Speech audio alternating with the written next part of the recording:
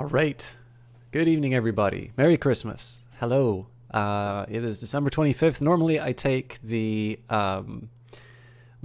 will take the day off when it's a Canadian holiday. Okay, so the rule for myself is that I will take the day off on a Canadian holiday. I usually wind up streaming anyway. But I did decide, one of the reasons I decided to do Far Cry last week was, one, I wanted to just try for a little more variety, and this is definitely unusual. This is so interesting. So it seems that every time I play Far Cry, specifically Far Cry, this causes the frame issues. Even if I do software. I'm just gonna take a moment here. I'm not gonna spend the whole time diagnosing the stream. So yeah, there's definitely quite a bit of, there's definitely demand on the GPU. How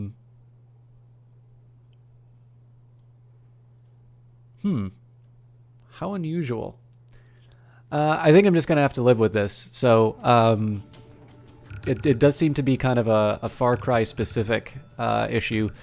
I'll maybe play around with the settings on my own time, but I suspect there might be a few little stutters.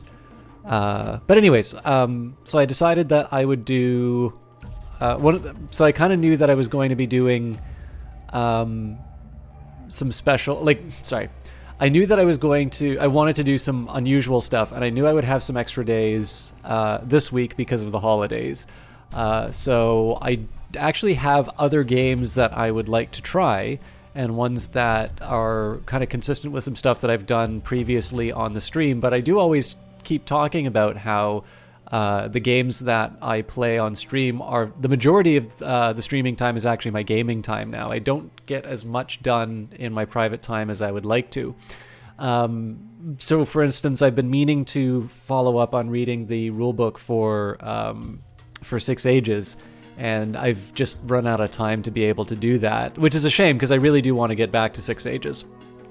But anyways, no point in talking about the games we're not doing. I actually had a really good time with Far Cry 3.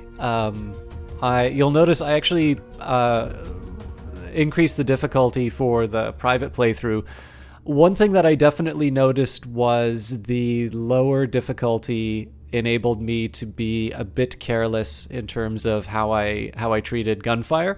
I do a ton more stealth when I'm on the hardest difficulty, which is probably not that surprising of a statement. So I think I was playing Survivor. Let's try Warrior as an in-between. I might go back to normal just to see where we're at. But I had a great time on the Master difficulty. I actually think it's really neat. Hello? Jason, I've tried to reach you many times. What happened? Yeah. Boss captured me. And I made it out with Lisa, but he still has the others. It seems like there's a bit of a stutter, but Strong enough to get them out. yeah, we'll figure it I out. need the power to defeat Vas. I cannot provide such strength, but there is someone who can. Citra, you are ready. You must go to her. Who is she? Citra is the leader of our people. She can guide you to the center. I was out hunting this morning. Will reveal your true power. I found a small town. Oh, I didn't know. All is in the jungle. Right there. I will meet you at the gates. All right. What have I gotten myself into? You make a bid, you get 5 knives, I get 5 knives. I throw at the target, you throw. You beat my score, you win. Okay?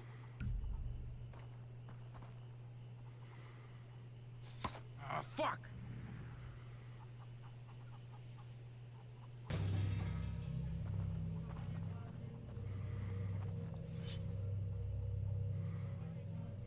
Oh, wow. Okay. Almost. It's harder than it looks.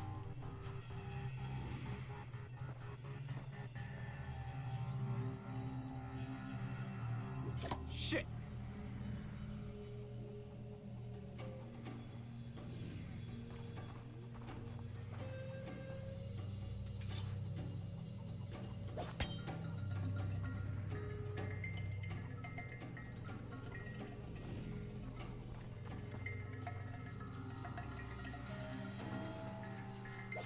a bitch.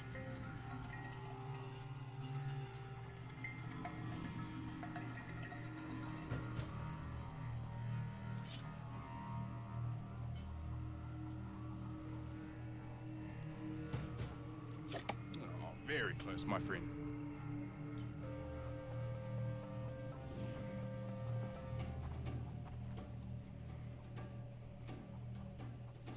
Motherfucker.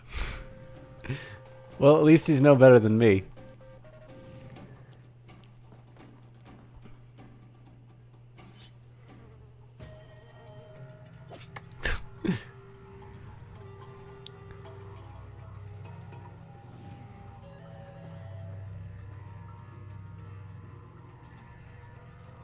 God damn it.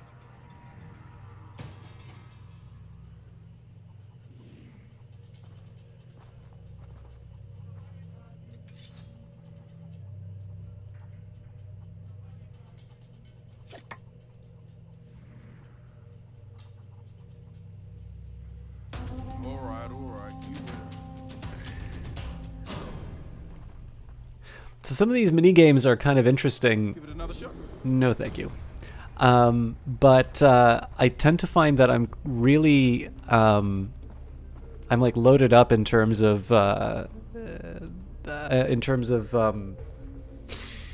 like money and items and whatnot. So the incentive to do them isn't quite as strong as I normally see.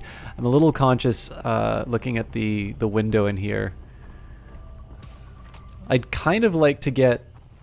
See, the problem with last stream was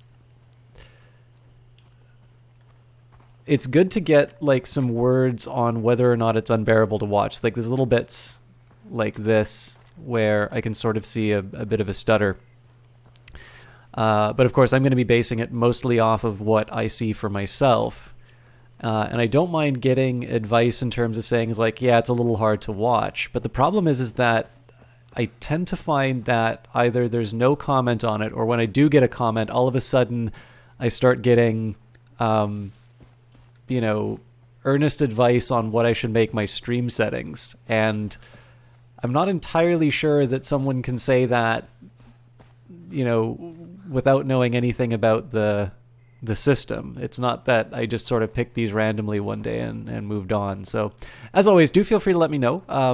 I think The Elder Scrolls is a really good example of one where the broadcast is a little bit better after getting some of the advice. And I mean, there are some limitations in terms of what what Twitch will allow, because I know there's some things that I've set up that I ultimately had to abandon.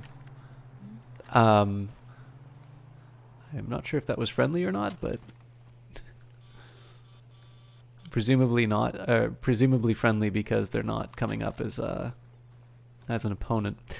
But yeah, so like some of the things just come down to a matter of if I do it on Twitch, I lose transcodes and whatnot. But for now, I'm just gonna work with the game as it is. And if it's too frustrating, please let me know, and I will do my best to accommodate.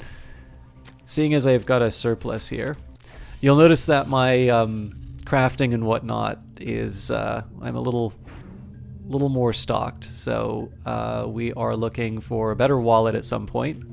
For this, we'll need a one-horn hide, but that's from A Path of the Hunter.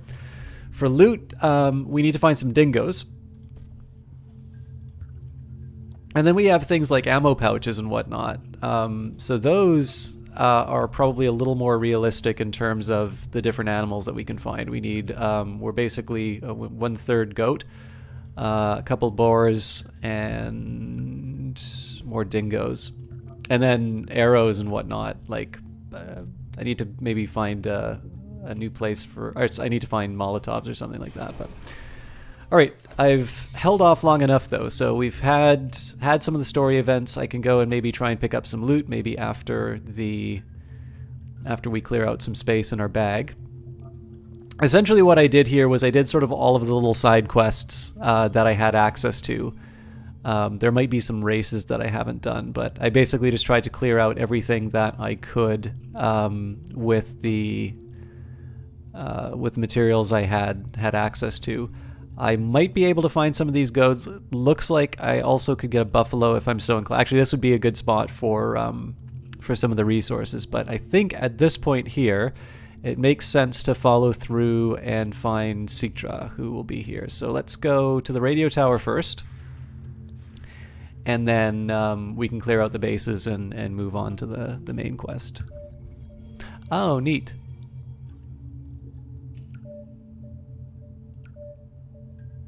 Okay, I'll try some of those later. For now, let's go climb a radio tower.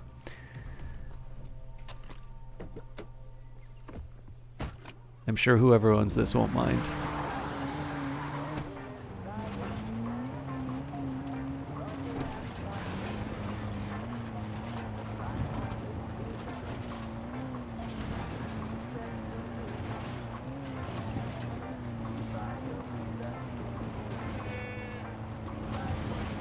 I'm also learning a lot of people who I am in touch with, either on Twitch or on, various social media and whatnot. All right, I am very good at driving.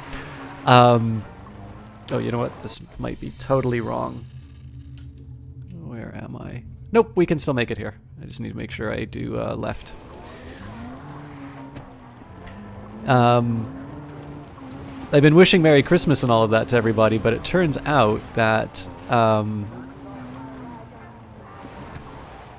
everyone lives much further east of me, so it seems like for a lot of people Christmas is already over and there's no more to wish. I got a late start today. I played the Division 2 until probably an hour I'd rather not admit to playing to.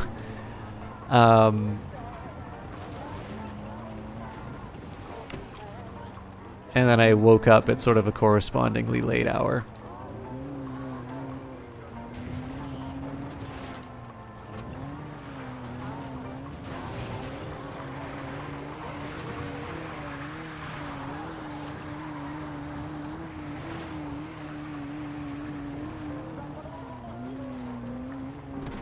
This will be the Christmas stream, just me babbling on about meaningless topics while I drive through the game. That's probably not where I want to go. Oh no, I can't use the rear view mirror. Whoa!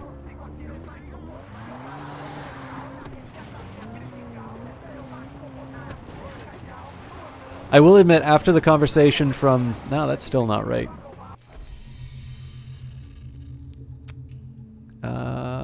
Well, it does look like there is a road, so I probably missed the road that I wanted to take, but we can go out and around.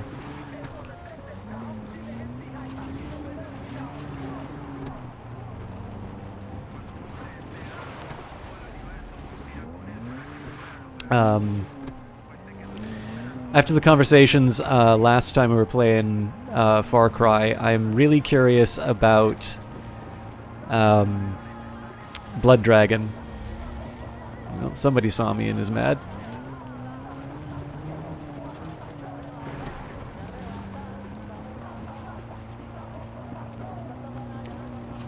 One other detail that was kind of fun. I have been a little bad at catching up on the chat during the Elder Scrolls streams. It's just because I've been a little occupied on the Tuesdays when they're running.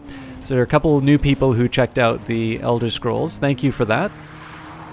I am actually having a lot of fun with Morrowind, but I feel rather bad when there are new people checking out the stream and I'm not able to greet them. So on the odd chance that you were checking that out and you said something and I didn't say hello, my apologies. I'm actually very grateful that people are checking that out.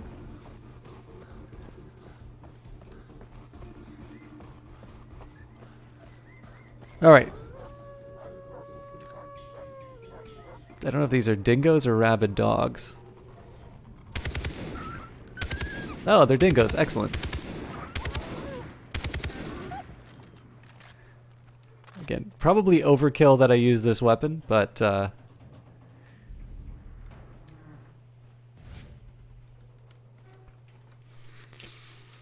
right. I'm assuming I'm gonna have to throw something away Let's at least use... I can't even really use anything. Okay.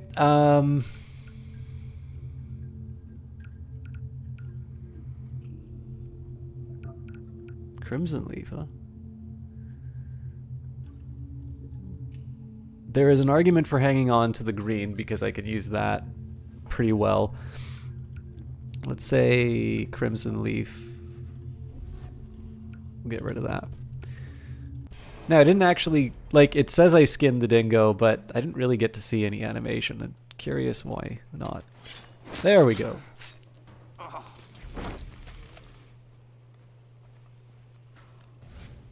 Okay, so at least here I should be able to craft something.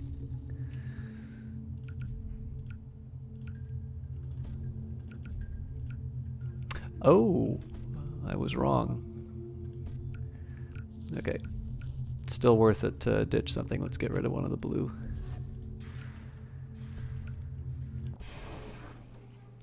This is one of these frustrating ones where it's the material that you need for the, like, obviously if I kill these dingoes, I get a better rucksack, but to get the better rucksack I need extra space. So I'm sort of needlessly throwing away these plants. They should be fairly straightforward to pick up. Or at least get replacements, I mean.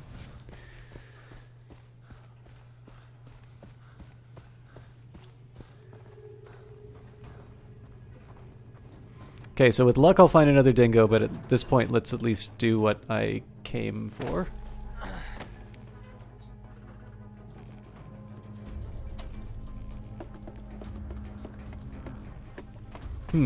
The frame drops seem to be a little more aggressive than last time. Again, it's possible that I have unrealistic expectations about what this computer should be able to do. The only thing is that when I reduce the... So, like, I'm playing on optimal settings for me. So that's, you know, high... sort of max quality for everything, and then at 1440 resolution. And I mean, in the bad moments, I'm going to wind up with maybe like 70 frames a second. So it's possible that that the computer's just stealing resources from OBS to get the stream done. But when I lowered the resolution, which should be sufficient, at least based on my understanding of what's going on here, I was still getting those occasional stutters, so we'll see. Again, I'll do some experimentation with it, but I don't want to, unless I like directly hear that the stream's kind of like not watchable. I'm gonna live with what we've got here. I do kind of like them showing off all the different features of the area that you'll be running into. All right. So if I point, so in theory, this is the more likely direction to find dingoes.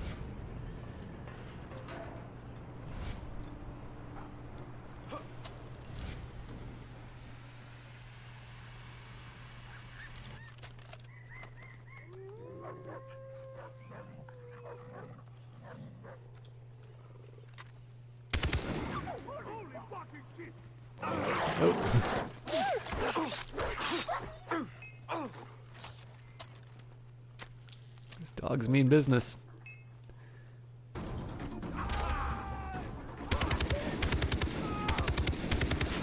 I have also apparently lost my aim.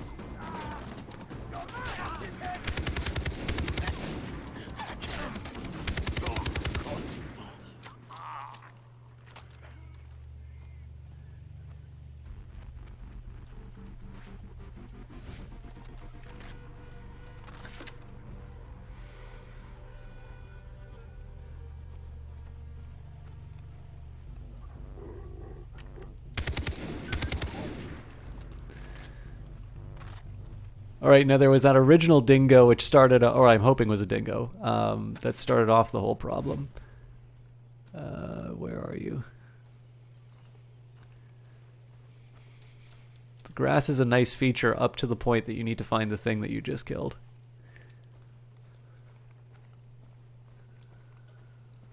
I really wanted that extra space. Well, actually, if I want the extra space, that one will be more straightforward.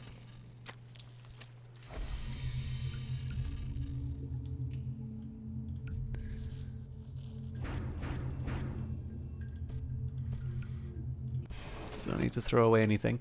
I do, however, need to work to find out where the devil this... I like pigs.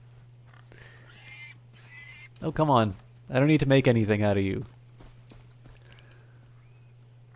Okay, so I landed about here from the zip line.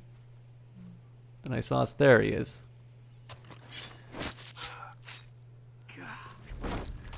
Nice. Okay. I don't think I want the rugged rocket pack. I think I want the other item. There was definitely another dog which I took down. Well, again, dog or dingo. It's not always clear which. Pigs.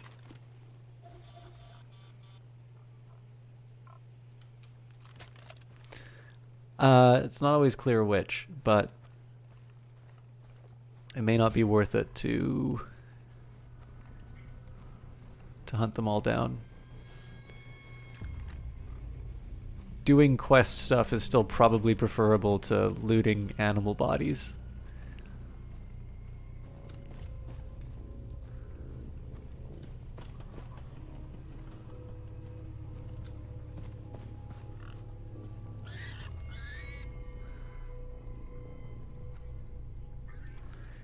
Okay.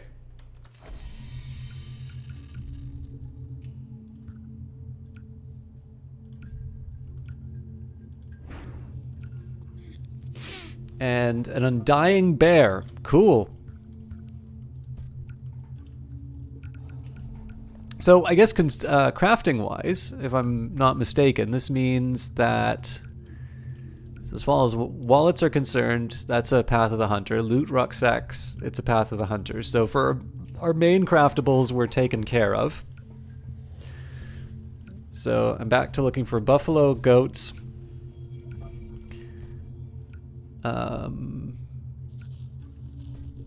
boars, and dingoes. Okay, good to know. Also, at some point, I'm probably going to have to find ammo. Ammo, I mean, I normally deal with ammo, but...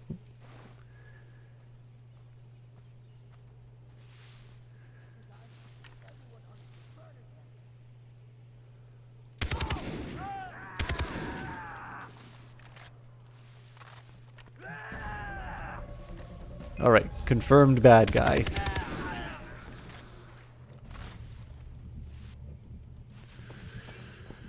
I really just shot the guy so that I could maybe try and get some ammo.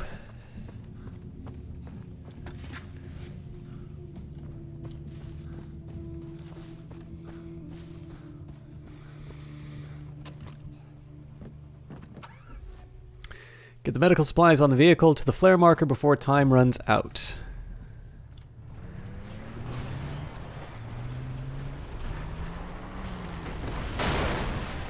Cool, I have no idea where the next flare is. Oh boy. I have a feeling I'm probably going to need to reset this one.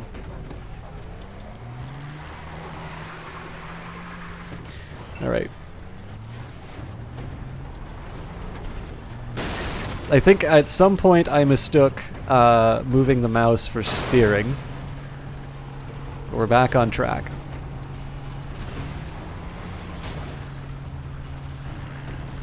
Again, I don't want to spend too much time on the side quests because those are things that I can do on my own time. But I kind of figure playing this game is a little bit like Elder Scrolls. You don't just mainline the main quest. All right, cool. That gave me a little grace.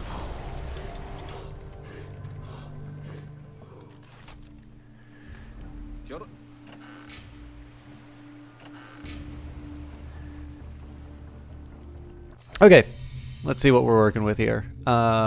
Citrus Temple, Temple Gateway.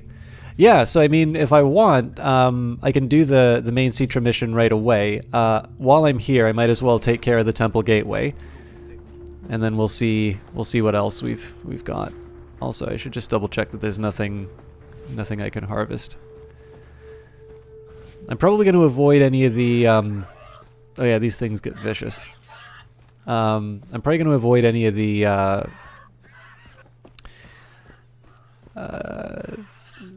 plants for now.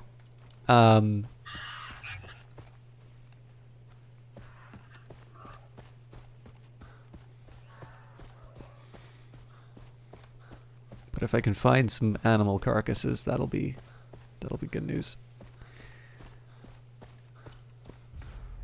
Huh.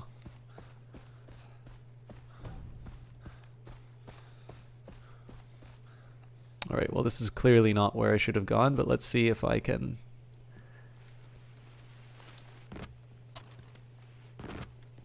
not kill myself going down this hill.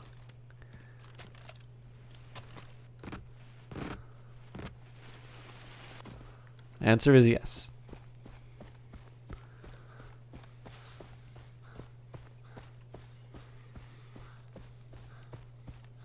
So I definitely have not been able to be as reckless as last stream because of the difficulty, but I haven't died stupidly yet. So let's see what we can do with this.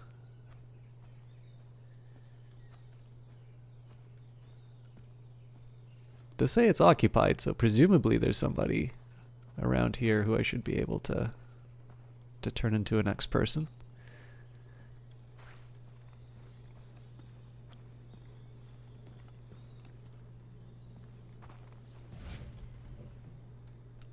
Unless it's just not going to let me do that because it thinks I'm on the quest to meet Citra.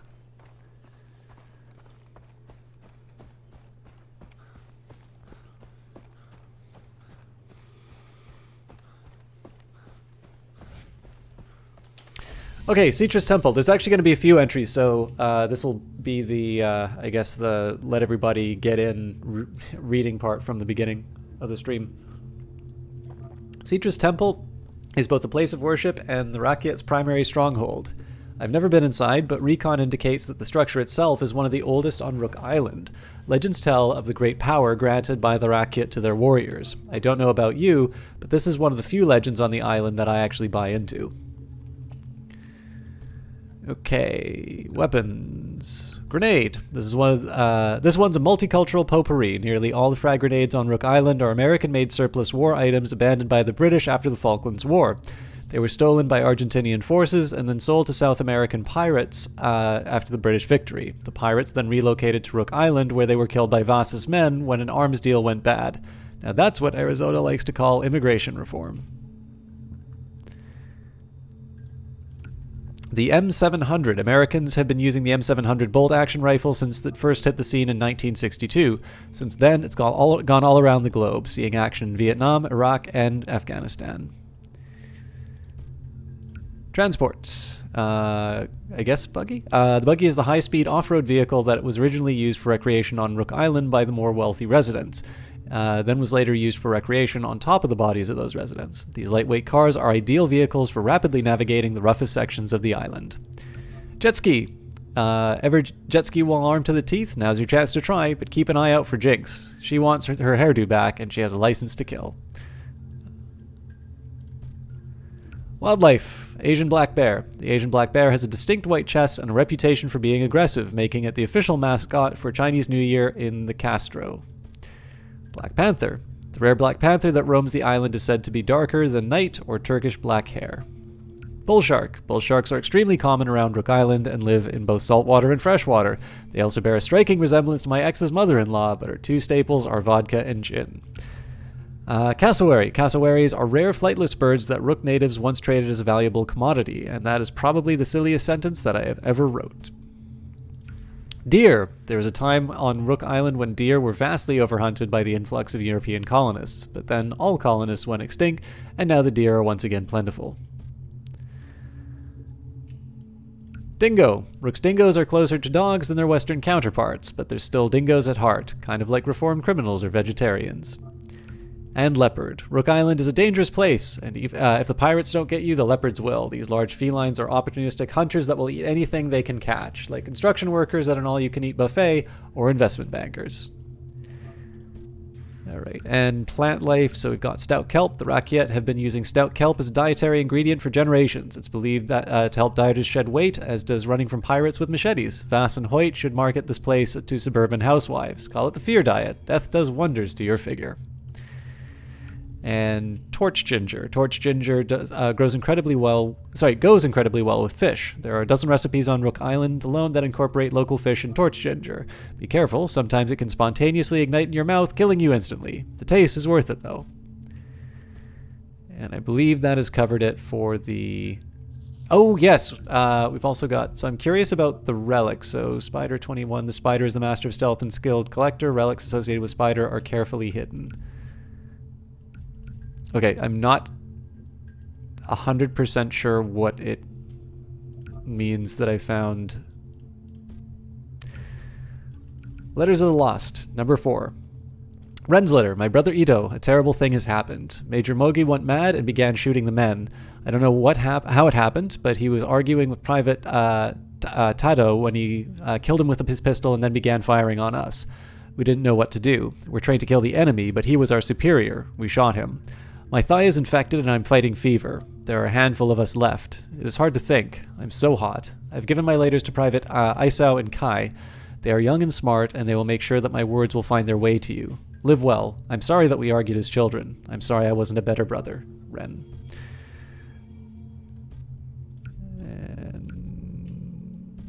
I'm pretty sure we already did these benzodiazepine formula. The data was hacked from a German pharmaceutical company. It details the chemicals and equipment necessary to create the sedative. Early tests are highly promising, and the addiction rate is through the roof. Potential markets include North America and Western Europe. I believe that is all the collectibles, so I won't have to go through a big session like that again. Well, all the collectibles I found on my own time. Jason, stand still. In plain view. No sudden moves, okay? Dennis! Who stands beside you? A young warrior, here to be presented to Citra. Proceed! Follow me.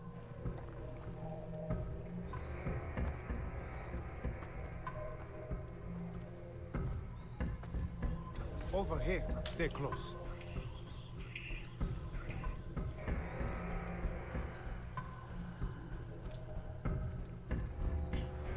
There doesn't really seem to be a walk button, so I always outpace the NPCs.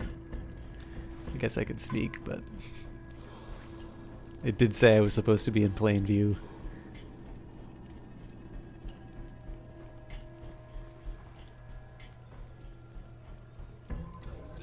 Hello, brother.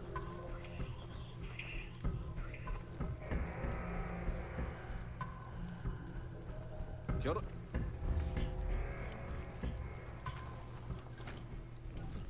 Dennis, you brought an outsider in here? I found the one who will not fail. Get back. Berhenti.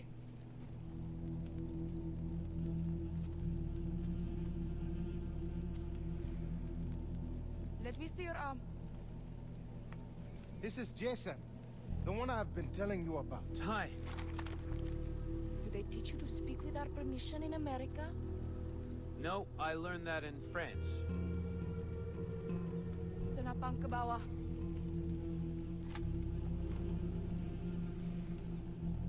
I bet she's gonna get in really close. Hey, what do you know? In the face of death? Fine word.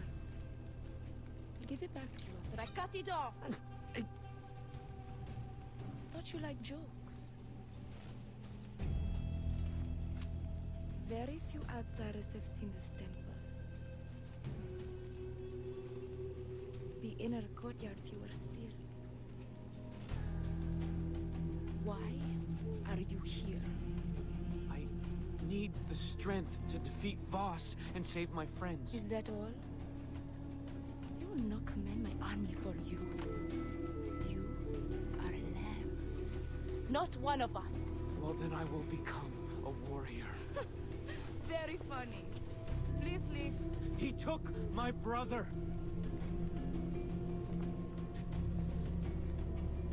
Busted. And I will do anything to get him back.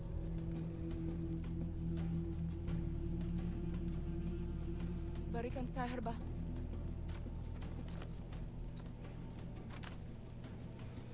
Bring me what has been lost. And we'll talk.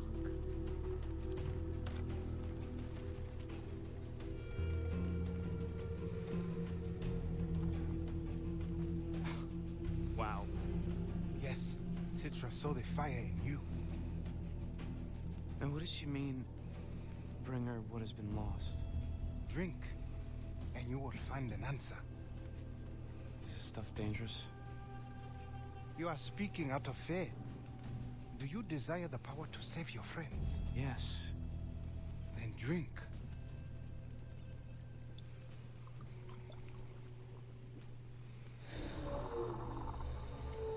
We spend our whole lives holding back.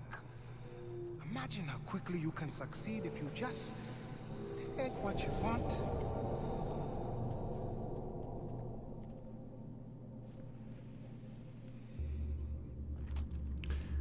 One thing I really liked about that cutscene, and I think it's just... Oh. Oh, fuck!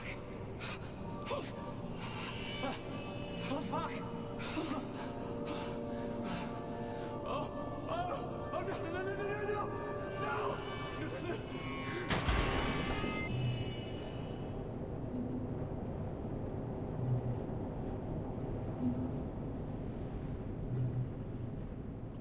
Oliver? Keith? Riley!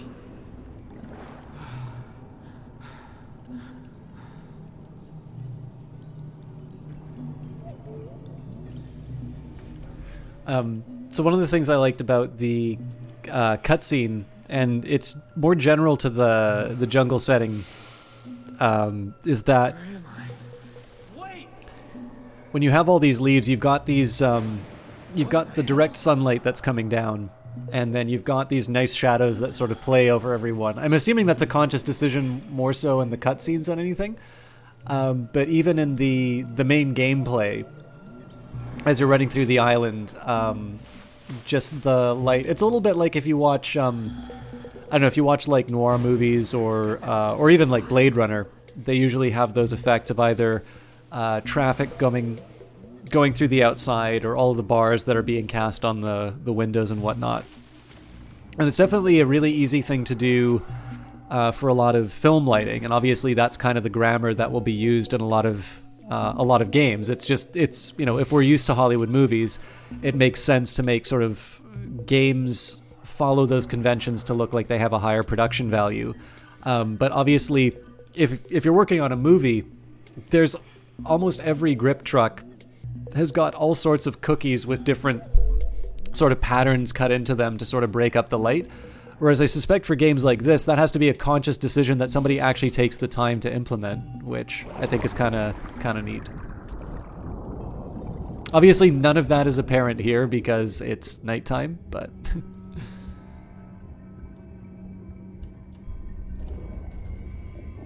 I'll take your bloody if you like. I like my meat rare. He's some fucked up ball player.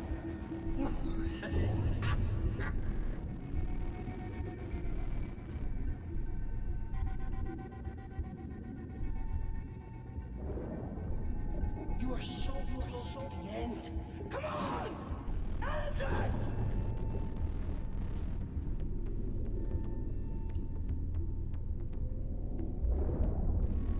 You want to work for me, kid?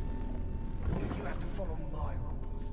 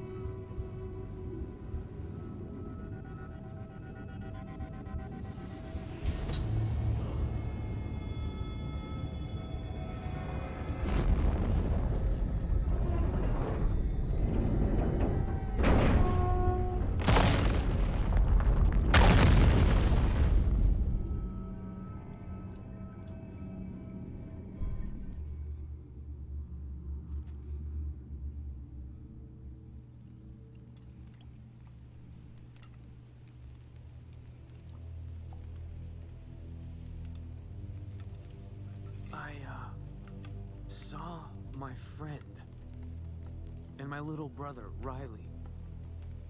And then I followed a man in a white suit. I saw a shanty town, a bar. It was dark and dingy And an ancient knife? an ancient knife with a decorated blade. How did you know? You talk in your sleep? There's a shanty town to the east in part of territory. Okay, then that's where I'm headed. Oh, but the town is big. How are you going to find a knife? Simple. I'll start with the man in white.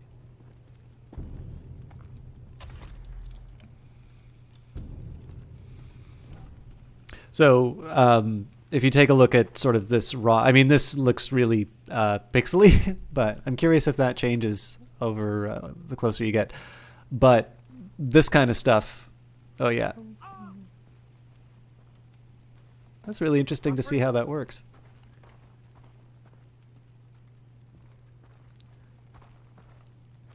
I'm so curious. Is it just that part of the rock is closer than the... Like, there's clearly a line that's deciding that. Interesting.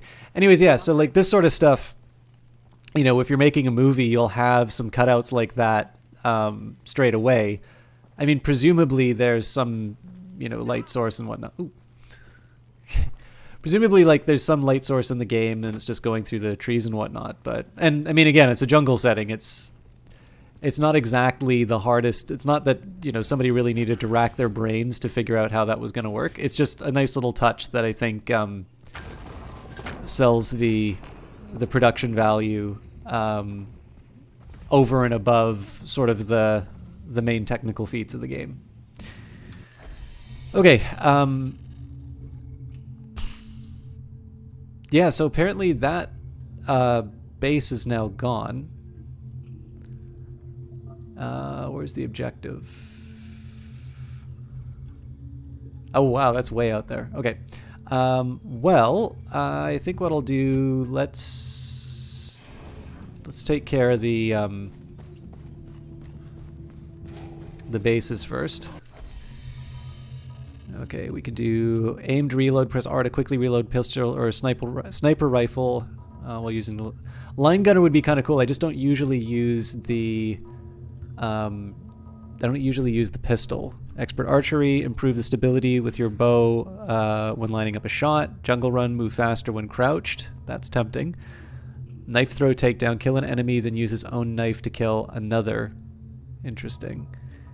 Zoology 101, receive twice as many items when skinning animals. That might... You know what? I hate to say that I'm doing this. I'm going to try chain takedown. That'll just give me an excuse to do more takedown. So F2 is initiate the standard takedown. Push WASD to target the next enemy and chain the takedown. Keep chaining kills while enemies are within range. Awards 3 times the XP for the initial victim and then 10 XP for every subsequent kill.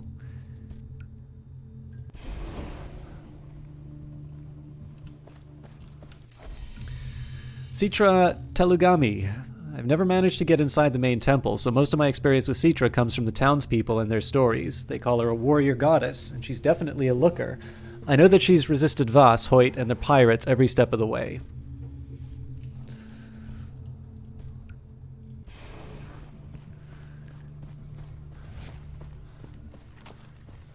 It's a bad town to... okay.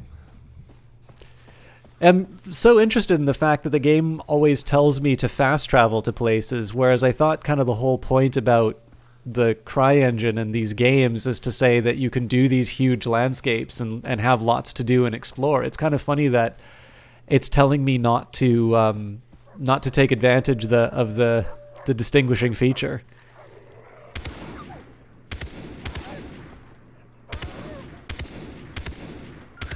I cannot believe I am that bad at fire. Okay.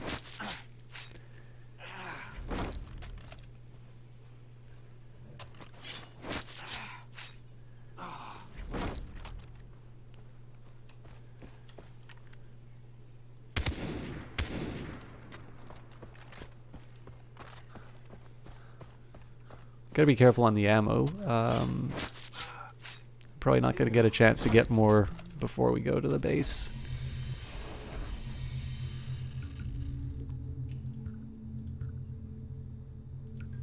I would have thought I'd have enough by now. Oh wait, it's probably 4 like last time. Yeah. Fair enough. I'm assuming that's intentional that they come in packs of 3.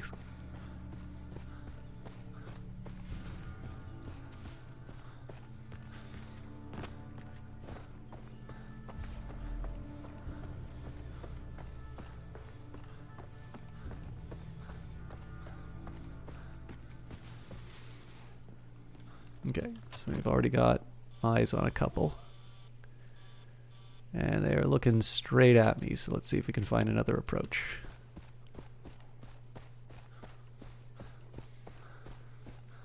So in addition to the higher, this is actually kind of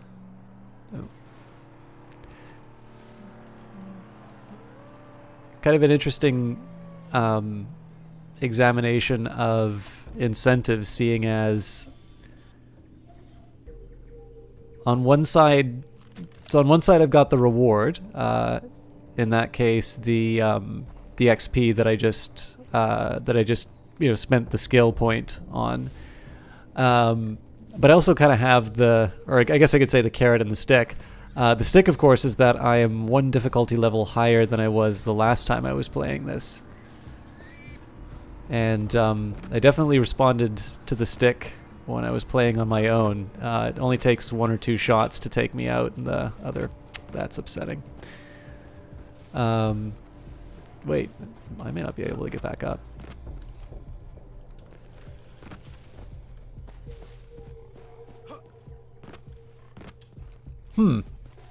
This is a pickle.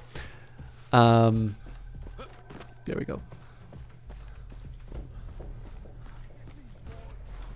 Oh.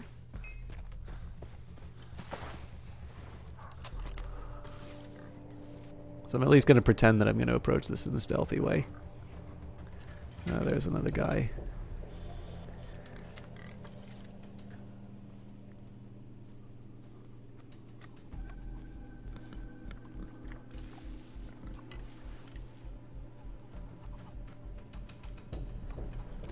Also, it did explain, so... Okay, so lightning is charger.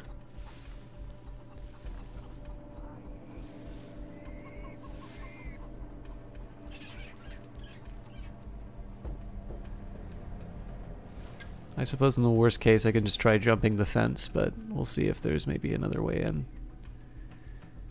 There is.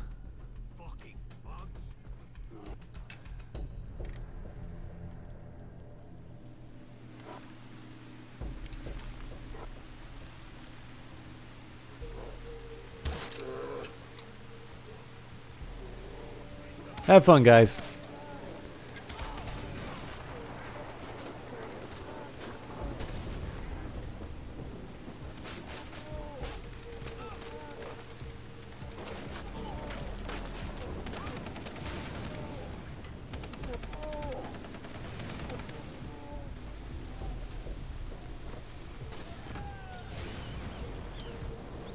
No, that won't work.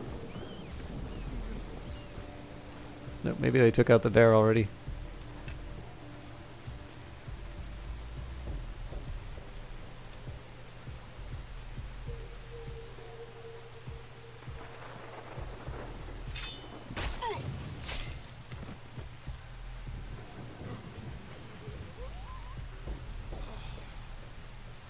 So he'll probably react to the body.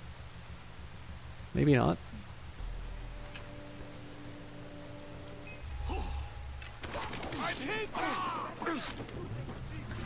That was a little too optimistic, but it turned out.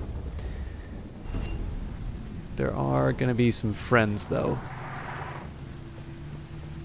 I did miss out on the unnoticed bonus, though. Oh no! Apparently I get it. I get it all for free. Okay, well at the very least I can skin the animal that I can take no credit for killing.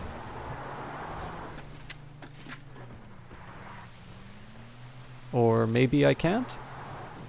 There was definitely a bear corpse here somewhere. Oh, Sorry, I realize this is scintillating commentary, but... Disgusting.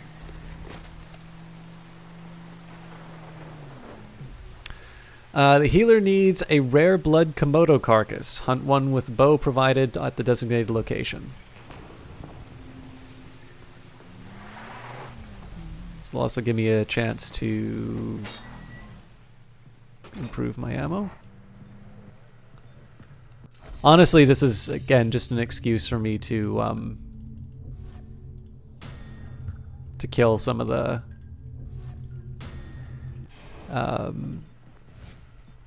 money so that I can loot stuff properly again.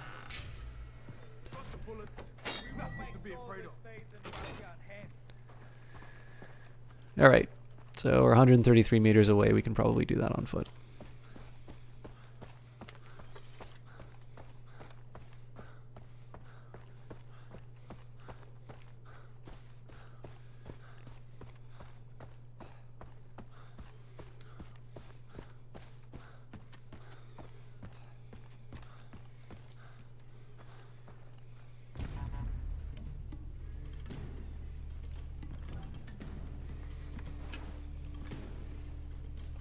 So I'd love to grab the plants, but I think until I have a clearer idea of what my hunting activities are going to be for the next little while, I'm going to try and keep that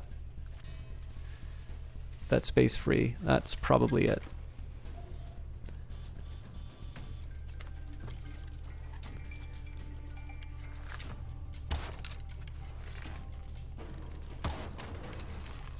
I don't think I'm hitting it.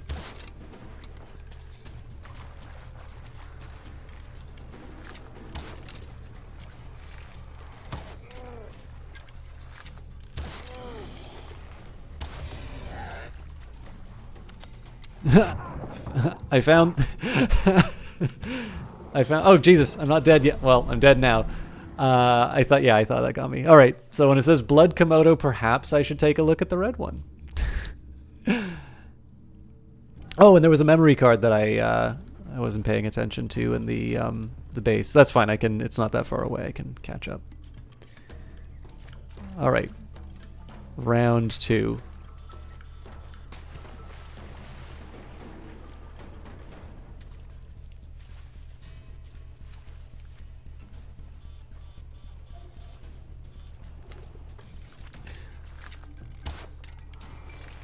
I don't think that's the right one.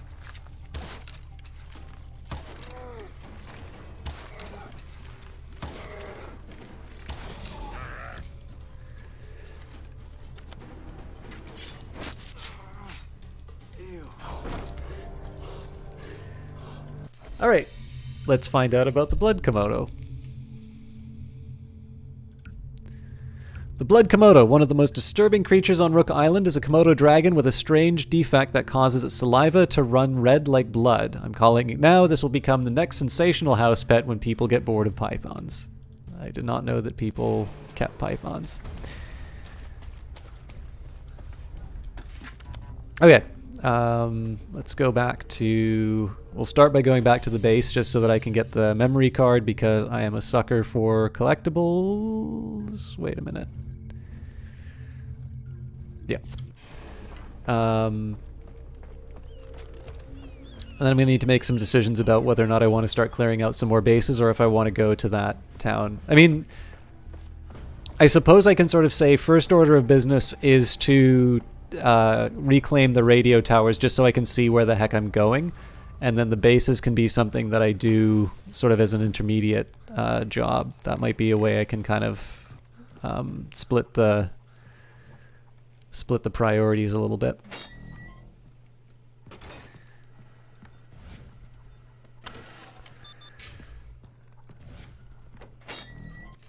Alright, this memory card. Failed Drug Patent 1 formula. The recent acquisition of numerous drug patents that failed FDA or European Medicines Agency standards shows promise. Most of the compounds are highly addictive. We just need to minimize the side effects. One of the compounds is causing test subjects to expel a fecal-like material from their urinary tract. Further testing continues.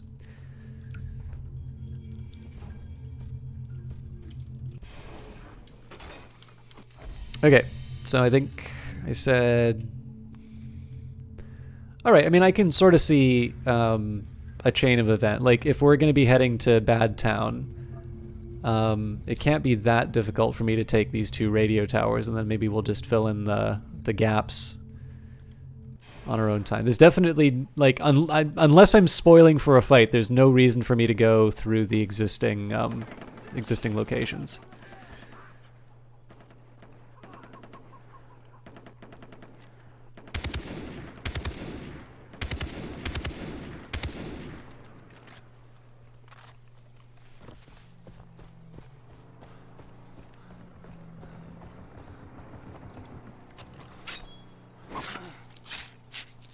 I don't even know if I have any use for the the materials. It just strikes me that bears are the sort of thing that'll be hard to come by.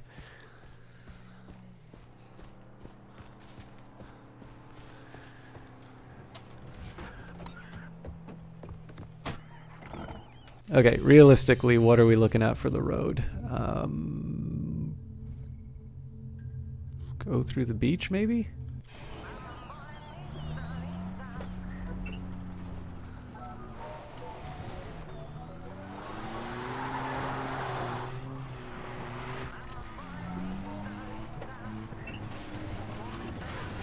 So in addition to my already questionable driving skills, this is probably going to steer like a cow.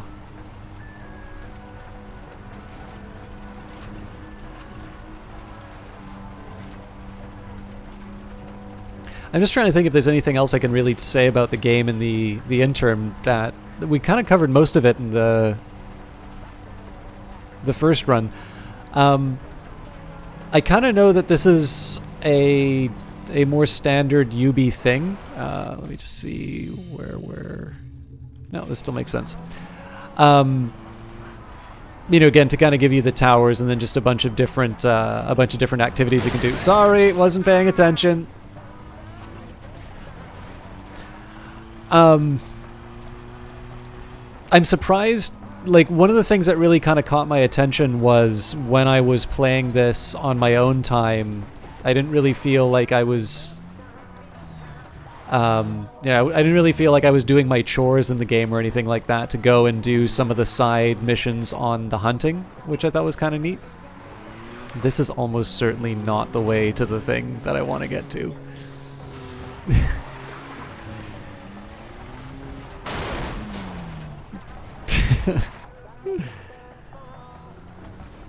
All right.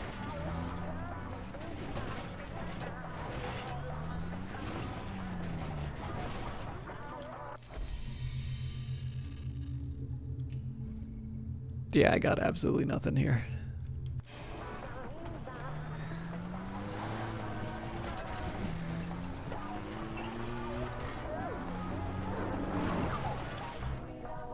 $30 to $50 feral hogs.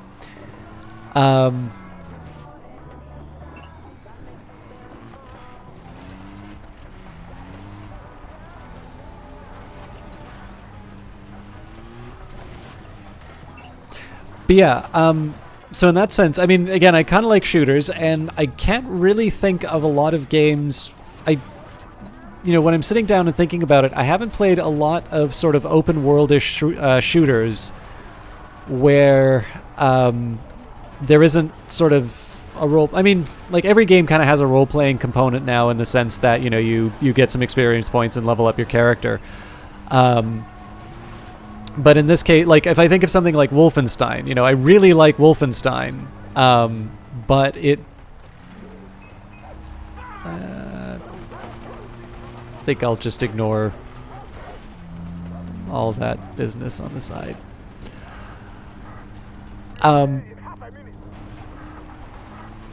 But yeah, so like when I play something like Wolfenstein, one of the things that to me is appealing, at least, is that it's very clear what I need to do. It'll present me interesting challenges, I will have fun, I will get all of the action in.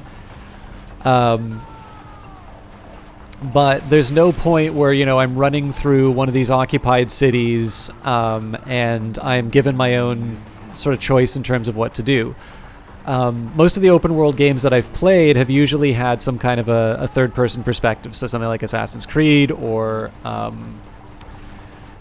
Grand Theft Auto, for instance.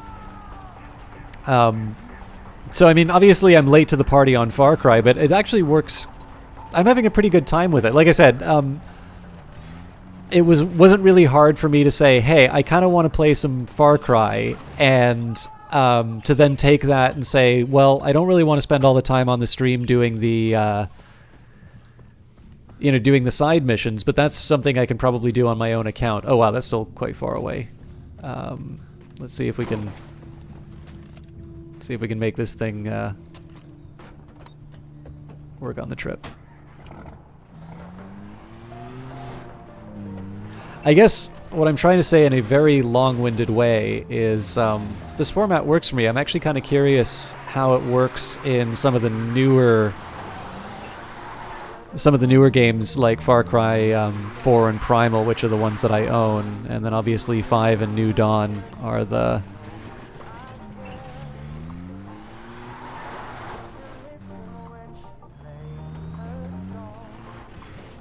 I'll admit, actually, Johnny and I were talking about Far Cry 5, and he was good enough to say it's like, well, this would be considered a spoiler, but, how likely are you to play number 5? I said, I might play it sometime, but go ahead and tell me the thing you want to. And he told me about the ending of it, which I rather liked. So I'm actually more... This is the funny thing, right? I know on the internet there's a really big thing about avoiding spoilers, and I mean, I think it's generally a decent thing to do. Not to... just generally assume that people have not seen the stuff that you're talking about, and not to present it in such a way that it will diminish their enjoyment.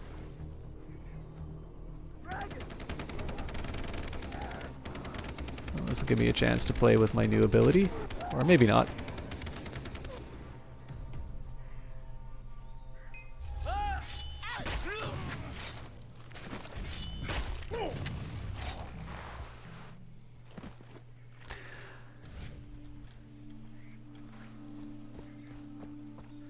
But yeah, there's a way of talking about spoilers where I kind of feel that the worry isn't so much about the spoiler, just so much about the ability of the individual to make the conversation about them. But on the other hand, I don't think there's any benefit to spoiling the enjoyment of something for anyone. That was a stupid hit. All right. Well, that was nice of them not to attack me like I did their brethren.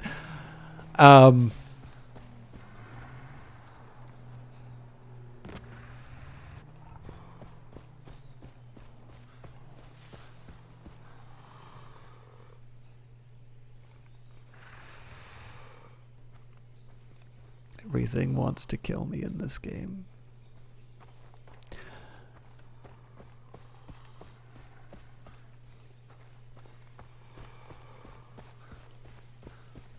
Anyway, this is one of these rare examples where actually a spoiler wound up making me more likely to play experience the content rather than passing it over. I very likely would not have tried. Ooh. I just want to make sure I'm safe, and then I can. Oh, come on.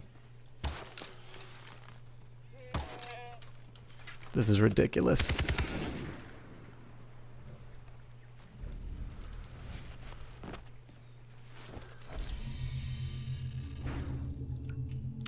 Deer. I think we still need goats, though.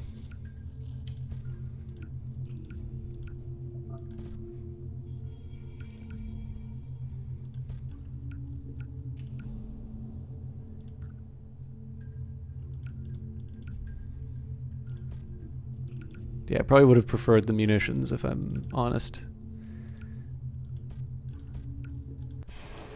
Alright. We still need the half goat. Well, we've got to start.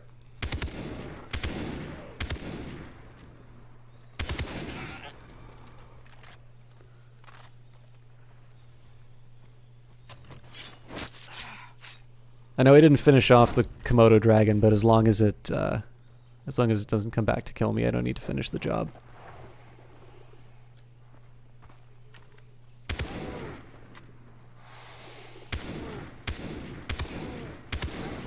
It's a lot of Komodos.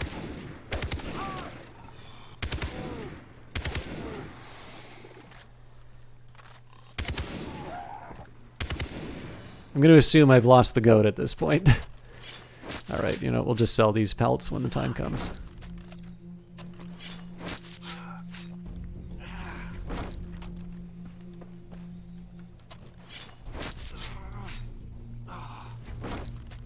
Might also want to consider using another weapon other than my my assault rifle to hunt these things.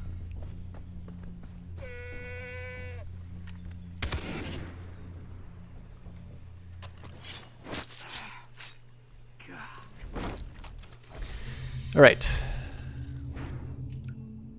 Leopard skin. Fair enough. So I just want to double check this. So we've got deer, leopard, boar, dingo. Now we can get back onto the important business of the radio towers. They're usually pretty good about leaving a car at the radio towers for me, so.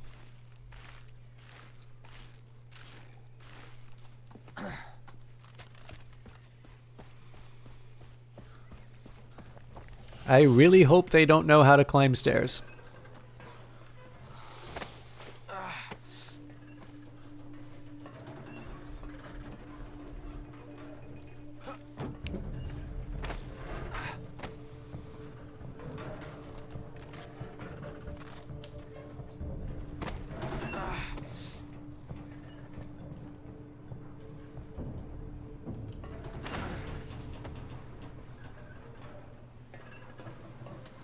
I feel like these are getting more rickety the deeper into the game that I'm going.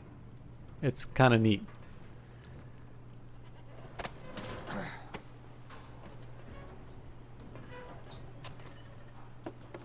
For some reason, well, no, I know why.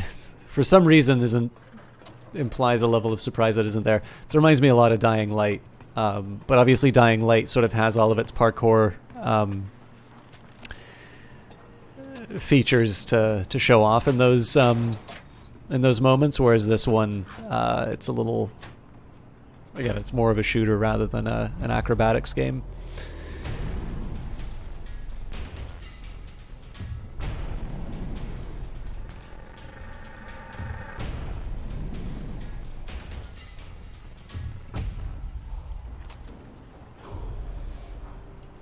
All right. Let's figure out what direction we're going after. Due east.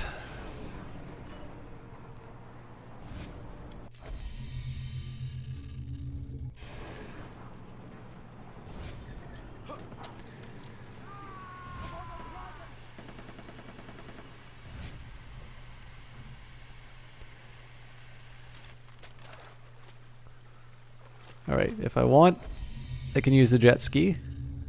Will it get me? Actually, it does seem like it'll get me closer to the target, so it won't give me any opportunities to mess around with the wildlife, but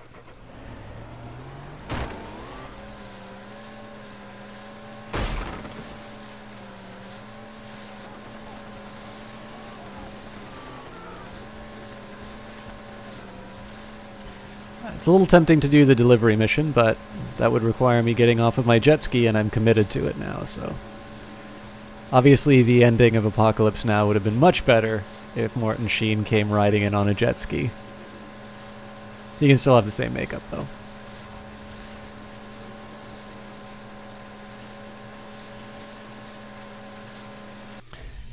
Should probably... There we go.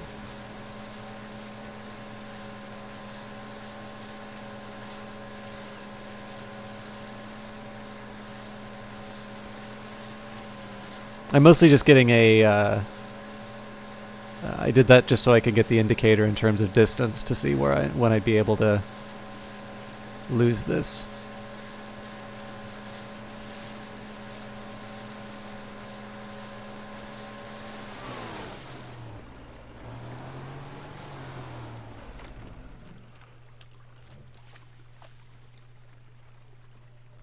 This town. It's the one from my dream. Being a puppet is easy. Doesn't seem to be but I doing enjoy too being well. a puppet. It's easy. You just have to let go, let it all go. Yeah, let it all go.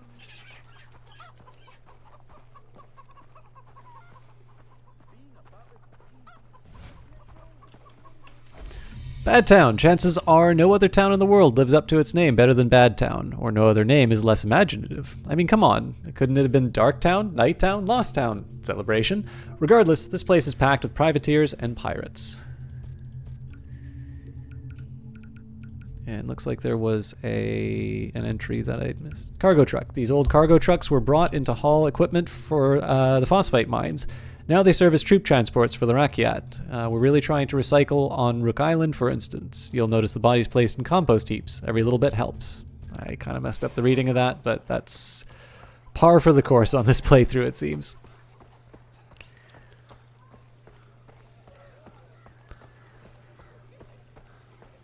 That's the place.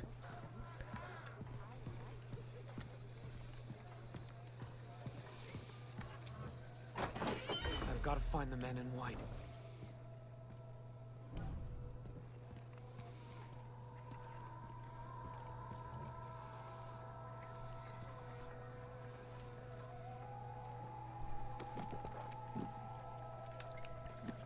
Did you hear about Snow White? Shut up about Snow White. Every time you tell this story, we're blamed. What the hell are you talking about? Snow White escapes from Foster's prison camp. Next thing you know, he's killing guys with a machete. Oh, that's the worst version of the story I ever heard. You ruined the drama. Sounds like Hoyt needs to step in, if it's true. Hoyt would make quick work of that guy, that's for sure. Probably kill him with his own machete. He already did with the owner of the mine. Hoyt's an artist. He'll kill this one special. Am I right? What'd you say he looked like again? All in. Didn't even look at the cards.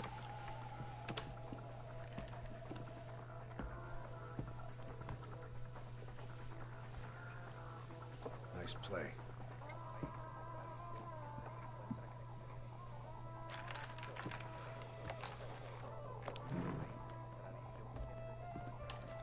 That's the guy from my vision. He's gonna lead me to Keith and Oliver.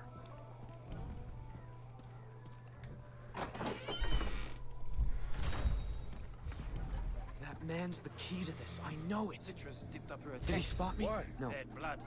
We're good. Oh man, roast. Can't let him see me. They could have told me that a little earlier, I think. That, or I maybe should have paid attention. I don't know. God damn it. Don't get ahead of yourself. We'll take care of one problem at a time. Besides, it might rain soon. The season isn't completely done yet. So what's the plan? Let me think. Okay, so I do need to keep him You sight. gotta act. Look, you do what you want. Me, I don't need to piss off the lunatics with the guns, okay? I'll be happy if I just make it through this year alive.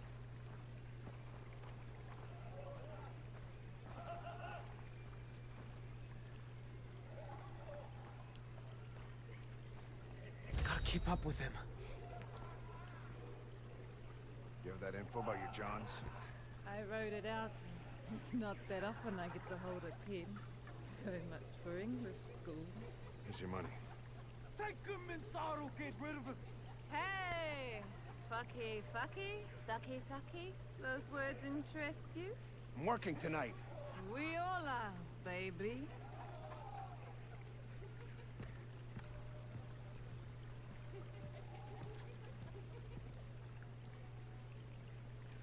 Go ask around.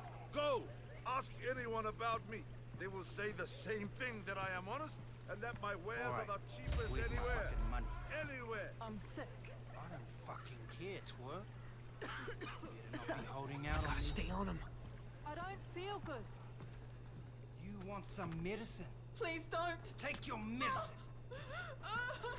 That's Better a neat lie choice. to me again, and I will fucking kill you. Obviously, there's stuff going on. You're gonna want to. I mean, look, you want to make sure this person's okay, but you have to keep them in your view. I don't know if Assassin's Creed ever does that. I obviously felt. Gotta keep up with him. Hey, mister. You're blowing my cover. One last blowjob before you die? But yeah, like, so Assassin's Creed, there's definitely, like, I need to go over obstacles and whatnot. But in this case, hearing somebody in trouble actually kind of compels me to get off track in a way that I haven't really found that to be the case in the Assassin's Creed games. Maybe it's a third-person thing as well, I'm not sure. Gotta cut down on the caffeine.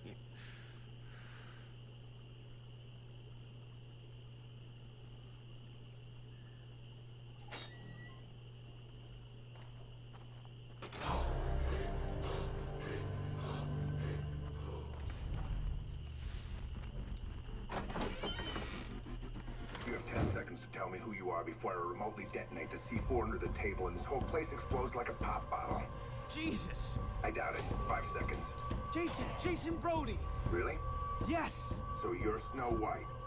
Yes, or no. Which one gets me blown up? Pragmatist. Promising.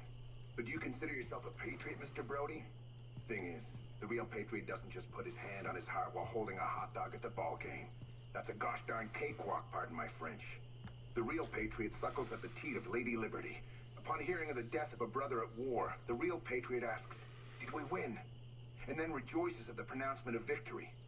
So, are you a real patriot or one of those Walt Whitman hippies who cries when the jean store runs out of pocket squares?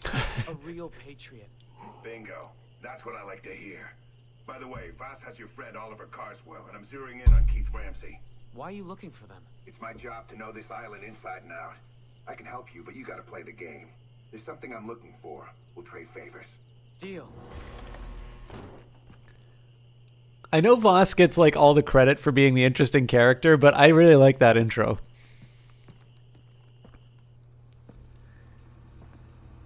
Jason. What are you? Some kind of spy? I'm not gonna confirm or deny that. Just messing with you. I work for Langley, Agent Willis Huntley. Oh, great. I need to get help from the army and the government. You can't. I'm embedded, not really in contact with Central Intelligence. So, you're alone here? No. You kidding? I got a whole team. They're out in the field, but they'll be back.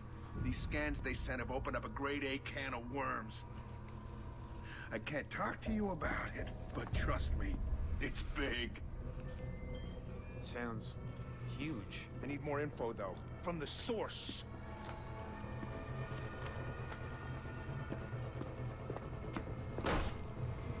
Flammenwerfer. Flamethrower. This beauty was invented in Krautland. Hoyt Volker is the boss of a very good friend of yours, Voss. He also happens to run the largest slave trading ring in the South Pacific. On top of that, he grows drugs. If we set fire to his fields and his boat, he's gonna canoe over to this island. I get what I want, and we learn more about your friends. Capiche? I feel like that's only an Italian thing. Only Italians can say that. It's like spraying furniture gold. You know what I mean? Anyway, here's the gun. Wow. Thanks. That's what I like to hear. Don't forget the boat. Yeah, I got it. I'm trusting you on this thing with Hoyt.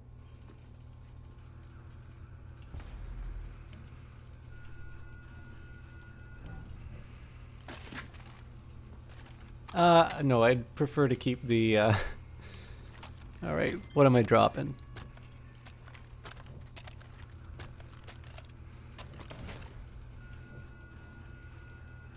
Okay, so number 2's gotta be the...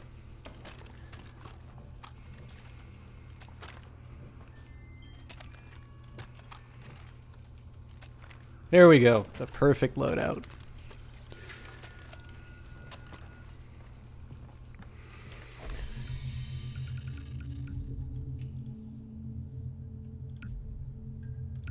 Flamethrower. No one on Rook Island really knows how a batch of World War II era flamethrowers from Russia arrived on their Wait, I thought he said it was from Krautland. How many Krauts are there in Russia? From Russia arrived on their shores. Use them now before they disappear into the mist. Ascanius, how you doing?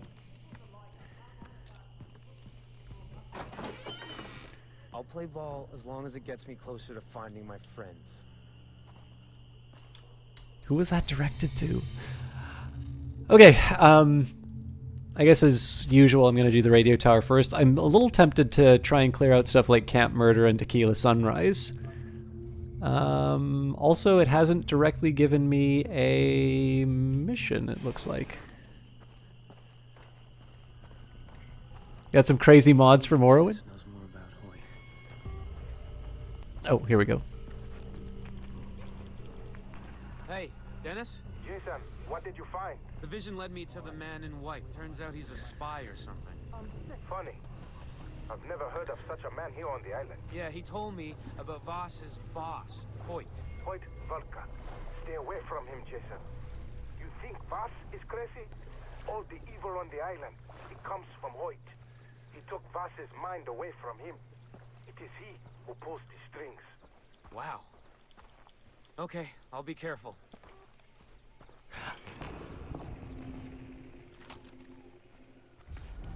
That's what the stream is listed on? What the hell? Okay, thank you for letting me know, Ascanius.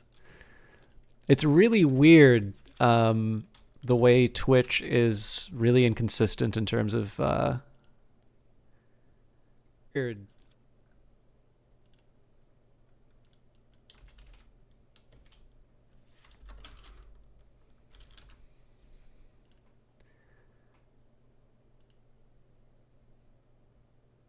There we go. And I should be able to change this in the... So it seems to be every time I do a vodcast, when I set it up... probably because I'm broadcasting, I can't. I'll edit it. All right, fair enough.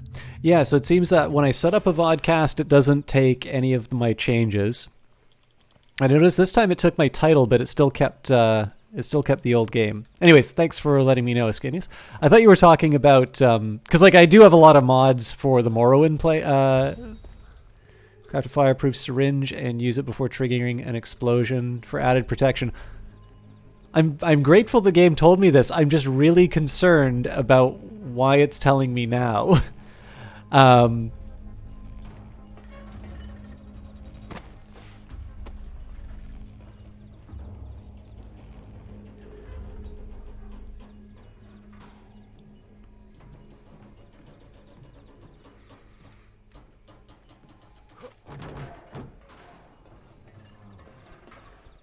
Anyways, yeah, so we had the vodcast yesterday, and I noticed there were a couple of new people. So I thought you were originally referring to the vodcast from yesterday, and I was like, oh, I didn't see you. But no, apparently that's just Twitch being Twitch. What made me want to play this? Well, I've never played the Far Cry games before. So one, I'm very happy with the games that I'm playing. But I've noticed that I've gotten into a bit of a routine, which in one sense is good, but I've not played a first-person shooter in a while, and I really like them. And while I have a number of first-person shooters that I want to play, and specifically want to play on stream, I also think a lot of my gaming time has now been taken up with... or my gaming time is basically my Twitch time. So I thought, well, it wouldn't hurt to kill two birds with one stone. The only real question for me was whether I would start with Far Cry 2 or Far Cry 3. I don't own the first one, and I really wasn't going to play it because I believe Ubisoft took over the series after the first one. So I think when people are talking about the Far Cry games, they're usually referring to the second one on. I'll just let the... there's actually a guy in the...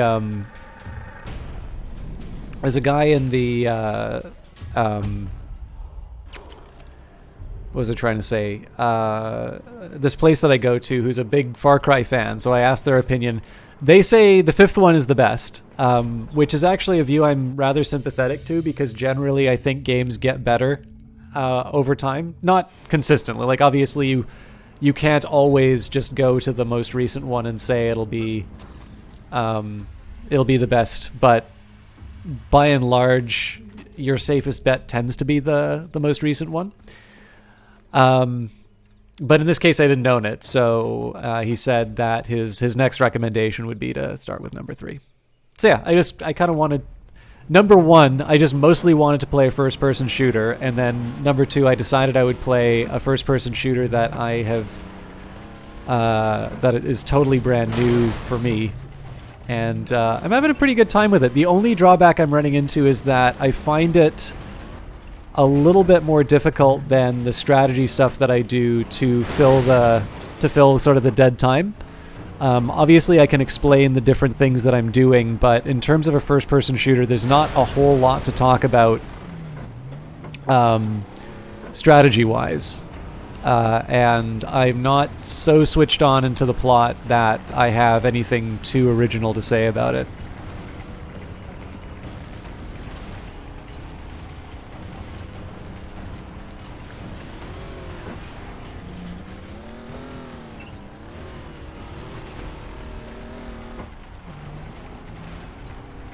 I don't know if I'm going to make it. Actually, the other thing that made me play this was there was a couple of...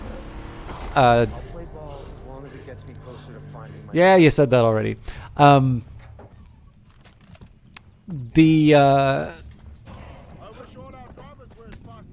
Dennis knows more about Hoyt. This game really wants me to go on this mission.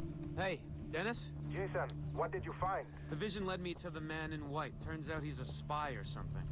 Funny. I've never heard of such a man here on the island. Yeah, he told me about Voss's boss, Hoyt. Hoyt Volka. Stay away from him, Jason. You think Voss is crazy? All the evil on the island, it comes from Hoyt. He took Voss's mind away from him.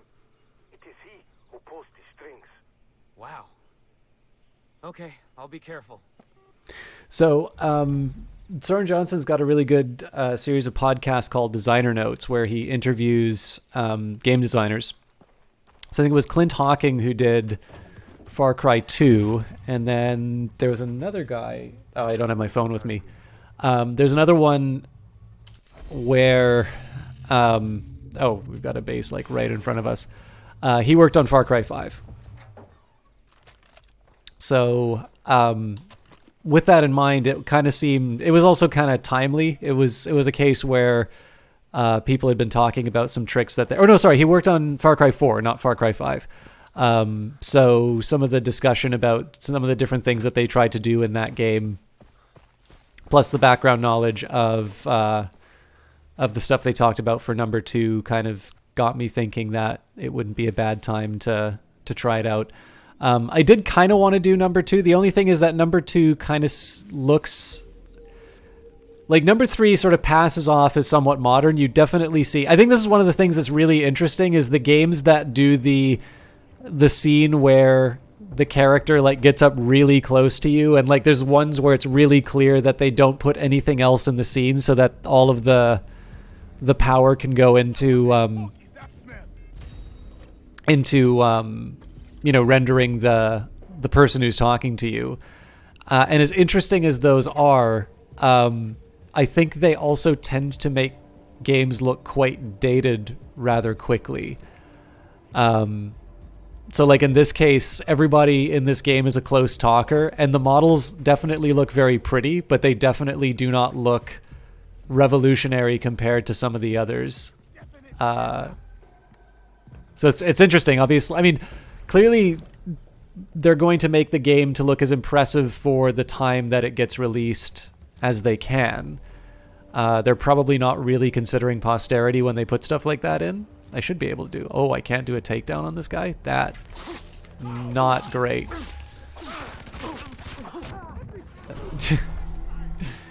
And I completely ran into the... Anyways. God of War creator David Jaffe has a show on Twitch where he's saying the cardinal sin of game design, how game design isn't a category at the Game Awards. That's really, yeah, that's actually a really good point. Now, one thing I will say, oh, they're gonna make me do this dialogue again. Dennis? Jason, what did you find? The vision led me to the man in white. Turns out he's a spy or something. Funny. I've never heard of such a man here on the island. Yeah, he told me about Voss's boss, Hoyt. Hoyt Volka. Stay away from him, Jason. You think Voss is crazy? All the evil on the island, it comes from Hoyt. He took Voss's mind away from him. It is he who pulls the strings. Wow. Okay, I'll be careful. So the one of the things I can say is I get very crabby about the Academy Awards sometimes. And one of the things that I do tend to notice when it comes to the Academy Awards is you'll have some of these categories like sound mixing.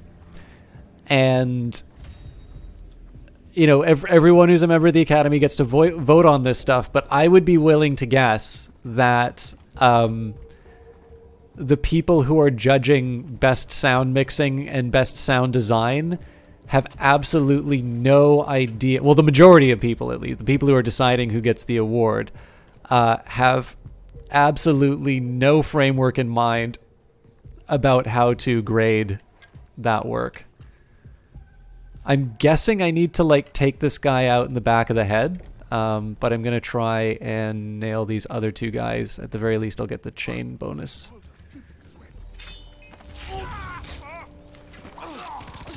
All right, that sucks. I'm not quite sure why I wasn't able to chain at that time.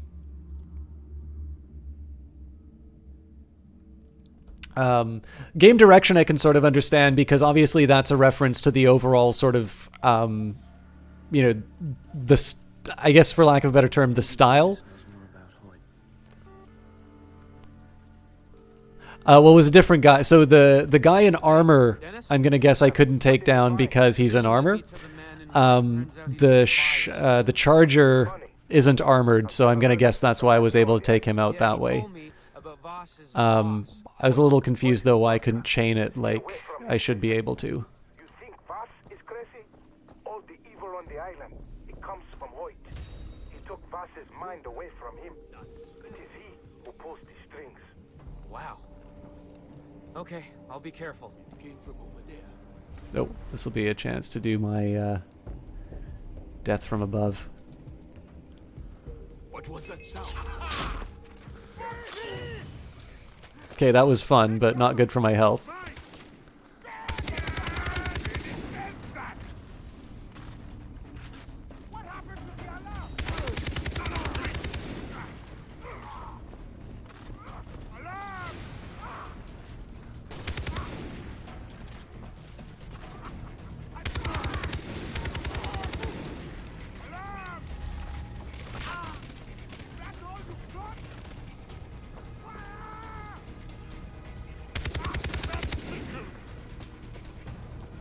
Oh, that's really neat that the fire spreads like that. Oh, Jesus, I'm out. All right, let's see if the arrow can do anything here.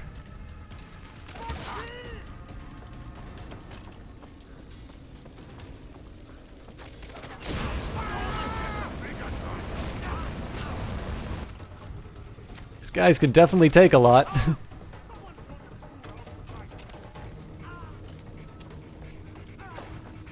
I have no idea how to put myself... Oh, hold Q. Okay.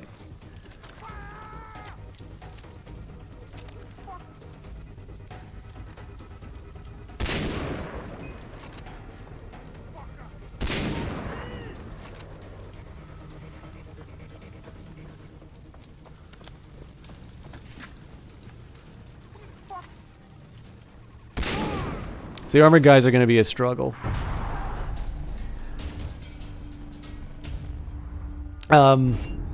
And to your other point on Ubisoft game, I'm just trying to think, like, Hello, brother.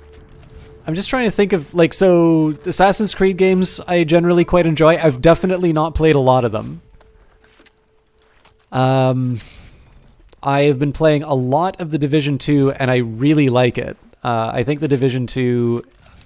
It's maybe surprising to me how much I've enjoyed sort of engaging with that. What else?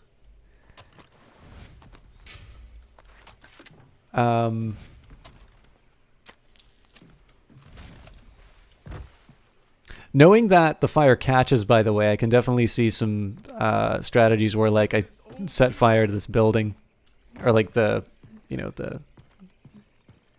combustible parts.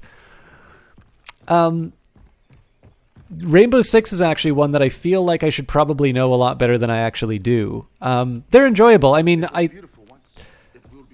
I did the demo. I actually rather like Ghost Recon Wildlands, which is surprising because I'd only ever heard bad things about it. I actually found it very enjoyable, and it might just be because the title was improved since those reviews were written.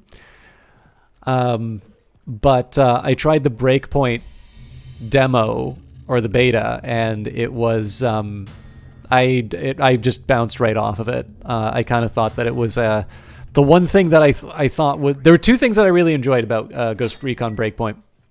One, I set myself in sort of a sniping position that was really far away and really well concealed, and I loved how I was able to take out this patrol by being really careful with my placement and really judicious with my shots.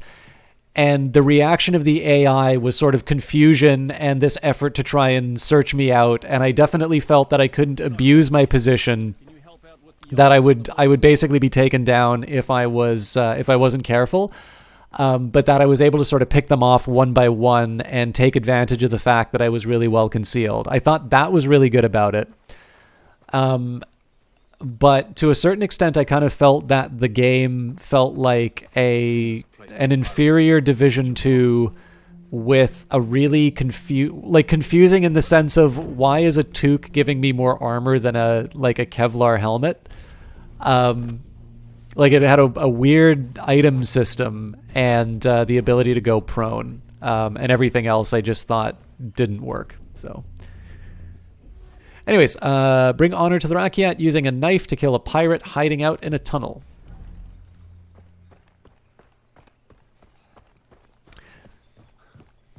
I think that's actually probably one reason why Far Cry is really working for me, is because the things that, I mean, again, Breakpoint isn't a first-person shooter, so it's not exactly an apples-to-apples comparison.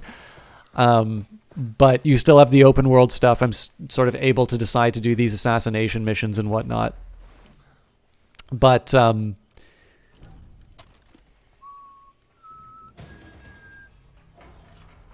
I want to see if I can get this chaining thing done. Ooh. No, I am not. Oh, yes I am. Cool. I mean, everybody else can see me, but... Ah, damn it. Okay, now I just need to flail wildly. Yeah.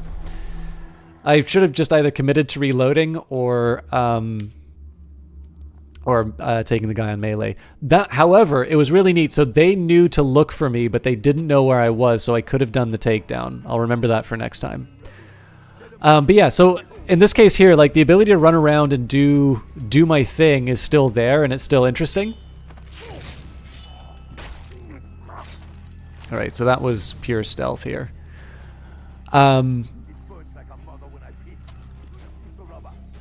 And I think it's working for me in a way that it didn't with Breakpoint. Because again, I don't think this game forgets what it is. I think like all of the activities are sort of the shoot. Well, actually that's not true. The poker games and whatnot aren't exactly on the... All right, that one is a little... Yeah, I was a little confused why I couldn't chain on that one. I guess because he saw me? Anyways.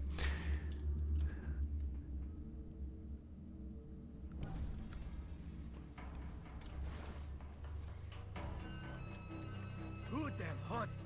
Someone just fucking shoot. Oh! Okay, so that didn't count as a chain. Oh, I think I get it now. You need to push the... You need to be in range and then push like the direction when the time comes. So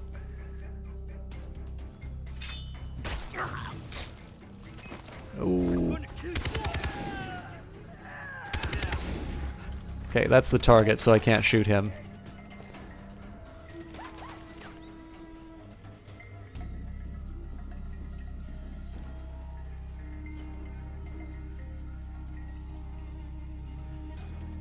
But it looks like he's staying put. Nope.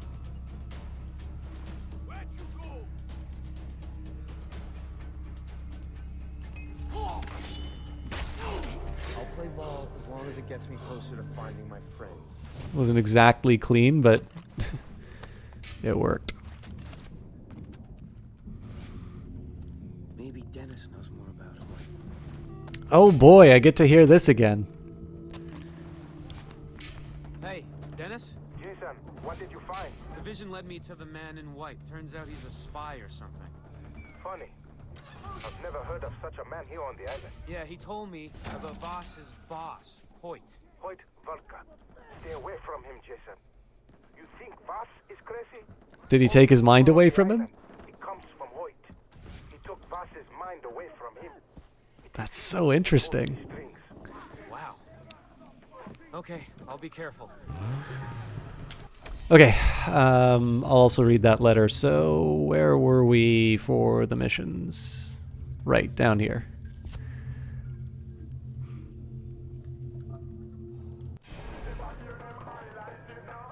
Oh yes, and the letter.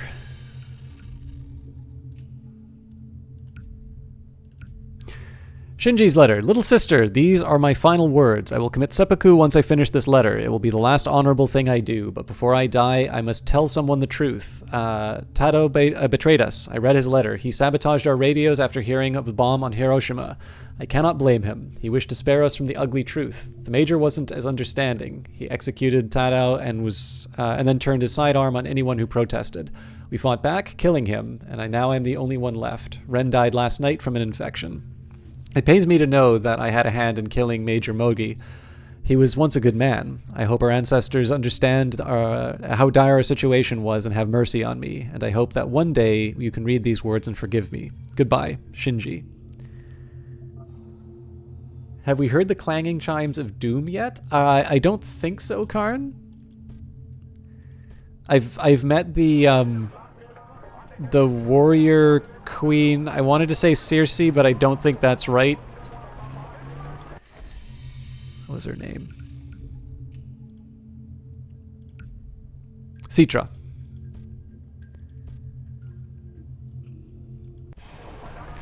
How was my Christmas? Uneventful. I played The Division 2 and like forever last night. I got up late and then tried to find a place to get dinner.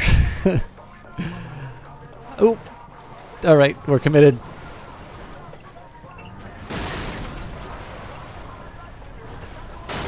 Like a glove. Can we do that again?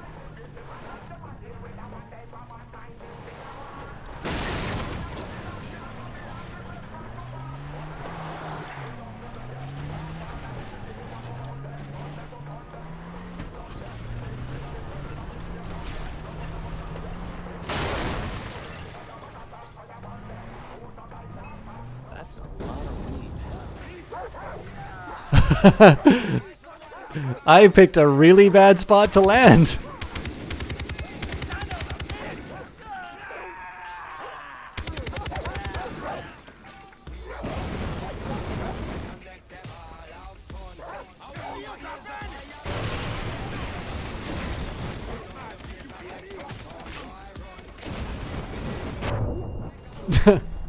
I blew myself up. All right. But yeah, other than that, I've just been enjoying streaming under the wrong. Well,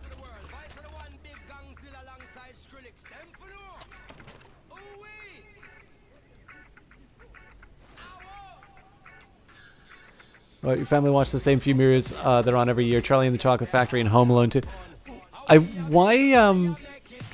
Why Charlie and the Chocolate Factory? I don't think it's a bad choice. It just doesn't seem to be a Christmas movie. I'm just surprised that nobody plays the obvious Christmas favorite, Eyes Wide Shut.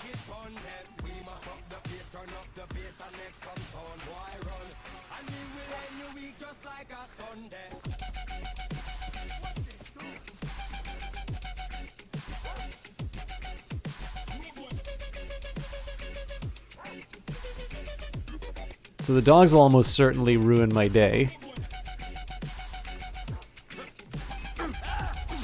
Why was that not a takedown?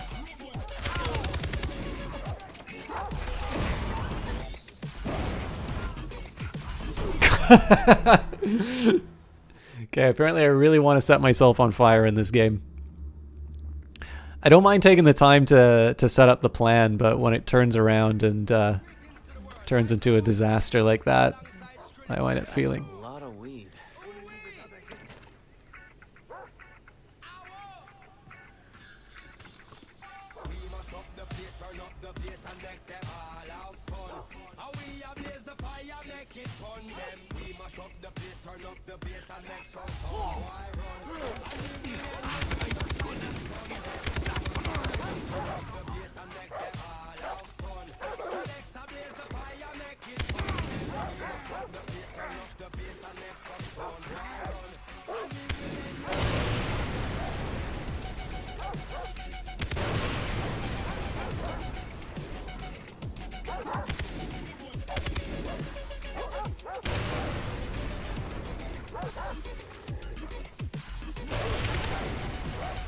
Tough dog.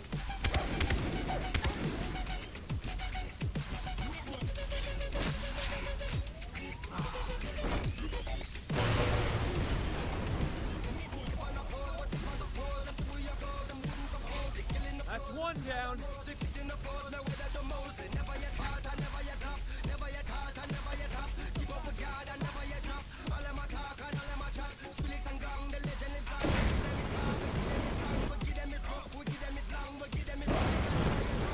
Yes, I love this thing.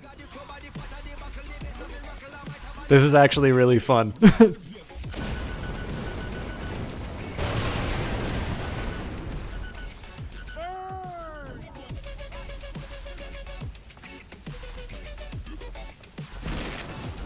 more to go. Awesome.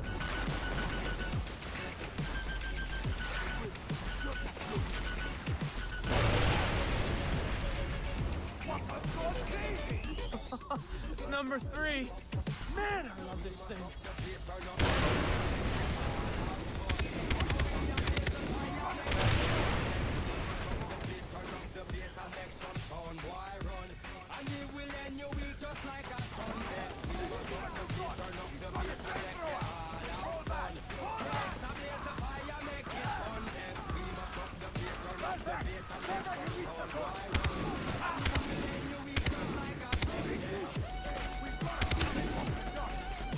I really thought I had the crosshairs in the right spot, but I know there's recoil to account for, but...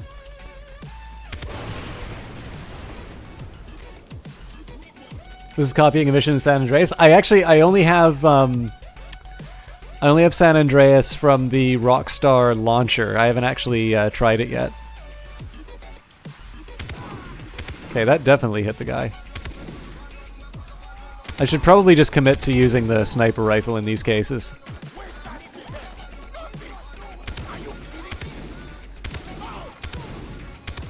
Ah, that's more than one guy.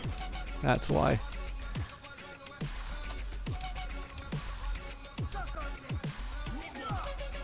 Ah!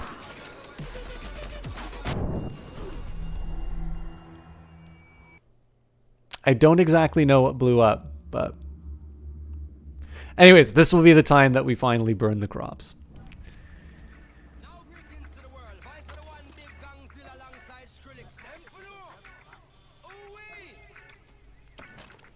That's a lot of weed.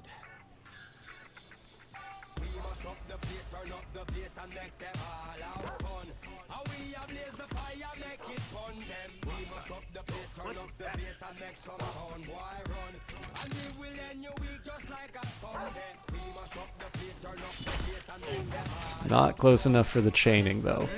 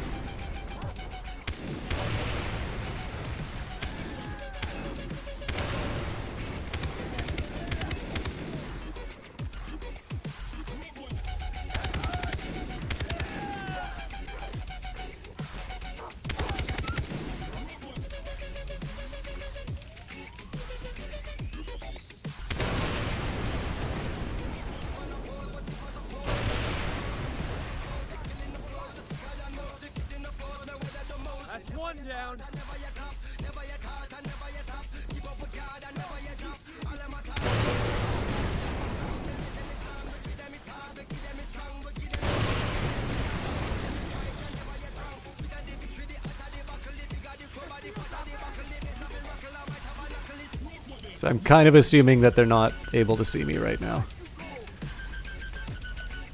Oh boy.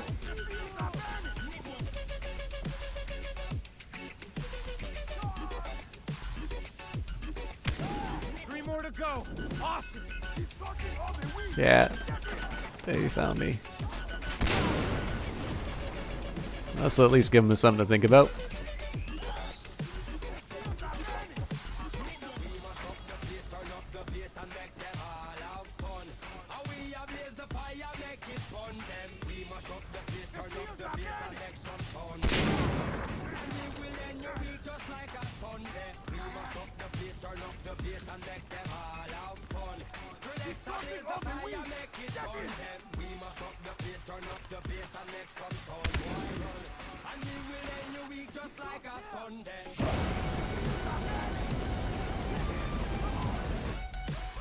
Yes, I love this thing.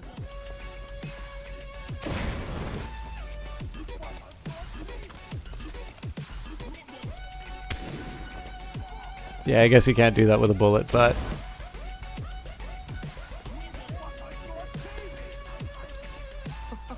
It's number 3. Man, I love this thing. Keep the plan, or that is going to kill us.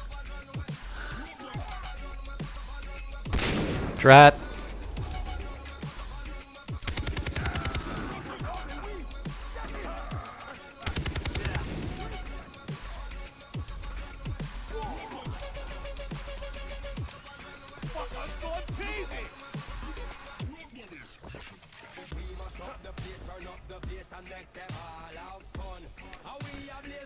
So there's a lot more guys down there than I thought there was.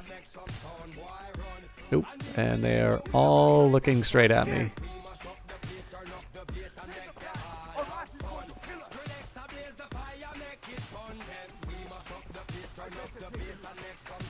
So, first priority if I can, one of these. That at least keep them busy.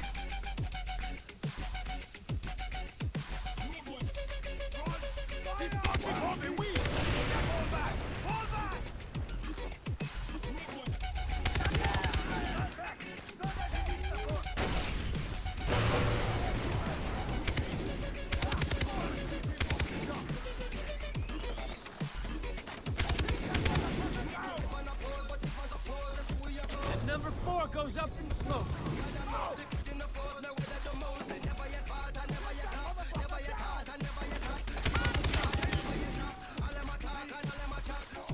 Definitely increasing the difficulty here was a good choice because I'm like, if I was playing where I was last week, I probably would have just been running through this and not really caring so much about the enemies.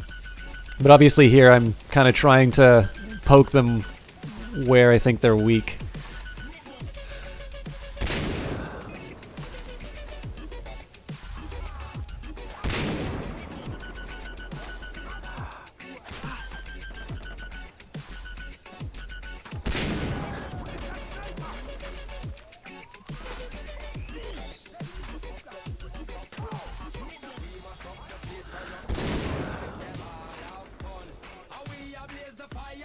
Drat.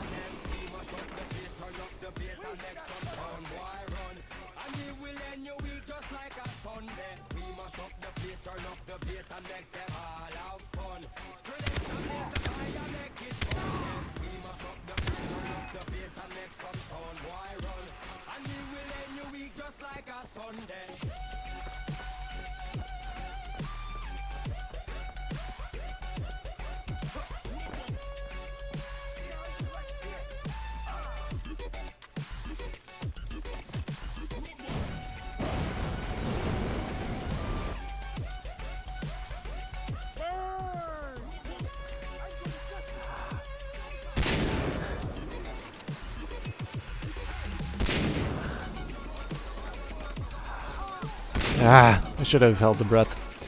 Oh, Jesus Christ, that's a lot of guys. Number 5 was totally worth it.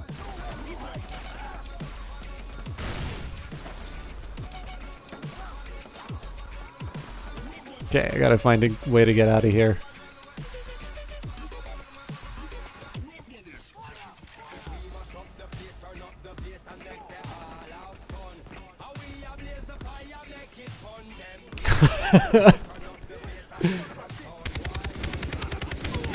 I'm running out of ammo.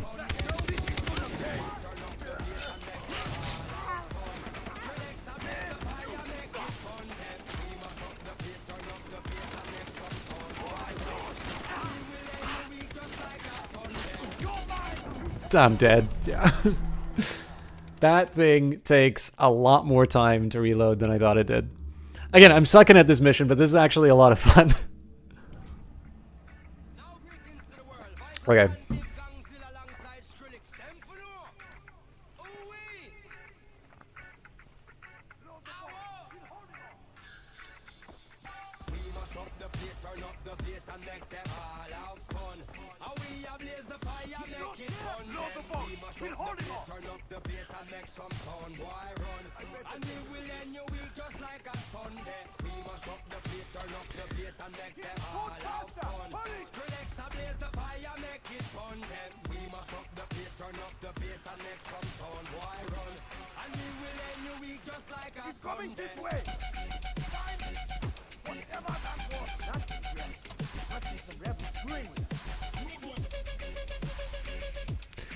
I really wanted to try and take out those guards first, but...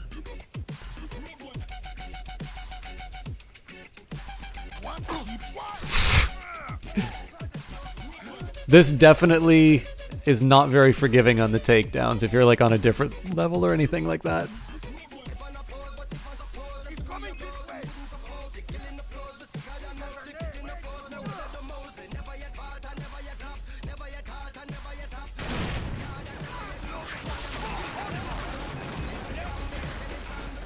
Oh boy. Let him blow up that boat.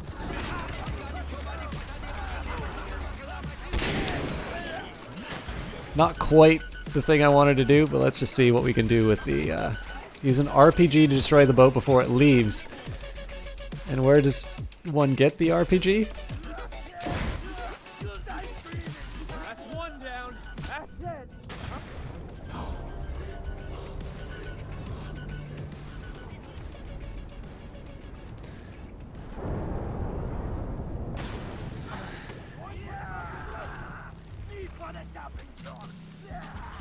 Alright, so we'll reload everything. And then we'll find a way to get home. Willis Huntley, this data is classified. You didn't think it would be that easy, did you?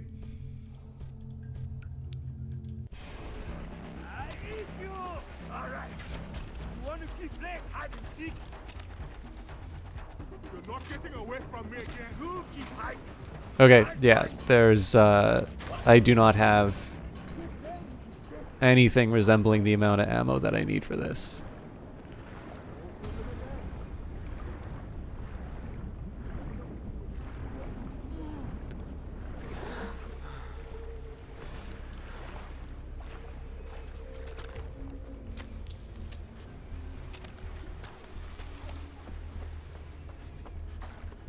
Okay, so I guess we go back on...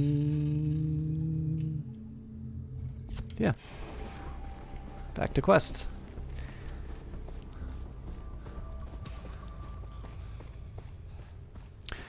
Actually, where is the closest radio tower? The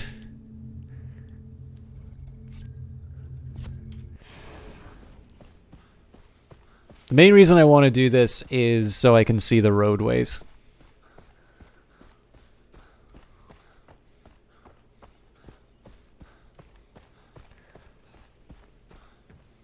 And with any luck, I'll find a car.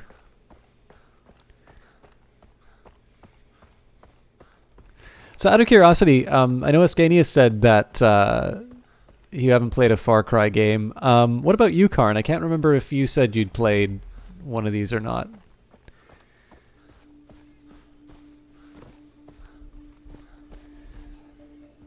I did say I want to be on the roads for the cars, but then... Nope. Does this start?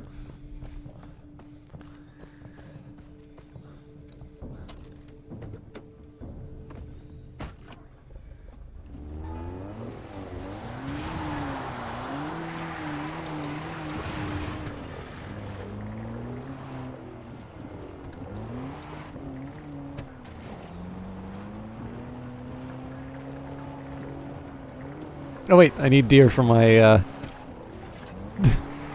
my crafting. Come back!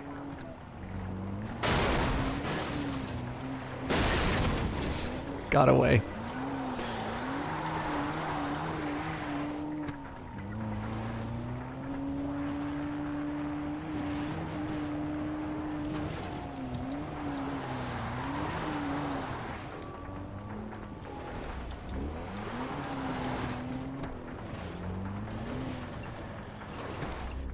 Well, hello, dear. Made an Epic account yesterday just to get Celeste. Excellent. Did you get Totally Accurate Battle Simulator? Oh, I didn't get that today, actually. So Tabs, also known as Totally Accurate Battle Simulator, is free today. And my guess is it'll be FTL, but I don't know anything you guys don't. That's just an educated guess based on the icon. I tried Ape Out. They gave that 2 days ago, I think. And I have been having an unbelievably great time with it. It's probably my favorite thing that they've put out in their 12 Days of Christmas. So I've seen some really funny stuff in Totally Accurate Battle Simulator on YouTube. I think the whole reason for that game's existence is it's doing the Besiege thing, right? Remember when Besiege first came out, like everybody had a war machine that they designed in it. So I kind of feel like games like Tabs are sort of designed to be very very YouTube oriented. But I have been told that it is actually something that kind of holds up on its own. Like, the only thing is that I have no idea if I'm the intended audience for it. Like, as is on full display when I play a game like this, I am kind of limited in terms of one thing that I do very well. And when I go outside of sort of the strategy area, I sometimes struggle a little bit to find out what I'm talking about. So I'm not entirely sure if Tabs is for me or not, but I'll definitely give it a shot. I mean, again, I'm gonna let the Fortnite money get me some free games. Yeah, I mean, so clearly Epic is not just doing this out of the kindness of their hearts, but I think the thing is that, so the way GOG tried to get you to sort of migrate from Steam was they would do GOG Connect, and they would give you a copy of a game that you had on Steam if it was part of the Connect program. But it seemed to be sort of a time-sensitive thing, and it wasn't keeping people from Steam was still pretty sticky after that. Another thing, and this took me a while to realize. That or it just became an issue over time. I'm really not sure which, but it became harder. So I have always been looking for sort of a Steam alternative. I don't have a strong dislike for Steam, but I don't necessarily like the fact that everything is so dependent on the one storefront. So I've definitely been looking for Steam alternatives, especially so that if they do something that I have a really big problem with, I actually have sort of a credible threat to not participate anymore. But the challenge with GOG was, for a lot of their DRM free, that's their big selling point, right? It's DRM free, and that's a good thing. The challenge is that the GOG versions of certain games would actually be different in a bad way. So for instance, if you want to play Off-World Trading Company with your friends, you all have to have a GOG version or a Steam version. They're the cross-platform stuff isn't isn't a given. And again, part of that's just the what they consider to be DLC and whatnot. Epic is kind of dealing with that by having its frameworks to sort of so you can use their multiplayer frameworks, and I think their whole idea is that being able to play with people who are on Steam, if they prefer it, is going to mean the difference between people picking up the game on Epic or not. So again, everybody has to deal with the fact that Steam is pretty sticky, but I think Epic is a little smarter in the way that they're going about it, because I hope I don't die.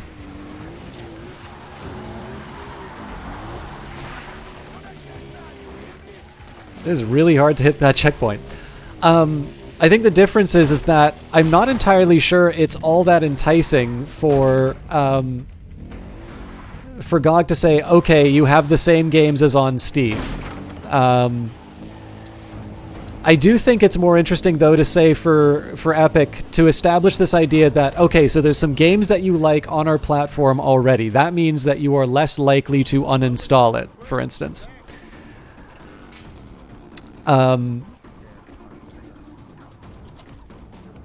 then sort of from that, so again, this is why giving you a free copy of a game that you like, or several games that you like, means that you're potentially going to be going into that Epic launcher. And then from that point, it's sort of their job to try and present an enticing enough offer. Either you get the games at a lower price, or you get the I don't know, you get your Stormtrooper skin for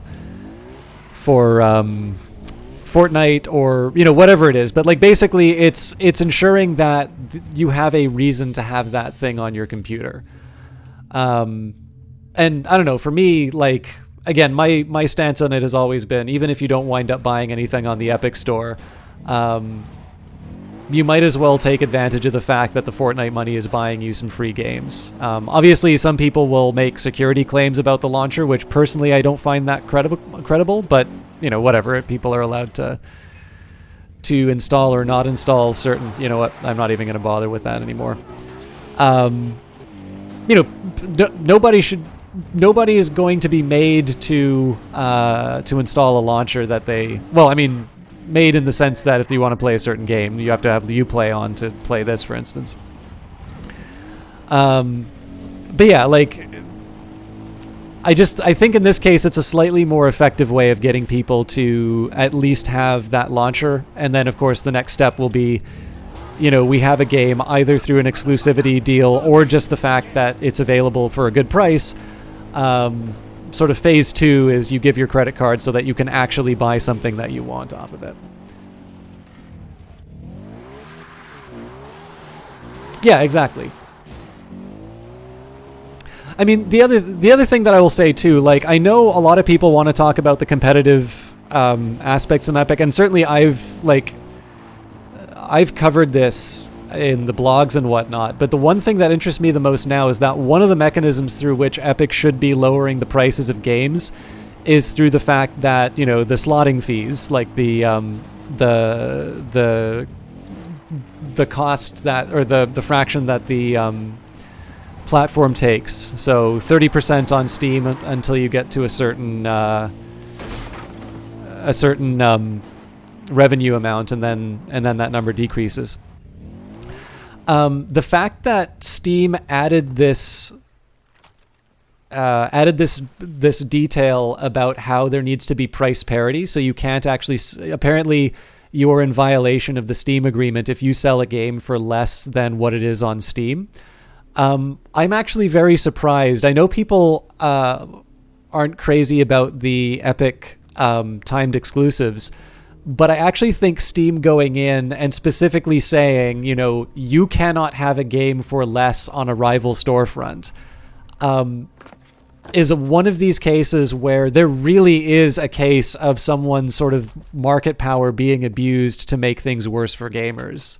And I definitely think that we've gotten a little too accustomed to being mad at Epic, that there's not enough attention being given to the fact that there's very clearly a move being made to say, yes, there's this thing that will make things less costly for people, but we're going to make sure that that is not as effective as it should be.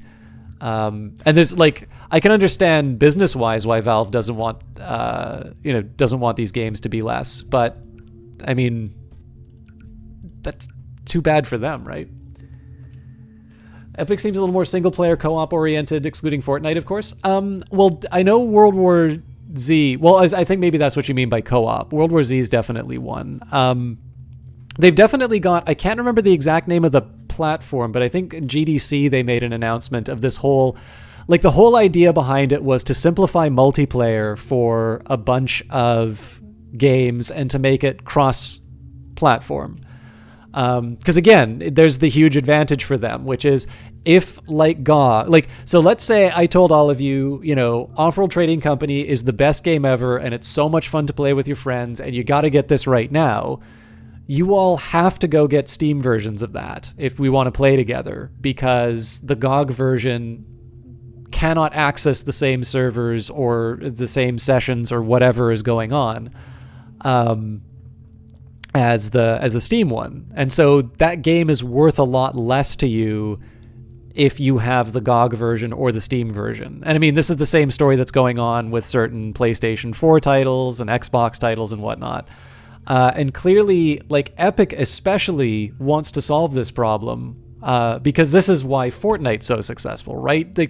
Beyond maybe somebody's custom Linux distribution that's running on this amalgamation of copper wire and tin cans, it runs on just about everything, mobile, PC, every console. If you want to play Fortnite, you can find it anywhere. And then of course you need to have people inside of the matches, and so they want to make sure that everybody's sort of able to play across these. So for them, in one sense, it's good because clearly it's the same reason why Amazon will give away its game engine. Amazon has sort of a fork of the CryEngine, and they're maybe not interested in selling you the engine. They're interested in selling you the web services where you'll host your game and whatnot, which is the thing that Amazon's really good at delivering, and it's a big revenue driver for their business. So similarly, Epic, I'm sure that the integration with the Unreal Engine is probably a lot simpler than Unity, for instance. And then, of course, your fraction of the store's take is your Epic fee, or your Unreal fee is included in that. So the effective rate for Unreal Engine users is actually lower than that for other engines like Unity or CryEngine or Lumberyard or whatever Game Maker. But I don't know if there's any Game Maker games on the Epic Store. In principle, that shouldn't be a restriction. So it's twofold, right?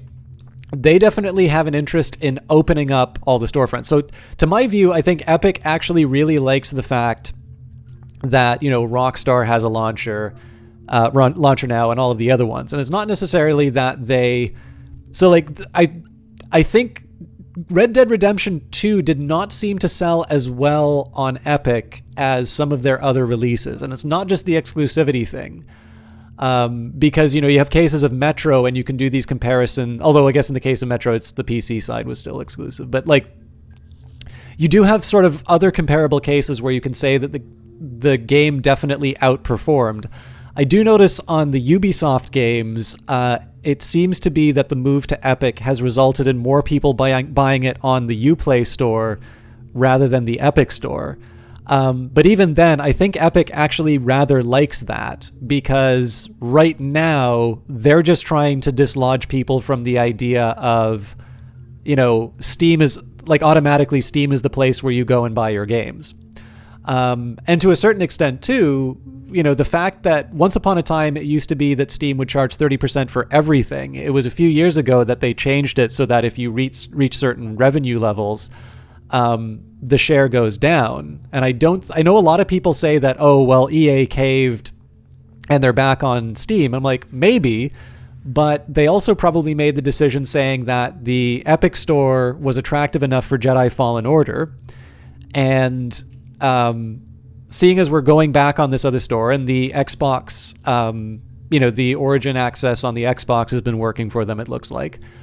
I think they also took a look and said, well, we're going back on other storefronts anyway, and Steam's revenue, like the revenue share has gone down. Like EA is obviously going to be going at the higher tiers, and so they're going to be paying less.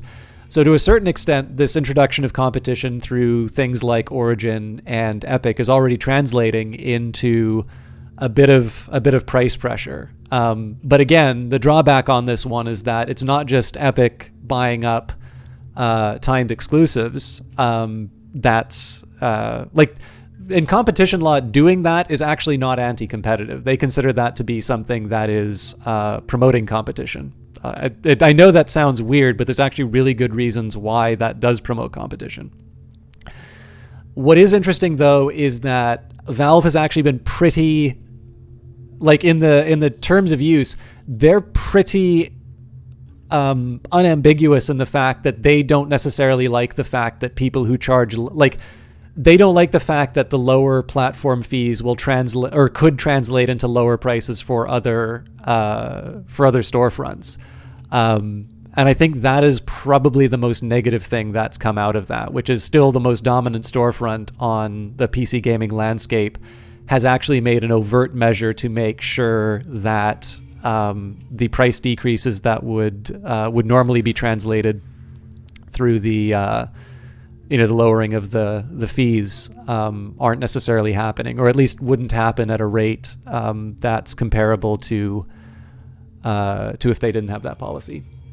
Anyways, where was it? Do they still take 5% engine costs if the game is on the store? Yeah. So Ascanius, what they do is that, so there's 5% of revenues past, I think, 2,000 for a quarter on the Epic's for the Unreal Engine. When it is sold on the Epic Store, they count that 5% towards the fee. So I think it's like 12%. So effectively you're paying like, or no, actually I think it was 8%. So let me just figure out what is the Epic Store cut.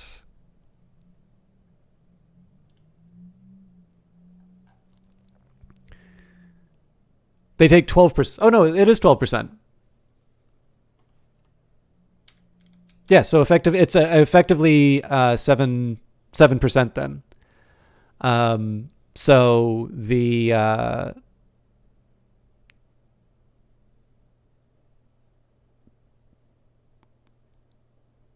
although that's weird that they're doing there's this weird little there's this revenue split thing. They're showing 12% UE4 on Epic Games, Unity on Epic Games. But yeah, anyways, I understand the 5% is taken out of the 12. So the effective rate for people who are using the Unreal Engine should be lower than people using alternative engines. Karen says the problem you have with Epic is it seems that they're all bread and circuses with nothing else. You don't refuse to purchase from them out of moral outrage. You refuse to because you don't trust them to be around in the next few years. See, that's a reasonable... I think that is actually a more reasonable worry, because it's an open question as to whether or not a rival storefront can actually survive. Like, GOG is being replaced by Humble Bundle. Humble Bundle does have some downloading options that you can use, but generally they just kind of piggyback off of Steam in terms of the servers and whatnot.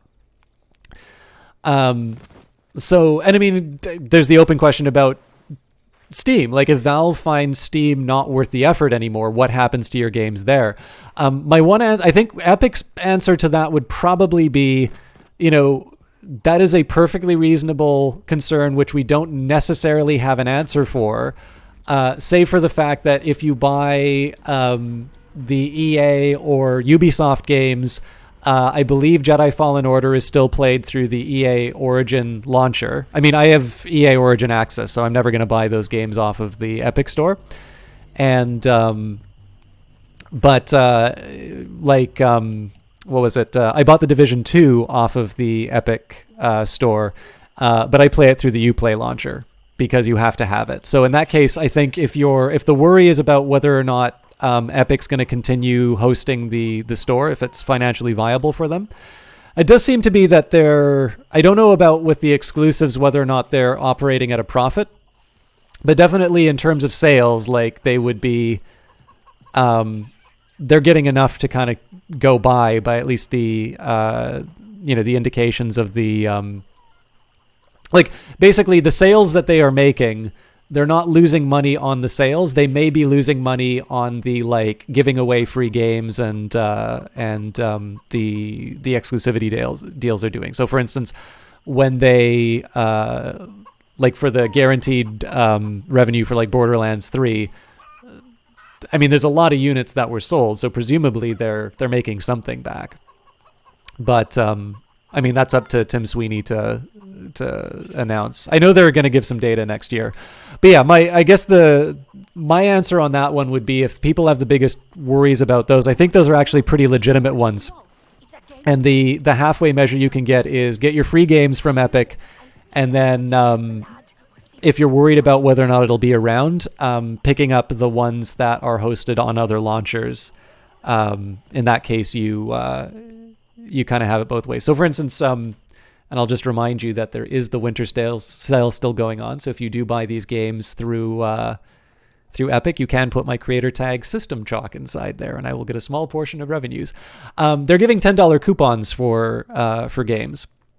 So for instance, Assassin's Creed Origins, 75% off, $14.99, but with your $10 coupon, it's effectively $4.99. And then I believe every $14.99 or above game that you get another $10 coupon.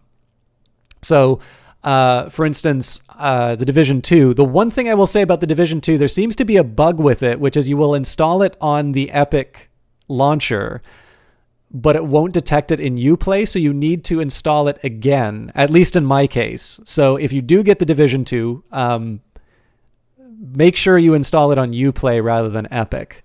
But again, that's an example of a game that's $14.99, but because they've got that $10 coupon, you can effectively get it for $5. And in that case, if the Epic Store were just to be, so long, thanks for the cash, we're not giving you your games back, you still have that game on Ubisoft to, laugh at the rest of us who wound up holding the bag. But I don't know. I would hope that Epic actually has some kind of an answer in terms of. A puppet, hollow inside, wood, glue. I can see your strings, white boy. Dance, dance.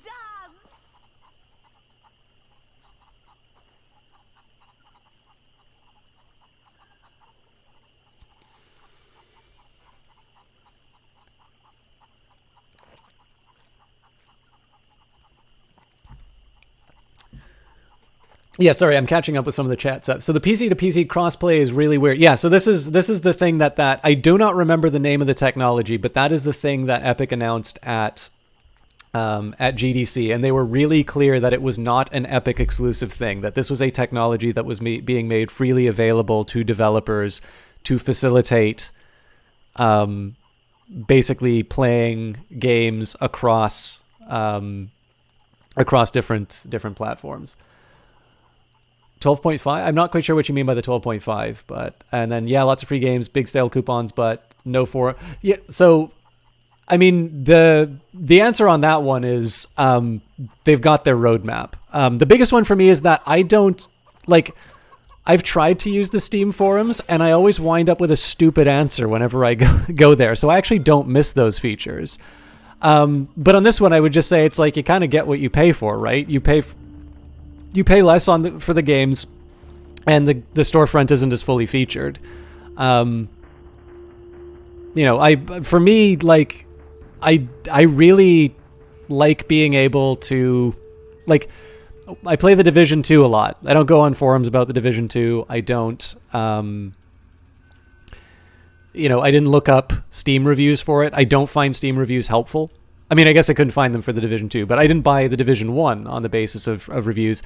I know Ubisoft has forums, but Ubisoft doesn't have listed reviews. So the thing is, these are always going to be statements of my own personal taste. I actually don't miss those features on those storefronts. It was the same with GOG. Like, I know there were reviews on GOG, but I never really looked at them. But yeah, I mean, if people find that to be a feature that they really want, it's like, I suppose in the end, I'm never going to take the view that people shouldn't use Steam. I just kind of think that 30% is a lot for services that are ultimately provided by other websites. Like, you know, if I want reviews, I've got Metacritic, I've got PC Gamer, I've got IGN. If I want to talk about a game with other people, developers normally host forums and discords. Like, for instance, Mike Rose of No More Robots has got some really fun discords for the different games. They had like I love the flamethrower. Those Germans, what can I say? They know how to light stuff on fire. Got you an earpiece. Thanks. Hey, you ever go out on recon with your guys? No. There's a reason I have the American flag in here. In here, there's society, there's order. Out there, the jungle, the synapses in our brains go dark little by little. You forget where you're from, who you are. Yeah. So, what about my friend Oliver? I've almost burst this thing wide open. I can feel it. By the way, you're getting popular. Lovely weather we're having. My boss, are you planning a parade?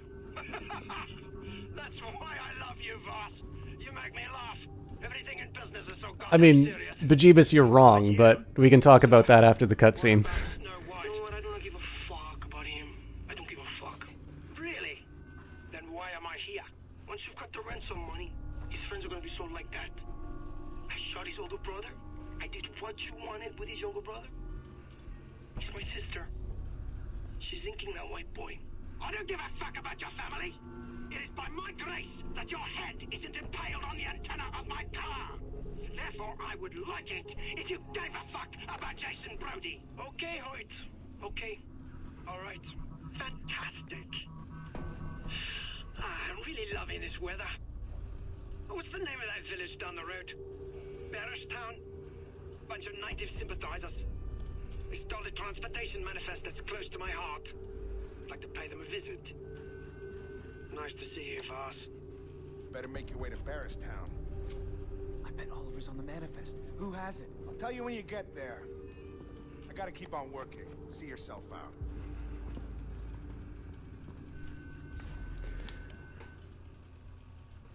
But yeah, I mean, in terms of the search features and that, there's at least a search feature now. I know it didn't have it when it launched. That's been obviously added since then. But like, clearly it's kind of a, like, it's a losing battle in terms if you want to do comparison feature for feature. I don't think anybody serious is going to claim that the Epic Store is as fully featured as any rival platform, including, you know, GOG or even Cartridge for that matter. And ultimately, the question on that one would be whether or not they have convinced you enough that they're going to be putting the development time into it. I would definitely say I don't see a company like Epic putting the amount of money that they have into establishing this storefront so that a year later they can turn around and say, you know, this really hasn't turned out for us, so we're abandoning development on it. But you're right. Like, insofar as like the launcher and the platform matter to you, it's, you know, like it's kind of again, it kind of comes for a get what you pay for thing. Like, for me, I think the amount that I've gained off of the coupons alone, like, you know, obviously there's whatever revenue I get from people who use that affiliate link and all of that, but that's always going to be a really small amount for me for any game that that gets sold. Although I will tell you, like, the values are quite generous for some of the games. I don't know if I'm allowed to talk about the revenue splits for all of them, but for some, I know they announced for some of them it was like 20% for games that were just released. So that's a pretty, like, that's basically the revenue share for people using the affiliate links was higher than what Epic was taking off of the game. Presumably that's not going to be around forever, but boy, am I really happy that that's happening when people buy some of these newer games. But yeah, I mean, like, to my own part, I mean, I definitely do not need to be an apologist for the Epic Store. And in the end, like, I was definitely a lot more gung-ho about GOG, and then they turned around and said, well, we're not going to pay you. So clearly I've been wrong about storefronts in the past, and I need to acknowledge that, right? But the one thing that I would just say in terms of whether or not I think, Epic, would that be around in a year or that? I just don't see that kind of money being spent with an expectation that the thing will sort of turn over in a year and, they'll make all the money back. Like, I think the kind of expenditure that they're making at least has a credible claim that they'll be in it for a medium term. So I think development would continue on. But this is the thing, like, game libraries tend to last more than just a couple of years. Like, generally your Steam library, you're kind of expecting to be able to use that, 7, 10, 15 years in the future. So even saying that, I would expect Epic to continue to develop the platform for 5 years. Well, that's still a pretty short period of time when you're spending like $60 for a brand new game and you want to be able to play it again. And I'm assuming that will only continue to grow because obviously games like Battlefield or The Division or whatever have the, they've got the live service component. And so generally, the Paradox games, which I play the most, like, these are games which go on for years because they continue adding new content to it. You did see a guy from a big website review the Witcher Netflix series and started 5 episodes into an 8-episode season. Like, was it like an overall review of the Netflix series, or was it an episode by episode thing? The only TV reviews I've seen have been for individual TV episodes, so I'm a little bit lost on those. Who else was it? For what it's worth, Hades just hit Steam after a year on Epic, and it became a top seller in a blink. Hades is quite good. Like, I got Hades. I think Hades was the first thing that I bought on the Epic Store.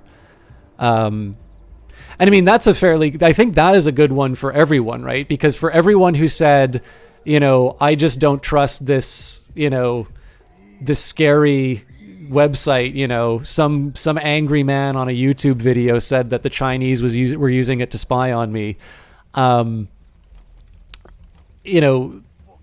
The people who basically want to get the early access version of the game were able to buy it on the Epic Store, and actually got it at a fairly good deal because that was one of the ones that wound up going quite cheap on the summer sale that they did. The people who wanted to wait for Steam, they got that in a more developed state. So there's a year of development that went into that.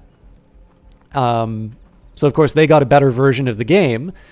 And then, of course, Supergiant got a bunch of money that they could put towards the development of the game. And so the game was ultimately better than it would have been because it spent a year in sort of its development cycle, I guess, using the Epic users as guinea pigs. And that's actually one dynamic I'm not 100% sure has been fully realized by Epic's strategy, which is insofar as early access is an appealing option for developers, Epic might actually do a really good job of stealing some of Steam's thunder on that, because if you can get a sort of a guaranteed revenue deal like these developers are getting through the timed exclusives, effectively you have a subset of users who are your super fans.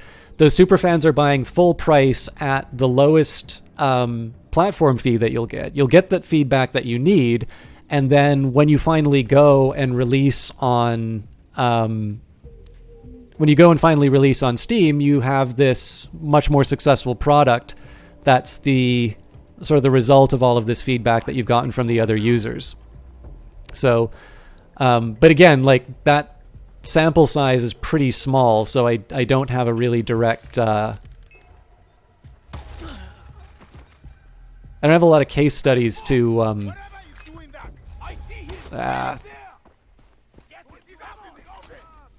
don't have a lot of case studies to draw from other than Hades at the moment. Yes, and that was such a weird one too, because Amazon put it on for like a song about a month after release. So I think that's one of the reasons why this coupon thing is going on. And I thought it was a little silly to a certain extent, because obviously if the effective price for a game gets lower, people will sell, people will buy more. But I think there's a really good argument to be said that there is a problem with the perception of the value of certain video games, and that ultimately developers are making strategies based on a certain perception of value for their games, and that Epic ultimately undermines that by putting on the website the effective price rather than the listed price for the game. And I think that's one of the reasons, other than the fact that Steam has now basically said you're not allowed to choose the price of your game on other platforms. It has to be for the same for us as well. I'm screwed. I'm pretty sure that's why they did the coupon thing, which is that the perceived value of the game is the same, but Epic's turning around and saying it's like, we're basically going to pay you to pick this thing up. So.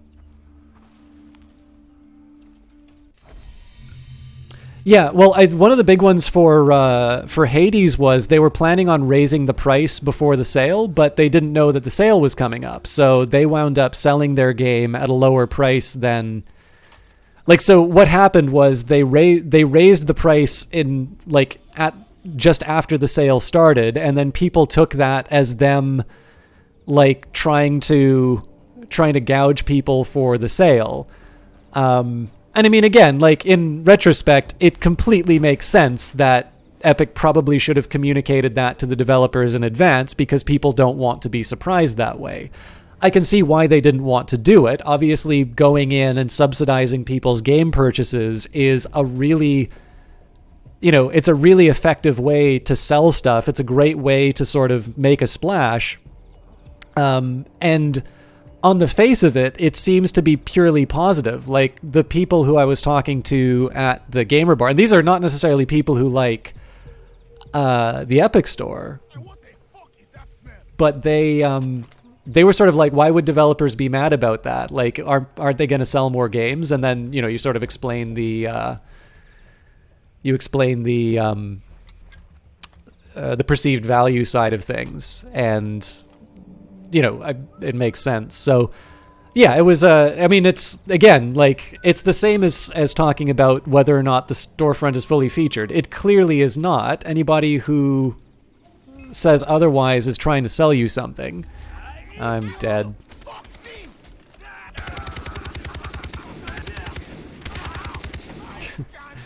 I also can't aim.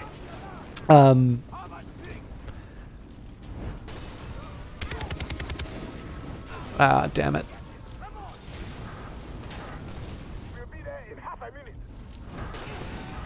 Yeah, I don't know why I wasn't putting out the fire. I was holding down Q. You have to opt into Steam. Yeah. So that's the thing that happened here, Karn. So I believe I'm not 100% sure about the percent discounts. I believe that would have been. Presumably that was already online for the other games. Although I don't know. Definitely the Epic subsidy was something that was not informed for the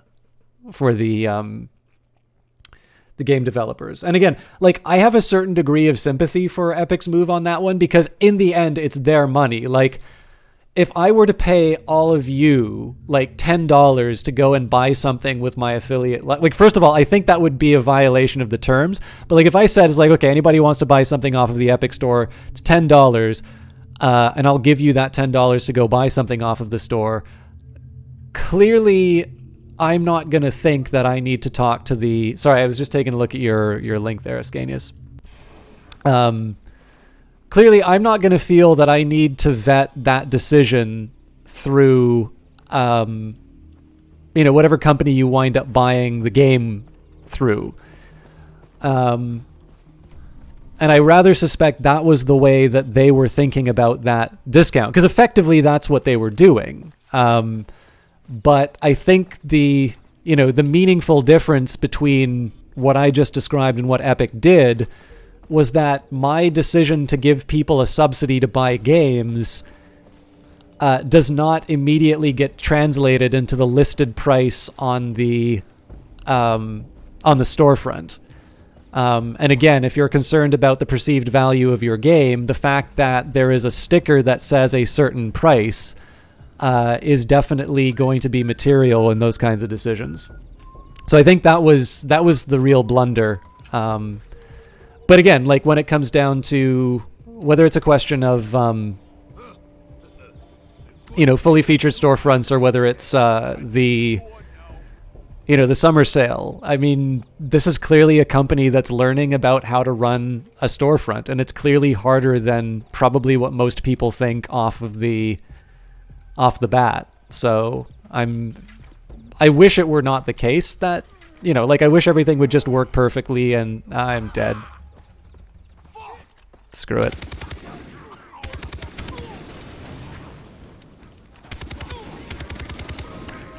I really need to get rid of that alarm before, yeah, that's not going to work. It'd be nice if it worked well the whole time, or the first time, but it's not, like, none of those have been, I think those are embarrassing headlines. They're not ones that are deal breakers for me. It's the reason why I've still kind of stuck with it. I actually was not going to sign up to the affiliate program, and then I wrote that article on the Epic Store and all of the complaints about it. And I actually thought it was an incredibly good deal after writing that article, so then I wound up getting the deal. So Ascanius, that I didn't read the whole article, but I saw the headline. That's wild. Like, that's pretty much literal you had one job territory. I don't know if that was in response to whatever Bejeebus said. But yeah, like, that to me is self-explanatory. Like, I don't really think that requires a lot of elaboration. If somebody's going to make a claim about, going to make a claim on reviewing a show, they should do the homework.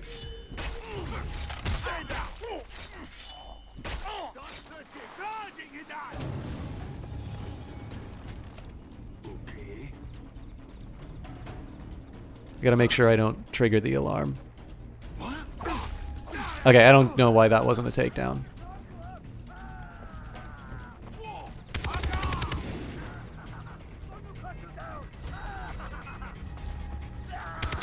I don't get why the animations don't trigger sometimes. That's happened on a couple of the skinnings as well, but we've basically got this.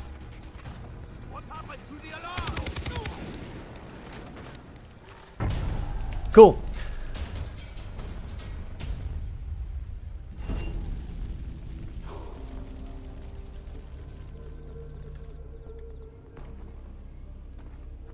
Yeah, I think that's a fair point. I actually think probably I think more people are at that point than anything else. I'm definitely interested in it from sort of a business point of view. I think it's really interesting to see a new entrant come in and take on an established enterprise. Like, this is the sort of stuff that you read in economics textbooks, but you don't always get a chance to see. So there's a bunch of theoretical conclusions which may or may not actually bear out on this one here. I am utterly fascinated by the fact that the people who seem to be unambiguously benefiting from these are platforms like Origin and Uplay. And actually, those are the ones that I'm probably the most interested in seeing benefit, because I think, like, Ubisoft personally for me is a little bit more hit and miss in terms of the quality of the games. Like, I liked The Division 2.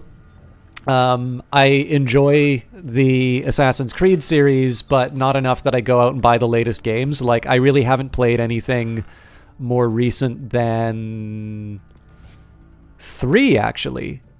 I own Syndicate, but I haven't actually played it yet. It came with my video card.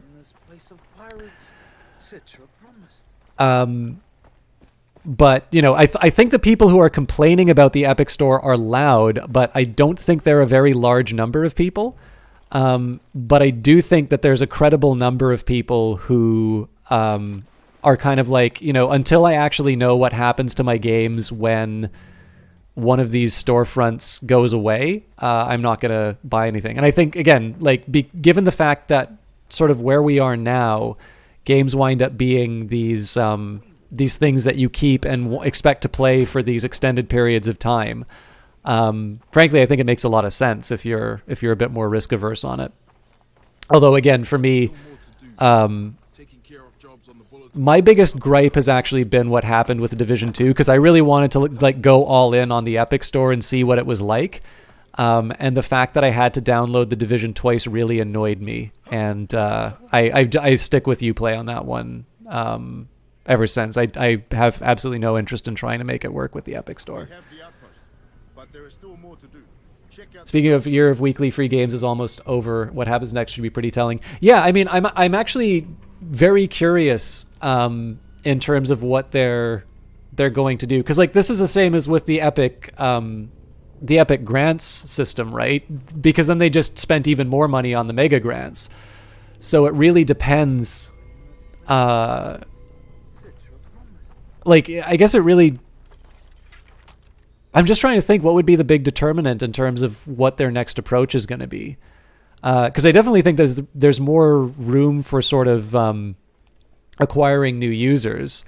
I wouldn't be surprised if they do more coupons like they're doing right now. Because again, like I think all told, I've benefited. I think I've got something like $70 just directly from Epic for buying games off of their stores. If I include the summer sale and the winter sale, like that is an incredibly attractive offer, and it's one that actually makes it a more attractive platform for developers, because obviously like I wouldn't have bought Rebel Galaxy Outlaw, I wouldn't have bought Control, I wouldn't have bought After Party without those discounts. So the fact that like it's sort of the plus version of user acquisition. So like in this case, I'm spending money on the platform as opposed to just picking up the free games. That seems to be the more attractive approach for Epic. And I have a feeling that probably doing stuff like this is the last test before they decide whether or not they're going to continue on that path.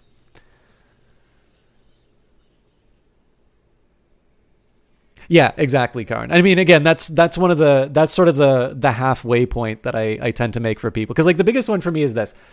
I do not benefit from anyone using the Epic platform other than someone using the affiliate link. And to be completely honest with you, like one person using an affiliate link, especially with the coupons, like that is going to translate to a few cents, maybe a few dollars, depending on the game that you get. Like on the margin, one person using Epic is not going to be enough for me to just completely sell my soul for the money. As I always say, the best way to support a content creator is not necessarily the affiliate links or something like that. It's just a direct donation. But with that in mind, I definitely think we benefit with more competition broadly in terms of people, in terms of basically people becoming comfortable with multiple storefronts, those storefronts competing on their revenue shares, and then as a result, the price of games falling from that. That's always sort of been the central argument of the Epic Store, and the sort of the fights that have come out of that. So the most interesting and unexpected development for me has been the one that you're describing, which is the fact that when the Division 2 skips Steam and is potentially available for less on the Epic Store, it's the sales on Uplay that go up, not necessarily the Epic sales. And I don't actually have a good model to explain why that's the case. But I actually still think that that's a positive development because, again, it means that Steam is going to feel the pressure for its less consumer-friendly practices. Hello, Sean. How you doing? Use a shotgun provided at the designated location to bag a rare one-horned buffalo for a local taxidermist. Sorry to turn it into. I don't like it when I pause in the menu to talk about the related stuff. Like I try to at least do some gameplay, but whenever there's like dialogue or fighting, I tend to lose my train of thought. But yeah, I mean, the biggest one for me is it's really hard not to recommend the Epic Store for the sales right now because those are the cheapest ones where you can get the games. Although when it comes to stuff like BattleTech or Crusader Kings and all of that, right now Paradox Plaza is the best place for those. So it's kind of a game-by-game point of view, but definitely I'm more inclined to be touting the Epic Store as long as these $10 coupons are running around. You suspect a lot of the Ubi stuff favors Uplay because, well, it needs Uplay. Might as well get it. Okay, yeah, sorry. I thought you were saying is like the fact that you have the launcher. It's like, yeah, but that doesn't prevent you from buying it on the store. And you're absolutely right. Like, I think the most interesting is just the idea of removing Steam as the option. Is probably where a lot of that's going. What was the other thing I was going to say? Ascanius, sorry, your review thing. Being paid to watch TV is still not doing the job. Yeah. I mean, I will say, like, reviewing and criticism is a little bit more than I think people give it credit for. That's a whole other discussion that can go on. Like, some of my favorite book reviews have been ones, I really don't want to lose this flamethrower, but I also really like the sniper rifle. I can always get another sniper rifle. That, or I can just not die on this run. Yeah, I mean, stuff like that, I like to think. I mean, I suppose I have to say this without evidence because I don't have the right test to determine that. But those always strike me as the exception, that I think most people, I will disagree with critics. So like one of the critics I really like, who apparently people online just seem to okay, when I say people online, I mean a certain type of viewer or a certain type of reader who's very vocal on Twitter despises Kurt McKeon of VG247. And like, I don't necessarily agree with all of the conclusions of his reviews. Right, this thing doesn't last very long. But I will say, like, I had two trains of thought that alright, we'll just kill these things indiscriminately. Oh, right, but I only have so much ammo, so I may want to reevaluate this approach. So I may disagree with his conclusions on the reviews. Like, for instance, I really liked Anthem. He very much did not like Anthem, and definitely the consensus seems to be in favor of his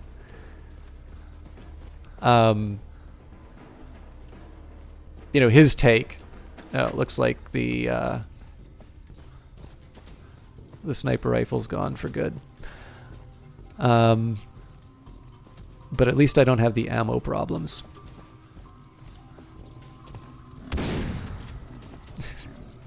Oh right, I need to free up some space. Well, there's one really easy way for me to do that. But yeah, I mean, again, maybe I'm just too optimistic on this stuff, but I do think most reviewers are acting in good faith. I know there's definitely the meme of, like, game reviewers are part of the international global conspiracy to, just turn games bad. But I'm gonna need more convincing on that one, I suppose, is the best I could say. Some of my favorite reviews, though, are actually in the book or the magazine Foreign Affairs. Yeah, light bathroom reading. And one of the reasons I really like them is because it'll be, it could be a book on, say, dissent in Russia, let's say, right? So, what does, does the Putin regime, does it give the appearance of strength, or is the populace really that really is complacent as oh wow, this is the target. That has got a powerful backside. Gonna finish unloading there? All right.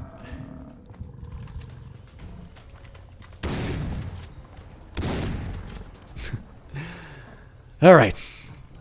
So, like, let's say there's a book on that, or multiple books on that. The review is almost like a literature review that you'd read in an academic journal. Like, it really goes in depth on the history of the subject. And I actually walk away from those kinds of reviews with a better understanding of the subject of the book And it's definitely more than just, oh, I liked this book on foreign policy or whatever. It's like I have walked away smarter on this subject because they are engaging with the ideas of the book.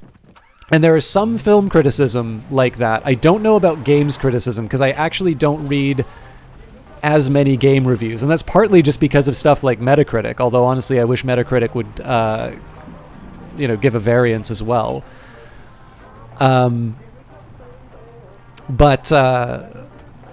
yeah, I mean, like, to my own view, I kind of wish most criticism overall was more of that latter category, the people actually engaging with the ideas of what's presented, and discussing whether or not. Actually, a really good example would be Sean and I were talking about Love, Death, and Robots, and like the idea that, the stories do seem to be pretty good, but there always seems to be this like really inexplicably gratuitous scene in like every episode, to a point that it's really distracting. There's a shack overlooking the pond. You can see the center of the village. Don't be detected. Don't get noticed by Hoyt. Avoid attracting attention. Well, the sniper rifle would have been really helpful here. But yeah, so I mean, that doesn't necessarily engage with the themes of Love, Death, and Robots, but you can imagine an extension of that being something to the effect of, here's what I think this thing was trying to do. Here's where it was really effective at that. Maybe it's at a larger, part of a larger tradition that has done X, Y, or Z. Or here is a reference that this, that this film is made to maybe something that's a little less well known. Beyond the Aquila Reach would actually be really good for that, because the short story is very different from the short. I've got my extended wallet finally. But I mean, again, then my biggest criticism of criticism is that most of the time I can sometimes walk away from it and just apply the Big Lebowski test, and it's like, well, that's just your opinion, man. Some critics are really good at doing that, and they argue a point of view very well, so that even if I don't necessarily share that point of view, at the very least, it's well written, it's entertaining. I'm able to, feel like my time wasn't wasted, let's say. I'm not 100% sure what I should be doing here. But yeah, when you have the example like what Ascanius is talking about, like if someone's basically going to give something a scored review and then not have seen it. Actually, so I have no sympathy for this guy. I have actually believe it or not, I haven't just worked with Uwe Ball. I have worked with Uwe Ball on his Far Cry movie. So my experience with the Far Cry series is actually more than just playing this game now. Uwe Ball actually had a complaint that people were giving his movies negative reviews without watching them.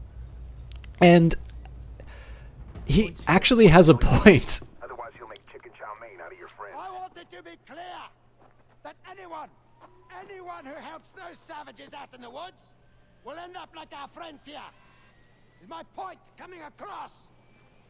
You run. See a guy in red stripe? In the middle of the minefield? Point me. Have fun, boys. That's our man. Go in and extract him. Are you nuts? He has the transportation manifest that will lead you to Oliver Carswell. It'll be encrypted, but I'll decode it if you snap me a picture. Oh shit, Ollie. Gotta save this guy. Well, they're not asking for much.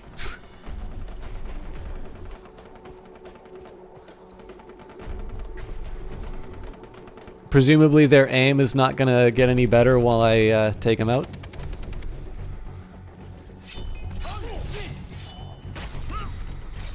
To avoid the mines, move slowly. Keep an eye open and listen for the sound they emit. Okay, well, that's what they look like. You're kidding me. See, now that I know I can survive a mind blast, this seems like a lot more of an effective way to traverse the minefield.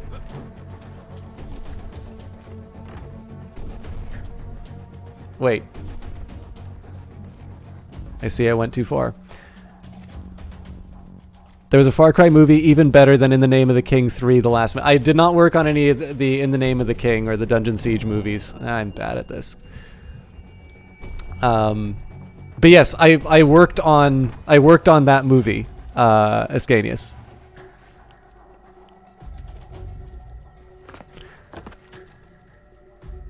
Also, Karin, I'm not 100% sure what the reference was. You've been a real pain in its butt, I'm sure. I'm sure it was probably something related to the epic dialogue, but I was monologuing too much. Asked me to extract you. He said you could help me find one of my friends. Tell me where Oliver is. No, I need to go to the village now. I'll tell you when we get there. What the hell? Fine, follow me. We have to get across. Help! I'm getting shot at! Follow me. I know where they tossed the mine.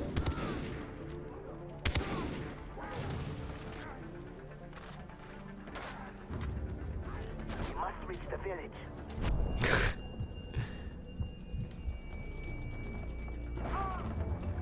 Just trying to get to cover. Is that so much to ask? We made it. My house is up that hill. Come. Stay close.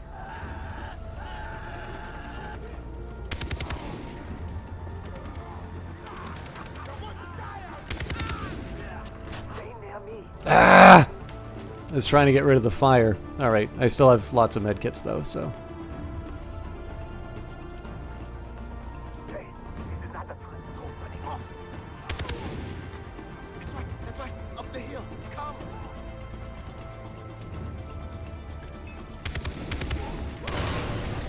I will admit, this is really fun with the music.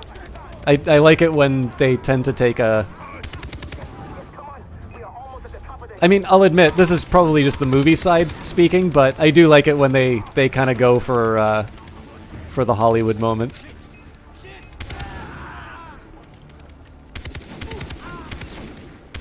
Also, Sean, to your point on stealth last stream, I played on the hardest difficulty, and it was great for sneaking. I split the difference. I'm just playing on hard here, but I'm definitely taking advantage of... this is maybe not the best example, but I've been trying to take advantage of stealth a little bit more. I will get the documents. Keep watch.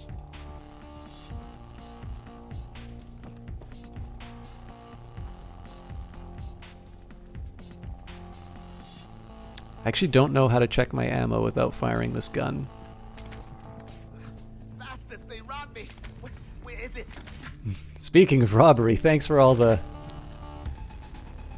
I'm assuming this is the game telling me that it's about to just destroy me, but... Hurry up. I cannot find the documents. Keep them busy. Oh, this is Casablanca. He's looking for the letters of transit.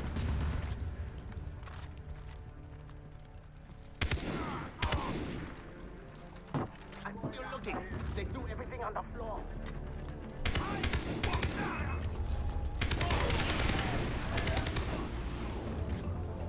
All my things. What a mess. Protect me. I'm still looking. You need to be less concerned with material possessions, my friend.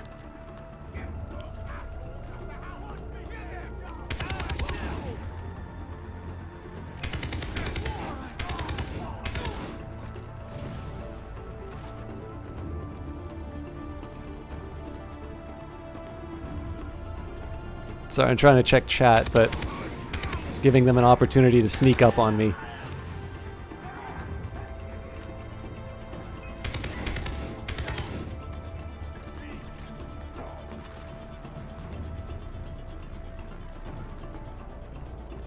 I think I think I always say streaming adds like a difficulty level and a half to a game, but hard is really working for me. Like, obviously when I've been doing dumb stuff, I've gotten punished, but it's not so completely punishing that I'm going to I'm gonna get grumpy for dying too many times. I found it. I found the transportation manifest.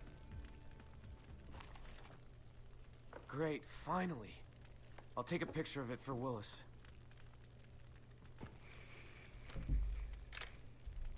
That is not a Hasselblad.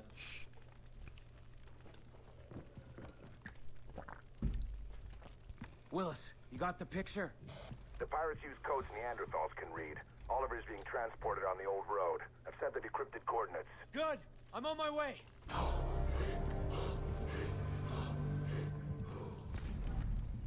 Intercept the convoy carrying Oliver. All right, I'm also going to get some of this stuff here. Actually, I'm also going to take a minute to read this game. So, Entertainment Weekly slammed for giving Netflix's The Witcher 0 out of 100. First of all, okay, so for those of you who don't follow me on Twitter, I gave obviously the best free marketing advice that Google will ever get, which is Stadia needs to buy the exclusive streaming rights to Cats. That is a next level marketing play that they can have for free. And it's 100 the best decision ever. Now, one of the safest bets that you can make about movies, I'm also taking the opportunity to get this link. So Sean just released something new, and you can check out his games at that link there, Sean LeBlanc at itch.io. For those of you who are God help you if you were watching this on YouTube, by the way. I know it's been lots of monologuing, and I always get at least one angry comment about the Epic Store whenever that comes up in the comments, but I just usually delete YouTube comments when I don't like them, so it's even. But his most recent game, which I've not played yet, is Rewriting Our Memories, Bonds, Associations, and I believe this was a game jam game. There were like 3 keywords or something. You wrote about it on Twitter. But yeah, anyways, please check out Sean's stuff. Okay, back to the movie thing. So the idea of a 0 out of 100. First of all, 100-point review scales are really stupid. I do not know what like 1 is supposed to mean on the margins. It was Secret Santa. Oh. Also, I need to spend like all of my skill points. But okay, leaving aside my issues with 100-point review scales and all of that, clearly we are living in this really wonderful time where everybody gets to mock the Cats movie. I genuinely thought that Cats was going to make like a dump truck of money because the original musical made a ridiculous amount of money, and generally when you get a really talented cast and director, the product is at least a passable movie, and a passable movie based off of a musical that makes $1 hojillion makes $1 hojillion. This is actually one of the safest bets that you can make on a Hollywood production.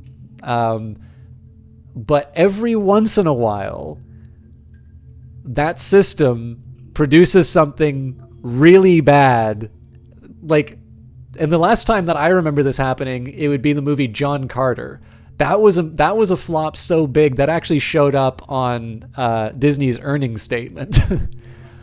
But it's actually the safest bet that you can make, because the thing is like when you reach a certain level of like money being spent and a certain like production process, the floor of quality is usually there. So like Uwe Ball movies are ridiculous and bad, but they're not being financed by like Universal Studios or Sony or Warner Brothers or something like that. They are about they're basically independent films, or were. I mean, he's a restaurateur now. So like again, when it comes down to Cat, I mean, like again, it's kind of like saying, well, what's the future going to look like? Probably the same as yesterday, and like 9 times out of 10, you're going to be right on that prediction. So when like somebody gives something like The Witcher 0 out of 100.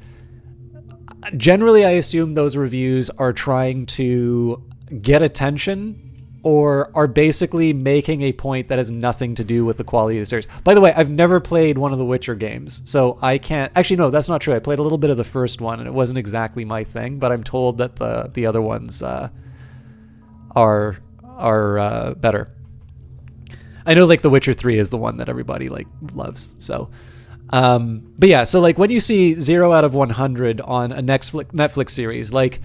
Obviously, spending a lot of money on something does not mean that it will be good, but it generally means that there is going to be some base level of quality. 0 out of 100, pretty much by definition, is going to mean that there are no redeeming characteristics for the production.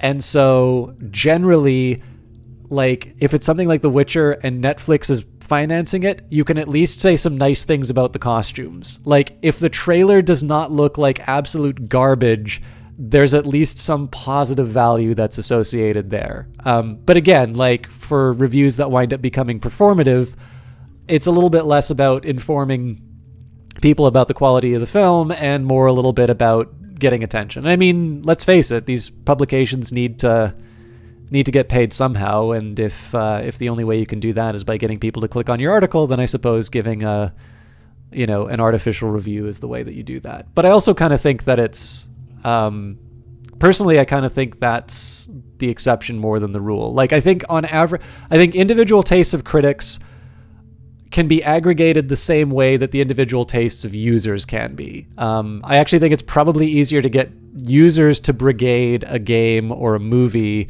and, like, give a ton of negative user reviews for reasons that are unrelated to the quality of the product than it is for critics who, like, the big thing is that we have a person that we can point to and say, shame on you, in the case of Entertainment Weekly.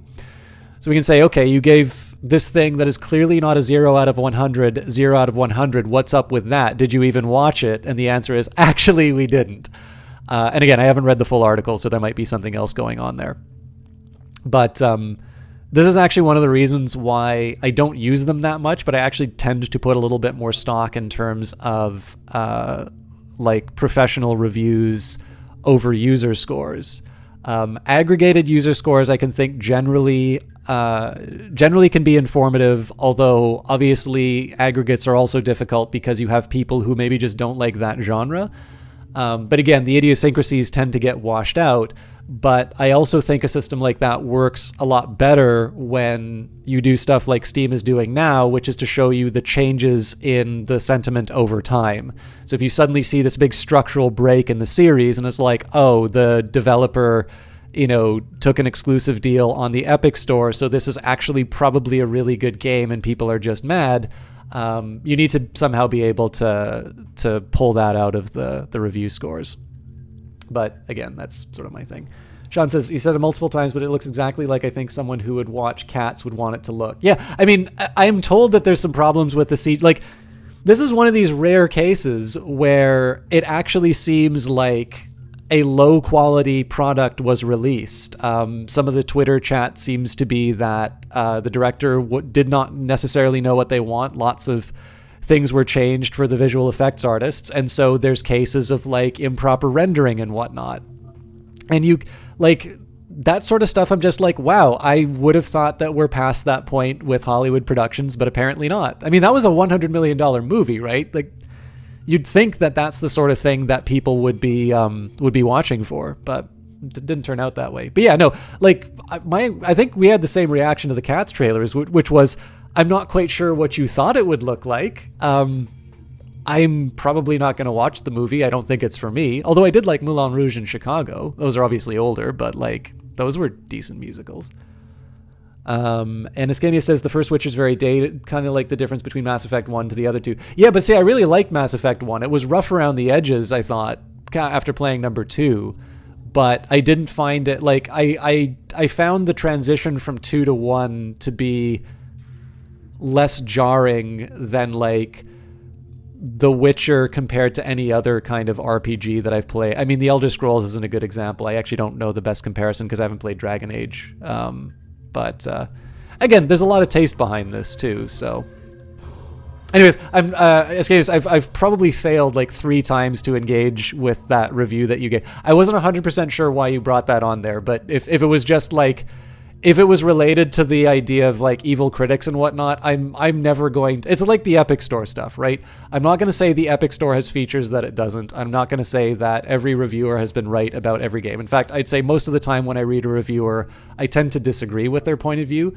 It's just, I think they're going about it in an honest way. I wasn't 100% sure if that was what you brought that in for. Or maybe you were just contributing to the conversation and there wasn't anything for me to reply to, in which case, sorry for taking so much time to get there. First, Witcher is more like Stalker than most things. Oh, interesting. Because I thought Stalker was more like Fallout. I kind of want loot takedown. Automatically loot a target while performing any takedown. That'll definitely save me some time, but getting more animal parts is helpful. Receive less damage from animal attacks, reduces the chance by being knocked down. Yep. Jungle Run also seems useful. Evasive driving. Nah.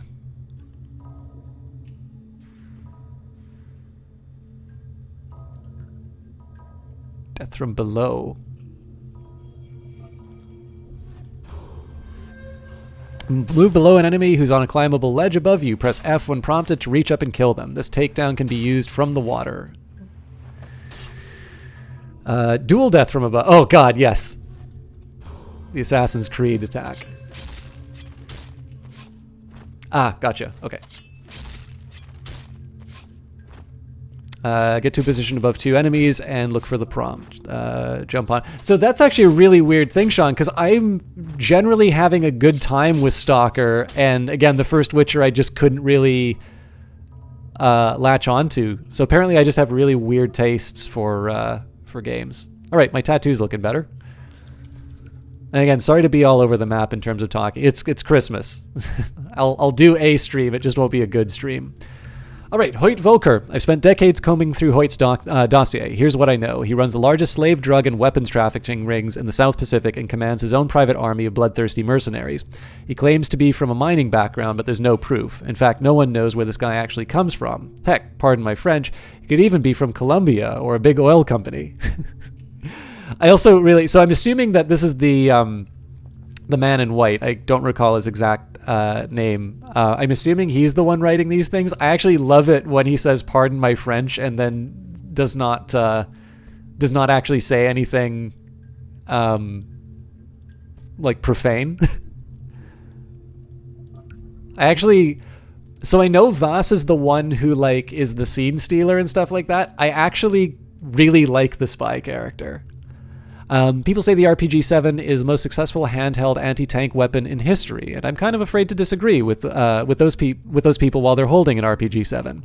This Russian-made weapon has been blowing shit up. Oh, okay, so he does say profanity since 1961. It's used by the armies of 40 different countries, and more than 9 million have been manufactured.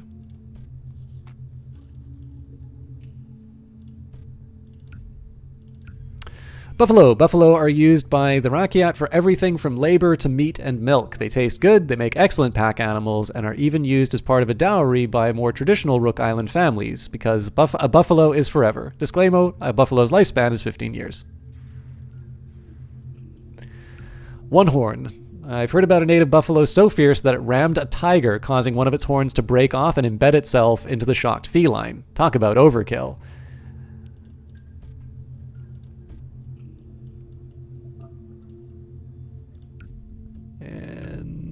Ketamine formula. The data stolen from a New Delhi black market pharmaceutical company shows some promise. It includes the process to create the club drug Special K and its variants, as well as the pharmaceutical grade medicine. Some strange side effects, such as anal bleeding, are occurring, but this shouldn't prevent us from going live with the product. Primary markets include China and Australia. Ah, yes, the famous Aussie pastime of bleeding from the anus. Apologies to Outworld if you're here.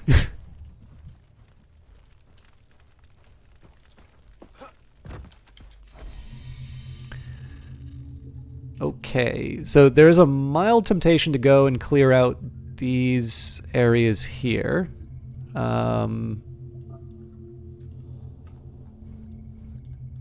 It is on my way. All right. let's take out some bad guys.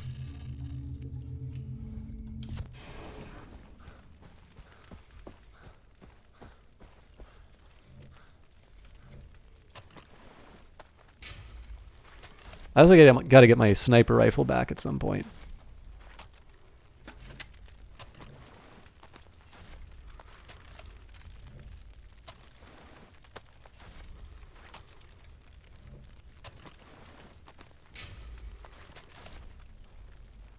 So actually, here's a question for you guys, because I struggled for a while to make it related to the game, and then clearly I just like I failed to do so, and so instead of just embrace the madness and have talked about all sorts of off-topic stuff. Let's say that I walk away from Far Cry 3 saying, you know, this is, you know, all gaming is a footnote to The Sims, but if The Sims were not to exist, all gaming is a footnote to Far Cry. This is the most fun I've ever had in a game. I need more of this. But I also really don't want to play the sequel. I want to play everything but sequels. What are other games like Far Cry? Is there anyone who has done sort of an open world shooter like this? Or is it all a little bit more like Wolfenstein and Doom, where there's okay, so here's the thing. I actually really like linear games. I do not necessarily think it is a virtue for every game to have an open world component. I actually think some games would be improved by restricting your choices more. Again, more examples about how I have terrible taste, and you should probably not listen to my views on anything. But I am rather intrigued by this setup where I'm sort of running around the island having a jolly good time, and you know, I have the amusement park of like going and shooting a buffalo with a shotgun every once in a while if I'm so inclined. Rage? Okay. I'm told Rage 2 is very good. Oh, I gotta free up some inventory space too. Or would you say that the first one is still worth... I mean, this is my... You know, this is back to my usual rule, which is the latest version of something is usually the one that's worth playing. You can skip the others. But is this a case where I can get a little surplus by buying the lower cost first Rage and then upgrading number 2, or are these just different things? Breath of the Wild. Oh, I'm not making I don't have a Switch, Sean, so I've not played Breath of the Wild. I'm not speaking of a specific game. Just Cause, which is more splash. Yeah, I really want... So, one of the first gifts I ever got for Johnny Big Time was Just Cause, because I have never wanted to see someone play a game... Oh, wow, I really went off course here.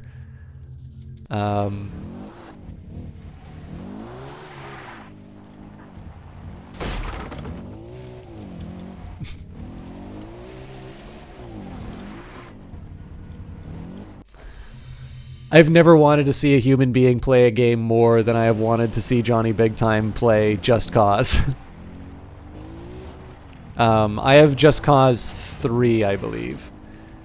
I don't think this is going to fit, but I am not going to try now. That was not intentional. Not that I think that needed to be pointed out.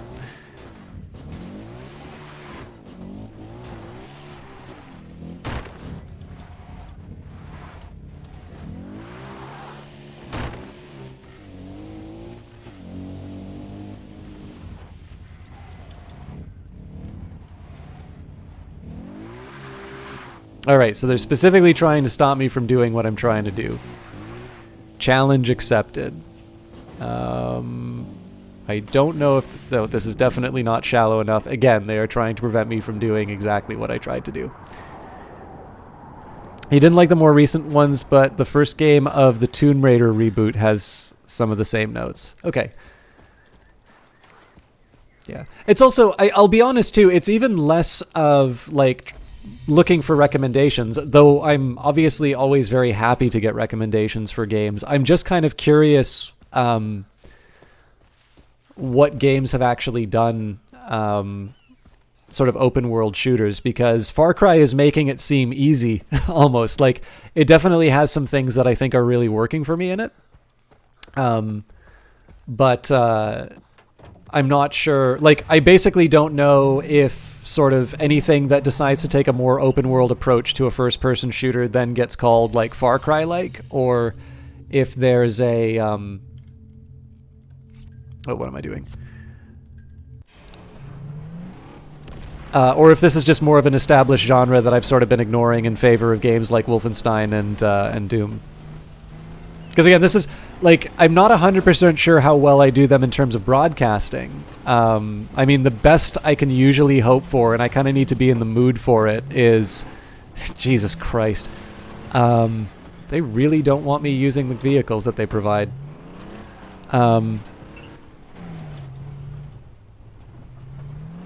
Challenge accepted.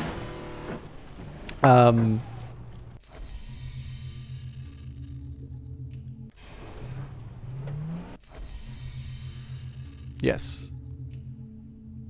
This is the right way for now.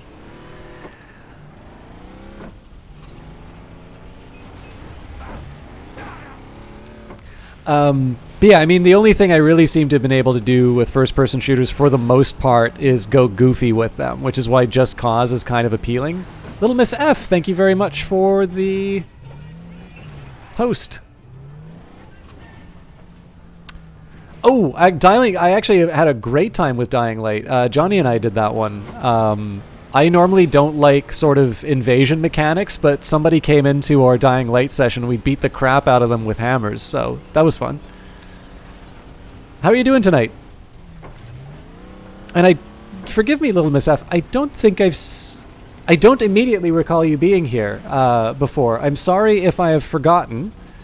But was it because of Far Cry that you're hosting? Or am I about to have a really embarrassing moment where I actually know you in real life and I'm going to just have to apologize profusely?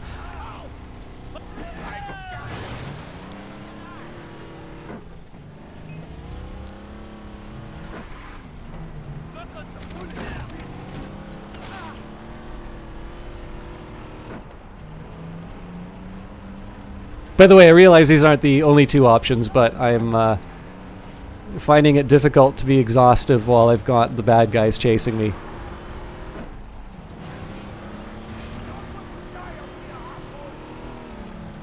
Alright.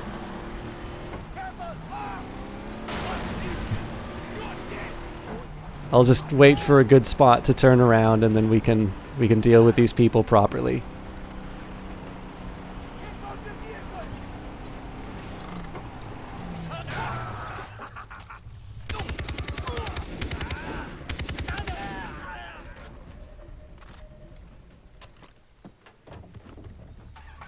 You were Teddy M3, you just weren't around for a long time due to time zones and such. You once came from Dynamite. Ah, okay, this makes sense.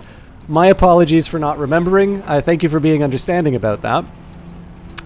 Dynamite, I think, changed his name to McCoffee, but I will admit, I have not really spoken with him in a while, so I'm not really sure what's going on. What were you streaming tonight? And of course, hello everybody from Little Miss F's channel. And thank you very much for...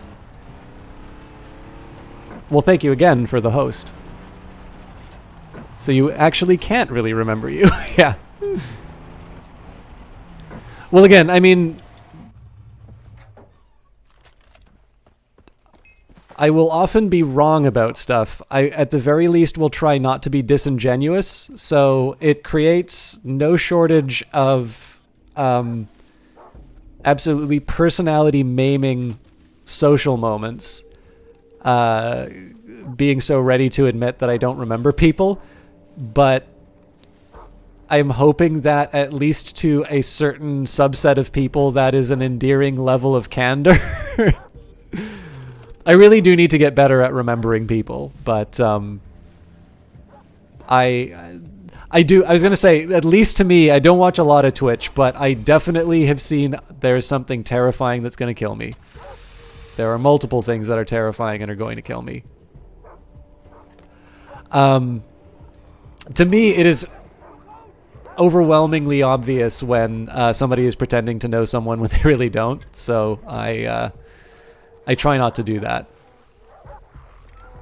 Who are you again? I don't remember. Why have your channel followed? You know, to be honest, Ponce, I feel largely the same way about your channel. I think we were both drunk once in Vancouver, this EXP place. I mean, obviously it went out of business, so it couldn't have been that good. And this is more a testament to our substance abuse problems rather than anything going on. How are you doing, Ponce? Have you played a Far Cry game before? You seem to play like all the good stuff, and I'm always surprised by what you wind up. I know you're doing Celeste yesterday because of the Epic freebie, but all good. You probably haven't watched me in over. So yeah, this is the funny thing too, Little Miss F, because I know Dynamike actually used to introduce me as a real-time strategy streamer, which I'm not. I actually don't play that many real-time strategy games. I tend to play a lot of turn-based strategy games. So you've not only caught me outside of my usual genre, but you've probably been introduced to me as someone who plays stuff completely different from what I actually do. So this will just be one crashing disappointment after another. I'm afraid it's all downhill at this point. But I will at least try to impress you all with stunning gameplay, namely shooting dogs with AKs. Oh, you know what? I'll leave you to the Komodo dragon. Something tells me I'm not getting the stealth bonus for this one, but I'm not entirely sure how one stealths with dogs. Oh, do I need to kill the dogs before it's considered clear? The dogs will not surrender the deed.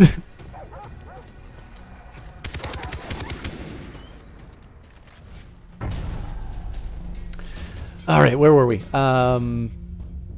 It's good to see you again, Ponce. Merry Christmas, by the way, guys. I'm sorry for not saying that a little more often. That's the reason why I decided to keep streaming, even though it's a holiday.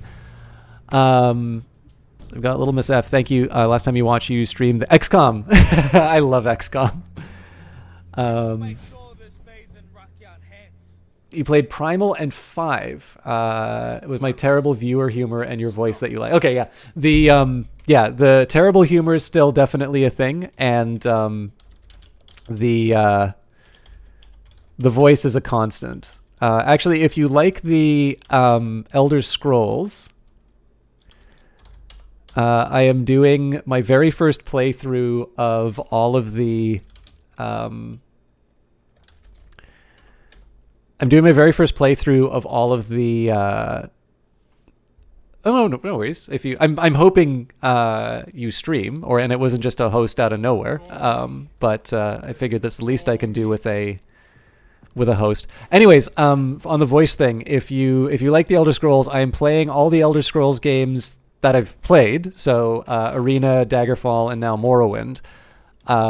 I'm making that distinction because I do not want that to be construed as a statement that I'm going to do Oblivion and Skyrim. But anyways, I've been playing them as the same character. So if you prefer a different voice style, I do play with the voice of Caius, Spellsword, Dunmer, Eternal Champion, Agent of the Emperor, former vampire, just general overall ne'er-do-well. And I actually do rather enjoy Morrowind. That's you mod Skyrim. Okay. Yeah, I've got something like 70 to 100 mods on Morrowind for the first time I've ever playing it. You don't play Skyrim? Sorry, I didn't see. I don't play Skyrim. And then we've got... Do you do modding on your stream at all? And then we've got... Okay, the VODs are all on my YouTube channel, youtube.com/systemchalk. I've played Arena through Daggerfall through Morrowind. The problem is I play it like this, which is very long, and there are occasionally interesting bits punctuated with extended periods of boredom. It's a little bit like War that way. I guess the interesting bits are the bits where people are trying to kill you, though, so that's maybe a bad example. But yeah, so you've come and reached me on a day I'm doing an FPS, which is outside of my normal thing, and then Tuesdays I've now added this first-person role-playing RPG, which is also not my normal thing. Although I suppose now I should call it my normal thing, seeing as I've done so many episodes of the Elder Scrolls now. You have 1,000 mods and over 500 plugins in Skyrim hand patched. That's incredible. Let me just give it a second here.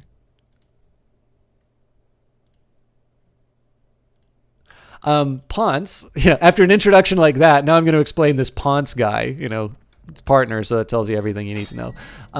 The worst thing is I always introduce Ponce as a former League of Legends streamer. Well, actually, I guess still current League of Legends streamer. You've just branched out. Again, you were doing Celeste because of the free Epic. Did you get totally accurate Battle Simulator today, by the way? Did I get it? Let me just take a quick second and make sure that I've got that. Oops. I meant that was intended for the Epic Games ledger, not the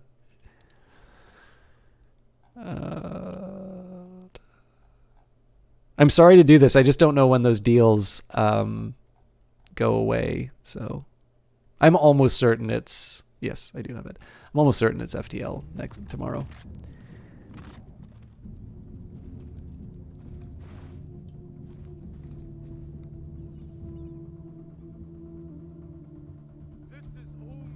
That's really funny. So, Little Miss, if you don't mind, sorry, I didn't even say what Ponce does. Ponce plays a little bit of everything. The wonderful thing about Ponce is that he's completely unflappable. Like, I have never seen him get upset about anything. And I think that's one of the reasons why I still speak of him in reference to League of Legends, because I realized, like, one of the reasons I stopped playing Dota 2 was I just got really tired of starting all my matches by muting everyone on the team. Yeah, well, I mean, this is how I've been treating the free games on the Epic Store the whole time. It's like, you know, I don't know what this is, but I'm going to pick it up. Although Ape Out was wonderful. I was so happy when that came in. Now, Little Miss F, I have to ask you, so now that you're deep down the rabbit hole, how did you get started with Skyrim mods? Because I actually have the opposite approach. The first time, like, Morrowind is basically the first time I've done heavy modding for a game. I play like a lot of Paradox games, which have a really active modding community, and I almost always be this like, the game must remain sacrosanct. It has to be the developer's original vision. You know, mods are just too much trouble to put in. And obviously, especially when it comes to the Elder Scrolls games, like, this is the completely wrong way to play them. Apparently, they are just so much more fun when you mod them heavily. Another guy I know, Alex the Rambler, does a lot of plays with a lot of mods for Total War. So I'm really curious, like, what got you started with that? And if you know what turned you into the current addict you are right now, what took you down that path towards dedicating the majority of your hard drive space to expanding Skyrim. Obviously, there's the marginal change now, which is you're always finding the next one. But I'm a little curious what took you down the path. You get mildly annoyed at the existence of. Okay, I've never seen you be upset. Use a sniper rifle provided. Oh, this will be good. I can replace the shotgun. Designated area to bag a yellow neck cassowary for a taxidermist. Check out the jobs on the bulletin. It was beautiful once. And Karn says, I think a lot of people go through a phase where they really like MOBAs and it ends when they realize it means playing with the kind of people who play MOBAs. Yep, that was basically what happened with me. I've got over 2,000 hours in Dota 2. And I like occasionally thought about going back to try the game, especially to see how it's changed. And then I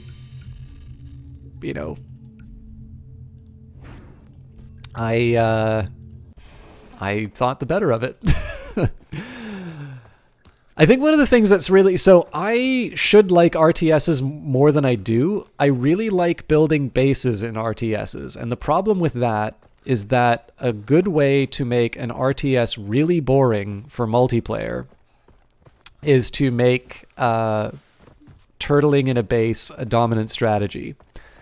Now, I'm sure there will probably be a really clever game designer who proves me completely wrong on this, but it seems to me the whole reason why real-time strategy games work the way that they do, I'm sure there was probably some kind of a zip line I could have used, but we were talking about Skyrim. I just really want to walk up a mountain.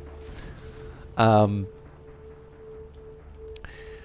yeah, like, it just seems to me that if you create an incentive for people to sort of hide behind their walls and not do anything, then you're just going to wind up with these extended, just miserable sessions where nothing happens, and then eventually when one side wins through attrition or a mistake or whatever, both people wind up feeling like they just had a massive waste of time, even the winning side.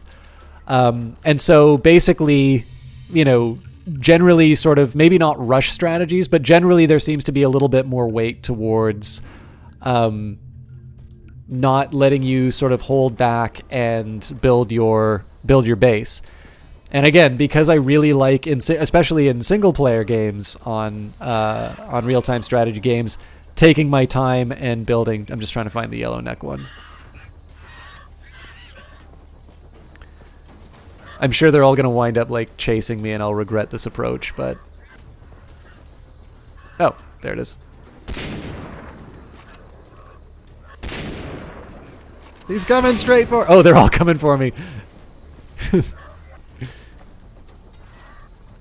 This is a terrible mistake.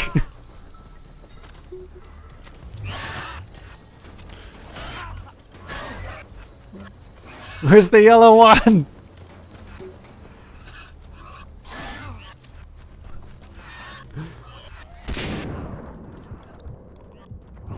Ah, all right. But yeah, so the thing, the antidote for me, of course, is MOBAs remove the base. So you get to focus on, and I mean, there's just something really interesting about having all of the things that are good about a real-time strategy game turned into this, turned into this really focused experience of the single unit.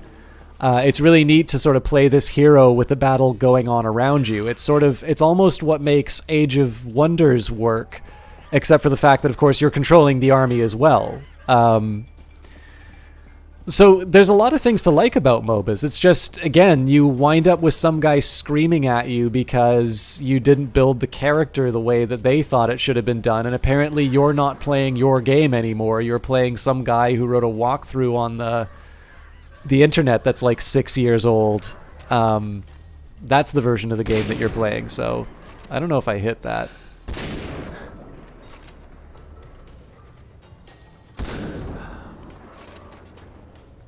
Alright, so Skyrim is extremely, but this is Little Miss F explaining the mod background. So Skyrim is extremely buggy and it needs certain mods. You wanted to create a special Skyrim for your stream, so you have, oh, sorry, I'm going to try and avoid being pecked to death by the...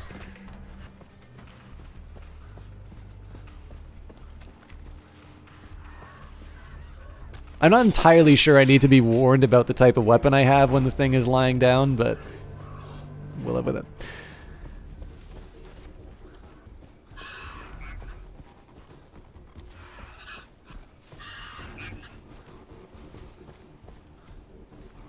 Okay, so you created a special Skyrim for your stream, so you have a special experience as content. Then it turned into this crazy mess. The tools to mod Skyrim and the amount of mods is what makes it so funny and amazing. You're chronically ill, and modding Skyrim became a hobby you're almost always able to do, and it's a way of coping. I can't fix my life nor my body, but you can fix Skyrim and the mods that you're using. I highly recommend everyone, if not modding games, make them more stable and smooth with mods. I'm a person who troubleshoots PCs for 26 years. Example, Red Dead Redemption 2 is terribly translated. Really? For PC. So finding fixes is something that you love to do. It gives you an opportunity to be active about something instead of just being able to accept the given.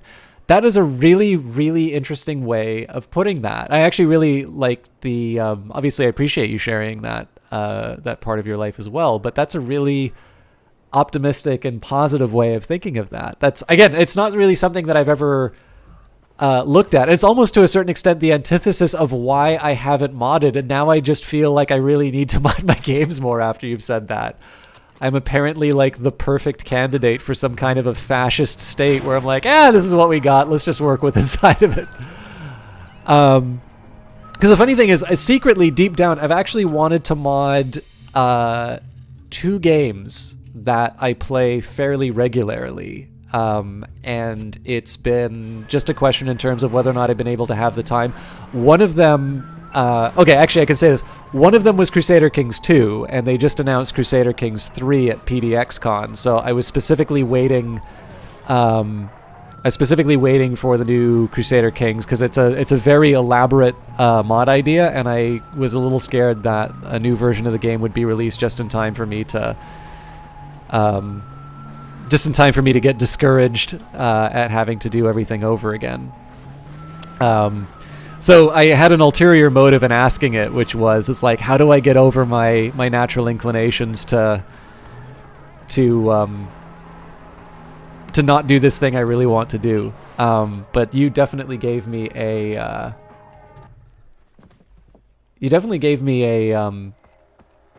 I don't know. That's like a really hopeful way of putting it. I really like that answer.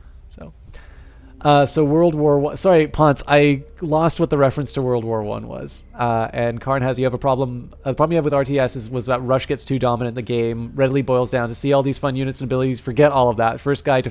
Yeah, exactly, Karn. So that's one of the reasons. Like, I tried. It was one of the Command and Conquer games. I don't remember which one, but. Well, I remember it was like a Red Alert one, but there's like 100 Red Alert ones. So, and like the first multiplayer games I ever did, I'm gonna have to give up my sniper rifle. Rabies has infected the dogs in the kennel. Use the provided RPG to wipe them out. Hopefully, Johnny Big Time is watching in secret. But yeah, like, you know, I was busy like doing my thing, and then out of nowhere, like 600 tanks, and I was like, what's the point at this, you know? And again, I'm sure it works for some people. Like, I can't fault it because clearly RTSs have a very dedicated fan base.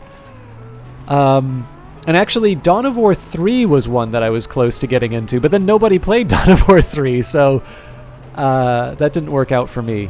But yeah, so again, I should probably like RTSs a lot more than I really do, but I haven't really been able to find one to make it like work for me. You love Viking weapons for Skyrim, so you exchange the wooden planks to plaster because Skyrim is closed. Someone and come on. Oh yeah, actually that's a really good point.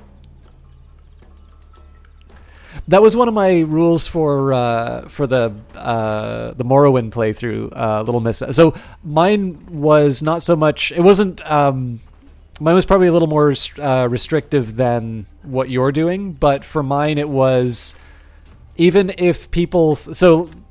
Even if people thought it would. You know, it was a mistake that a certain thing was included inside the game. I'm going for like the base Morrowind experience, but I'm doing any improvements that are like bug fixes or like, so I think a really good example, one thing that I think is absolutely daft in a first person perspective is the fact that you can miss with the weapons in that game. Like, it just, I do not understand why that is a thing in that game. Oh, wow. Looks like they got away. So I've kept that in there just so that I can kind of play the game that... Oh, that thing was dead already. I kind of want to play the game that that people are referring to when they talk about, you know, this really, really great game that got them into the Elder Scrolls. But things like adding sort of cosmetics, making Radenfell look a little bit more like a lived-in place.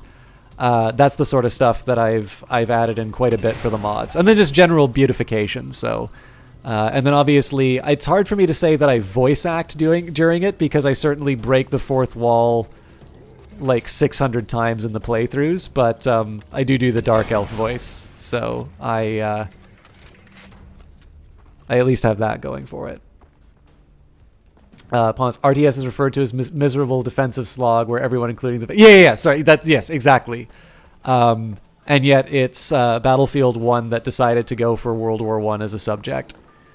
which is also appropriate because, of course, you have an entire generation of able-bodied young men throwing their lives away in this maw, which incidentally also describes LOL. Tragic thing about Command & Conquer is that it has all sorts of crazy fun units. And Little Miss F, but practically your Skyrim has almost zero vanilla anymore. You overhauled everything. Do you, on your channel, do you have a mod list, or is it just is it just this mastodon that no human can comprehend? Oh, and do you use, I think it's called Vulkan? Vortex. Like, do you use a mod manager, or is that sort of part of your experience of modding the game? Like, do you have sort of your custom tools that you use? Sorry, this has ceased to be a stream, and this is now just an interrogation for you. I'm sure you decided to come in here and have some fun rather than just be, rather than just have your loyalties and your methods questioned. No. But I'm fascinated by this. Like, do you have any tools that you use to manage this, or is that one of the things where sort of the off-the-shelf stuff is sufficient?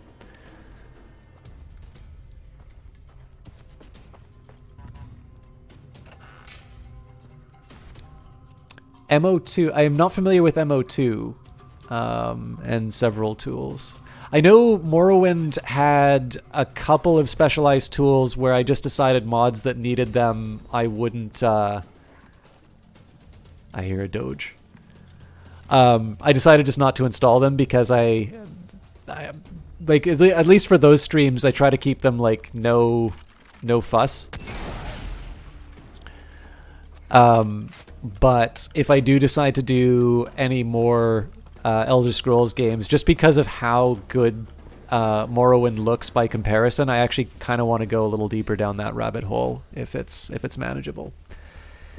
Yeah, I haven't finished the single player campaign, Ponce, but I was really sad when, like, it was pretty clear that the game didn't have the impact that they were hoping at the start. But what really disappointed me was the fact that, despite the efforts that they put into it, it just wasn't worth it to... wow, that's right on the edge of the...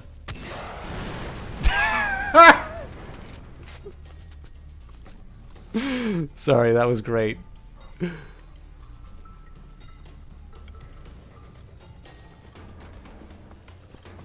I hope this is the dog I need to kill for the mission.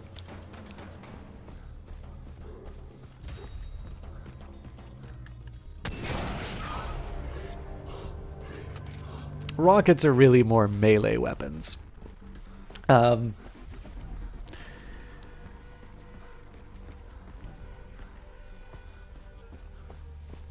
Anyway, yeah, the big disappointment for me was the fact that they basically said that any kind of DLC plans, any expansions were canceled, because I thought, like, Dawn of War is it was a little old when I played it, so I do tend to bounce off some of the older style conventions. And again, this is just one of these ones where I tend to think modern games are usually better, and it's just because they learn all the lessons from the previous iterations, and they're able to sort of build on the tools that were done before. In the case of movies, that's not always true. Like, a TV show will be able to use the same sets.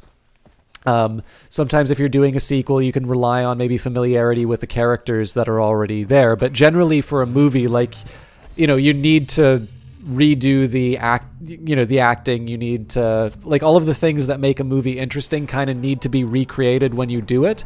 Whereas you can see in terms of games, like, if anything, there are probably too few sequels in gaming. Again, more of my bold statements here that probably are not actually justified by the facts. Because you can sort of reuse the technology and you can build and improve on it.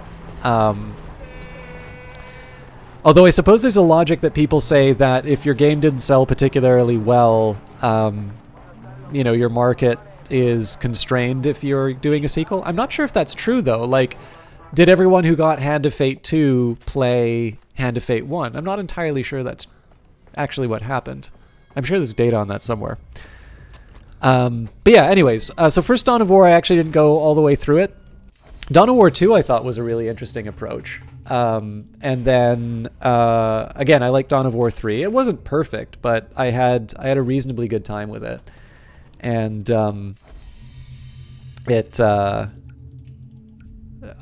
would have liked to have seen where they went with it. Oh, I think I will try the sound suppressor here. And sure, high-powered scope. Sorry, I know I'm trying to juggle a bunch of conversations here. So, Little Miss F says, "Oh no, you'll need all the tools like Mod Organizer 2, Xedit, NIF Scope, and NIF Optimizer, Paint.net, BSA Unpacker. Having 1,000 mods working without crash means a lot of work. 2 years you're working on this, a lot of troubleshooting and fixing. So you need the tools to find the issues and fix them." Yeah, okay. I'm actually, once you put it this way, I'm realizing how stupid my question was. Pon says, Warhammer fans coupled with trying to deal with people's bizarre nostalgia memory for games from the early 2000s sounds awful. You'd never want to develop a game for a group of trash like that. Little Miss F says, I'm surprised always by how interested people are in this, but sometimes you stream modding and people really watch it. You have a mod watch list, which needs to be updated, though. You're scared because your mod list isn't working out of the box. If someone wants to build that, then they'd need your hand patch versions of the mods. Yeah, it's actually, yeah, so that's, I think that's kind of like working on an open source project. As soon as you open something up to be worked on, you suddenly find yourself in support mode all the time and not doing the thing that originally got you interested in it. So I think I can relate to that. I think I can relate to that feeling. Oh, fine then. Can I do fancy? Oh, yes I can. Is there anything that improves the damage? Probably not.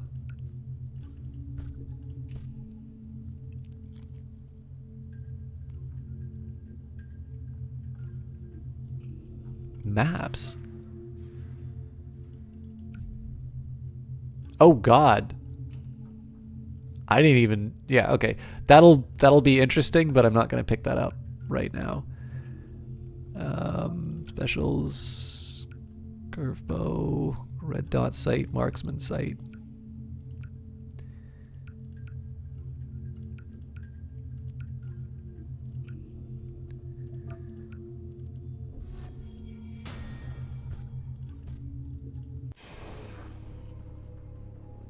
Or people might tell you that it's your fault that something isn't working. Wait, why do I... Didn't I just buy a crazy sniper rifle?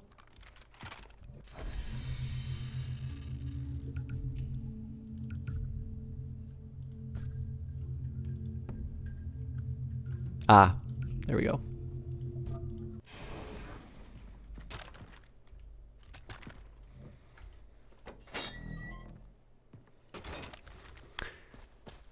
Yeah, I can definitely see that. Like it's tough because like there's a certain point. Like I mean, it's the reason I'm assuming it may be the same for you. Like one of the reasons I like streaming is because it allows me to sort of share stuff. You know, usually things that I enjoy, and obviously being able to make a game better or more in line with your taste. If people like your taste, then it makes sense that you'd want to share that as well. But obviously, if it's non-trivial to set it up.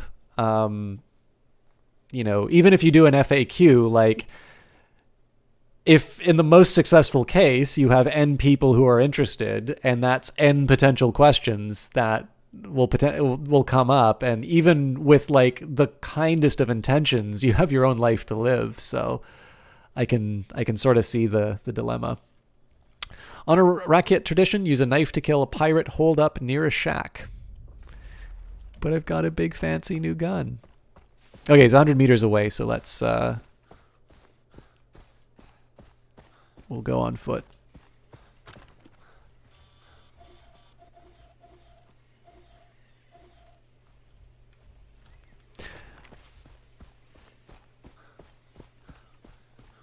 By the way, we're an hour over the normal stream time, but I'm not feeling particularly inclined to stop playing quite yet. One thing I was hoping to do was do some of Sean's games at the end of the stream. The only problem is I don't know when the end of the stream is, so to be determined, let's say. Okay. Looks like they're all looking... Like, it looks like they're all looking in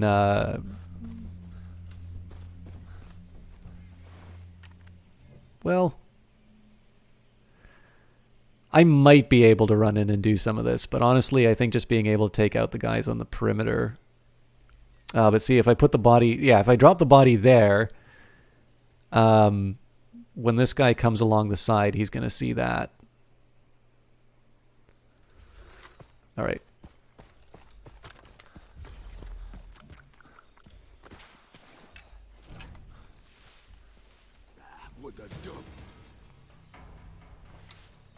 Okay, so this is the opportunity for this guy.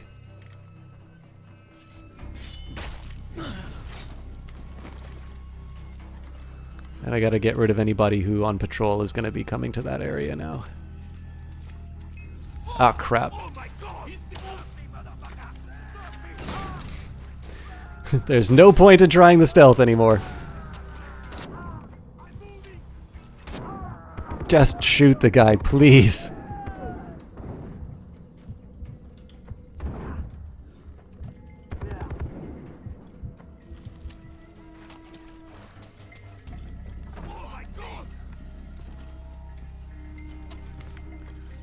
I have brought shame upon my stealth abilities, Sean. I'm sorry.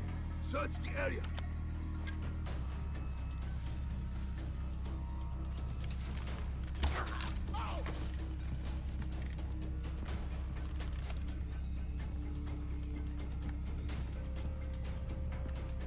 Drat.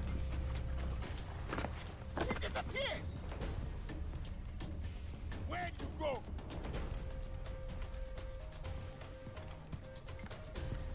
I can't believe.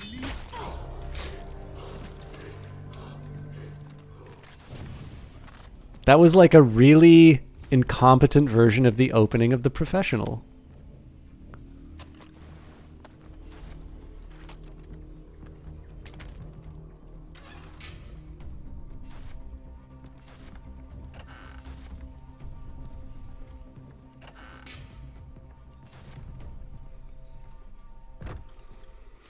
Okay, I think I said I was gonna like try and clear out some of the locations on my way to... So, like...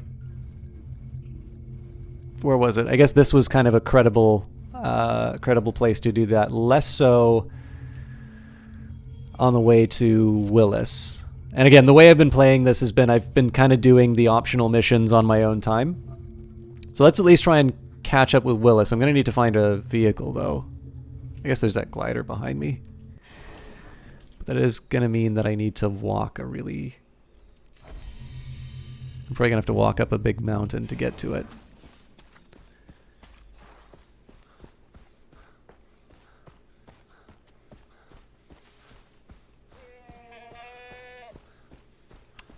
Wait, do I need goats?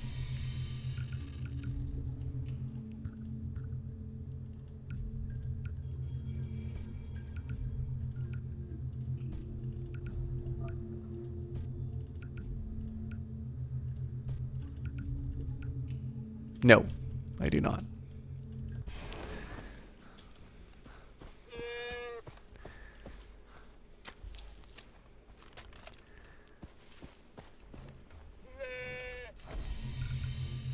All right, and for the appropriate mood,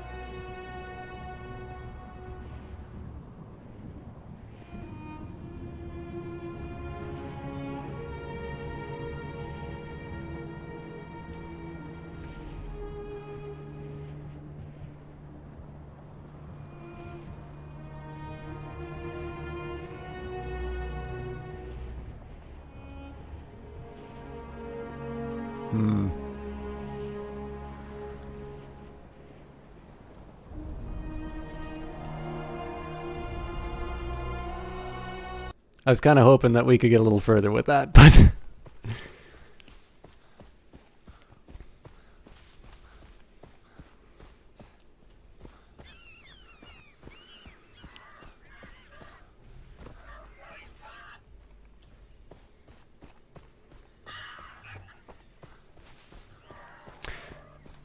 So, while I am... Oh. I can't believe you got. I am very lucky that I did not get run over by that. I was going to ask, because we're probably on our way to a long walk, I was going to ask how everyone's Christmas was. Feel free to ask, but there's going to be more silliness in a second. Uh-oh.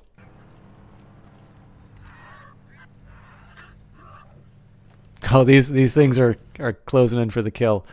What was it?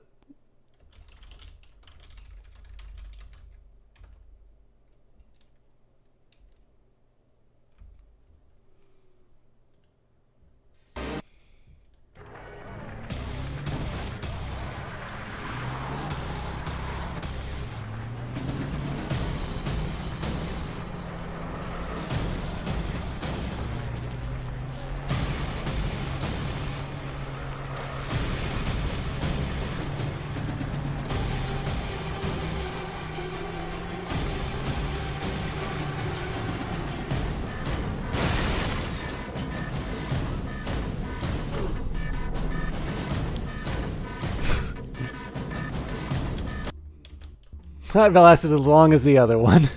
How much does a next gen of consoles affect games for PC players? I mean,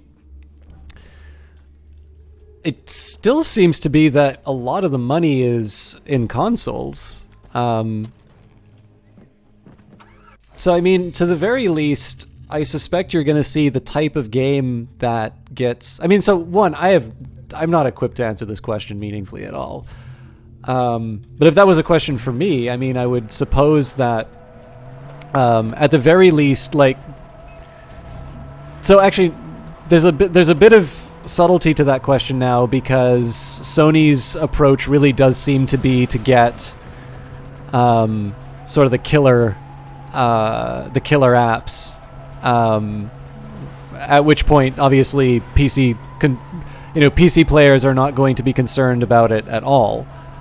I don't know. I have to assume, though, that at least in terms of the types of games that are like the big releases that go, that come out on everything, those are ultimately going to be affected by the features / and/or limitations of the next generation. I'm going to assume that that's going to have a shape in terms of what comes out. I think, Ascanius, you'd mentioned previously that you thought that it didn't really mean, like, console gaming didn't mean as much because, Microsoft is taking this approach where, they're sort of consolidating all platforms. So if you've got the Game Pass for your Xbox, you've got the you've got it for PC as well. Gears is no longer an Xbox-only title. And I mean, to a certain extent, like, it's hard to disagree, right? Like, obviously, PC gaming is sort of, apparently it gives you everything on the Xbox plus your PC games library, although I suppose to a certain extent that's going to become sort of a legacy catalog, and maybe it doesn't have the same appeal that it would today. I have to assume to a certain extent that PC gaming is going to have to justify its so let's face it, like, PC gaming, I'm really curious if I can drive over this thing. No, I cannot. Why did I even think that I could try to do that?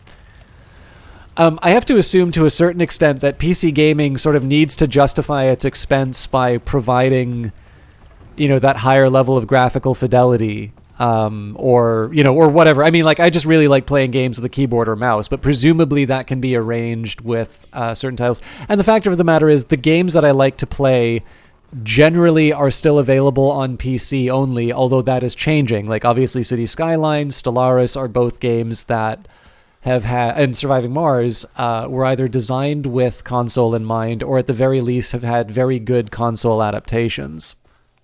But I don't know, I think Ponce is actually kind of talking about it this way to a certain extent. At least people seem to have stopped writing those horrible articles about how PC gaming is dead at the start of every new console cycle. Like, clearly consoles are a very... Okay, so like, obviously saying consoles are affordable communicates a certain level of, wherewithal. But clearly compared to like building a dedicated PC gaming computer, consoles seem to be a more affordable and consistent option. Like, the time it takes you to build a gaming PC, and if a part fails, having to deal with, dubious technical support from your providers, like, these things have costs. And to a certain extent, I'm not entirely sure being able to play games should have to have those frustrations. Convoy's next stop is the fishery. The pirates are moving Oliver to a chopper there. I've got to get a vantage point before that exchange happens.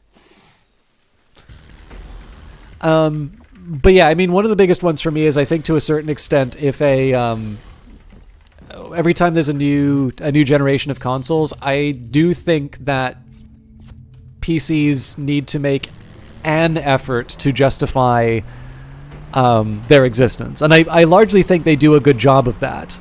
But in the end, I always, it's a little bit like any competition argument. Like, I expect we will see better PC games in response to a new generation of consoles, and that will be partly driven by the fact that, being able to do more. Like, so if a meaningful segment of your revenue is going to be coming from, all right, fine.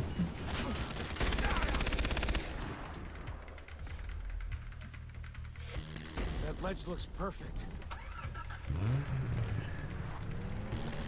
Oh, it just wants me to leave. Fair enough. To a certain extent, I have to think that... Oh, they even gave me a sniper rifle. Nice of them. Where's Oliver? I better wait until I see him.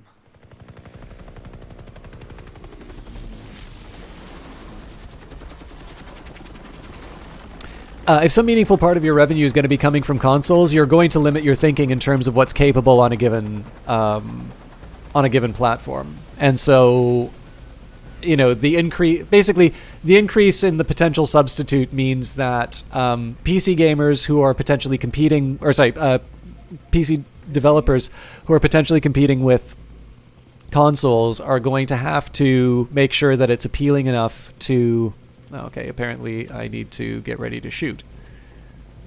Nope, but I can't get out of the binoculars, so I'm just gonna stay put. Leave him alone, assholes. I'm just gonna shut up until this thing's done. Hello, the Eyes of Sin.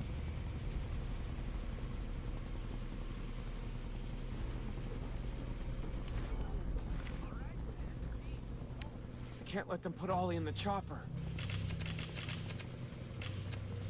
Oh, god damn it. Run, Ollie, come on!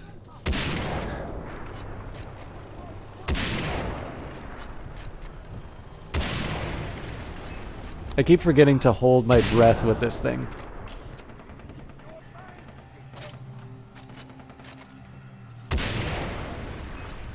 Oh, I thought that was going to blow him up. Again, I really need to remember to hold my breath. Keep moving.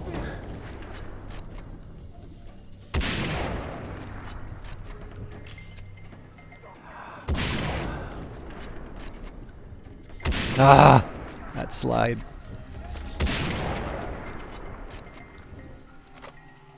Keep moving. I'm not going to become a rifleman anytime soon. Really? I didn't hit the red barrel. There we go. My little brother seems to have adapted to the life of a killer a lot faster.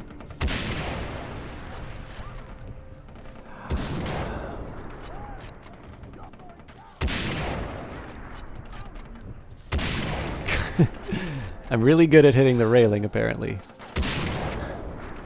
But yeah, holding the breath does seem to make all the difference. Shameful.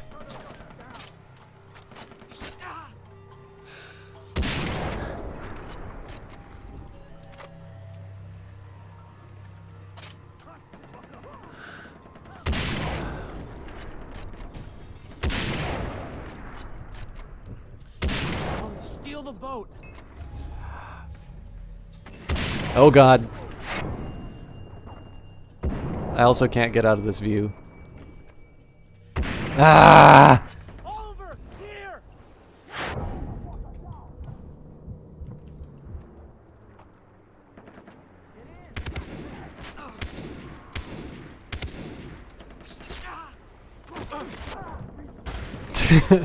That was not a very graceful exit. All right. So last console cycle, the articles were about how PS4 and Xbox One were the last generation of consoles. Civilization 6 came out for PS4 too. Yeah, it also came out on iPad. And Penology says you lose a console and an iPad. You haven't had a PC in a decade. Like, do you not have a PC for even like everyday computing? Because I have looked into it. I've definitely thought about doing a couple of cloud-based things for some of the development stuff that I do, but I haven't actually been able to justify the expense for myself yet. But I'm really curious about people who are, because that seems like a really great way of doing this stuff.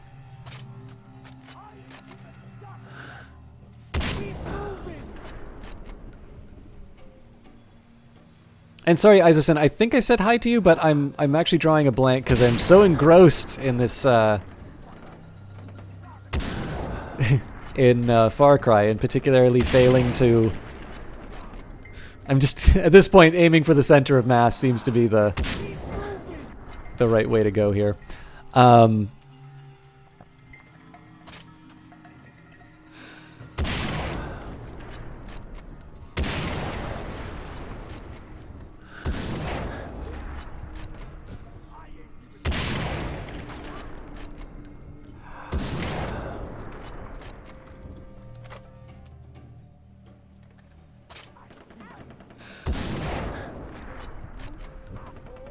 I should have gone for the barrel.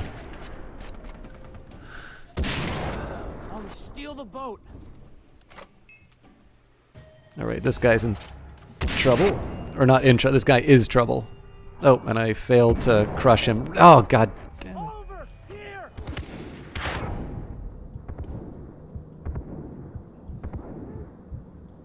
I cannot aim to save my life. There we go. All right, let's see if I screw this up again. There we go.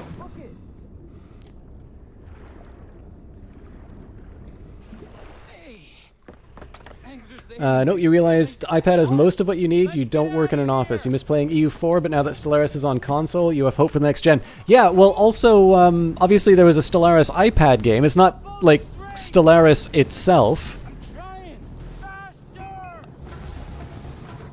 But Paradox is definitely on their way to,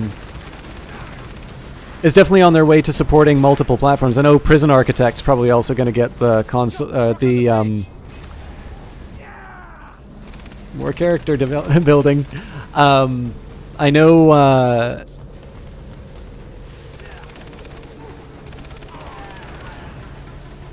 Trucks coming up on the road. Where? Wherever, shoot them. Oh wow, that's pretty merciless. Sorry, I was just getting used to blowing everything away. But yeah, no, Paradox is definitely console interested.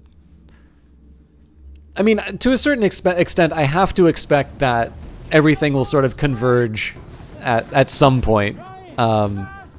It's just not clear when that's going to happen. I suspect probably the predictions that say, you know, everything's going to become as one those predictions are going to seem really stupid up to the day that it actually happens. But I also think it's going to be like VR, which is people will talk about that a lot more when it's not viable than when it actually happens.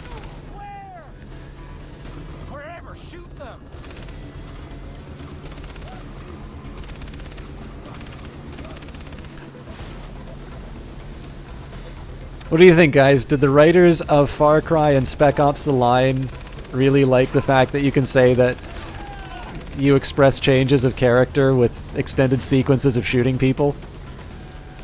I would have been thrilled to get that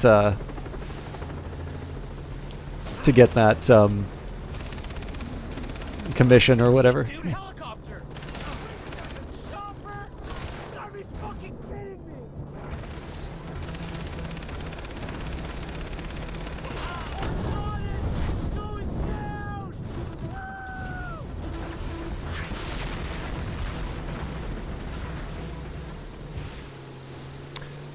Then you'll probably like Divinity Original Sin 2. You can't turn-based for the love of Mother Nature, but Maker's Breath, you just can't do it. Played Far Cry 5, need to play 3. I heard...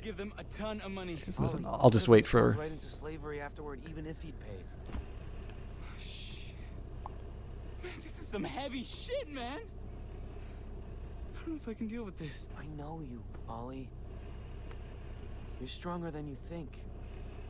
Come with me. I have someplace safe to hide you.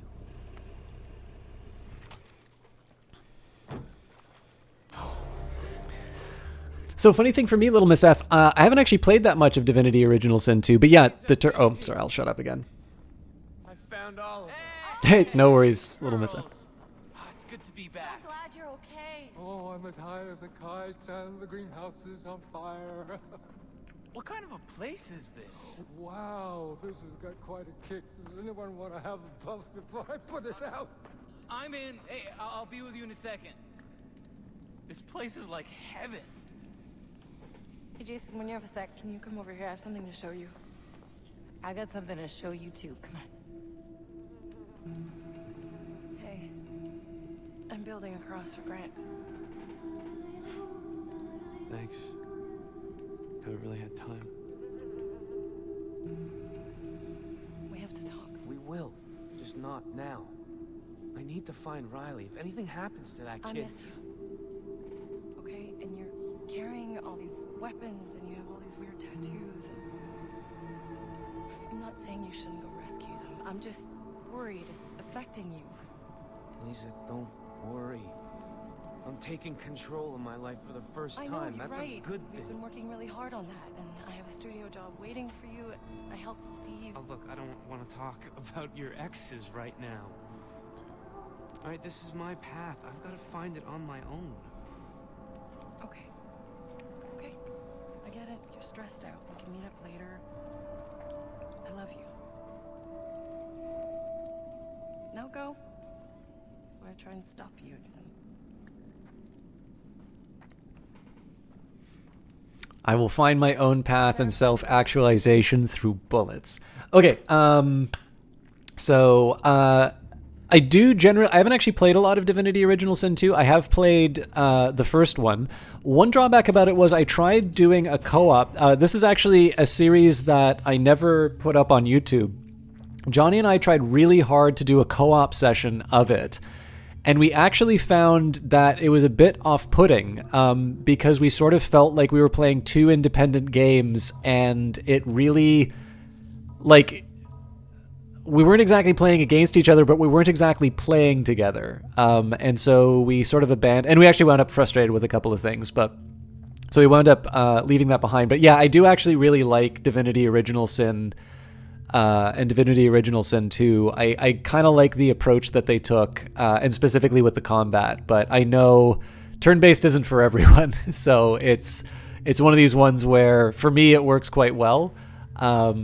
but I'm already built in for the XCOM stuff. So, and you've played Far Cry 5, need to play 3, as you've heard it's the best one. That's actually funny, because when I was asking somebody for a Far Cry recommendation, they said I should start with 5 because it's the best one. They said, oh, well, if you don't have 5, then you should start with 3. So apparently we'll have the inverted experience of the Far Cry series. But I'm just happy that they're made in Canada. So I'm sure I'll wind up playing all of them at some point. And Ascania says, for example, PS5 will let you launch whatever mission you're on without having to launch up the rest of the game first. So you'll imagine that they do that on PC too. Yeah, that's really interesting. I've not heard that. Like, again, I don't really follow consoles that much because, you all know now that I have an Xbox. It's 360 or is it 1 is the current one? It's whatever the new Xbox is. I've got the box here somewhere. I'm pretty sure it's Xbox One is the current one. Anyways, I'm just happy I can play an NHL game. That's really the red line for me here. Yeah, no worries, Eyes of Sin. I'm just really happy to see you. I know I wasn't that responsive on Discord for reasons that are probably apparent, but I didn't want to interrupt your Christmas. So, what was I going to say?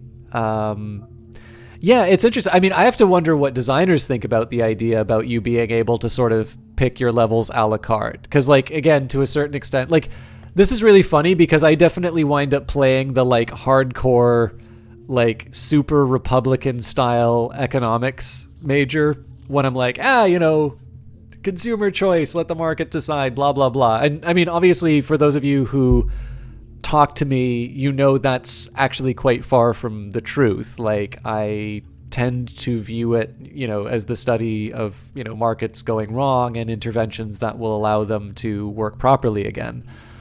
So to a certain extent, it's like, the Rock Band games, right? You have to play a bunch of songs that you didn't get the game for before you can play the one that you got the game for. And then, of course, this is because if you are able to go and play those favorite bits, you're going to complain that the game doesn't have enough content.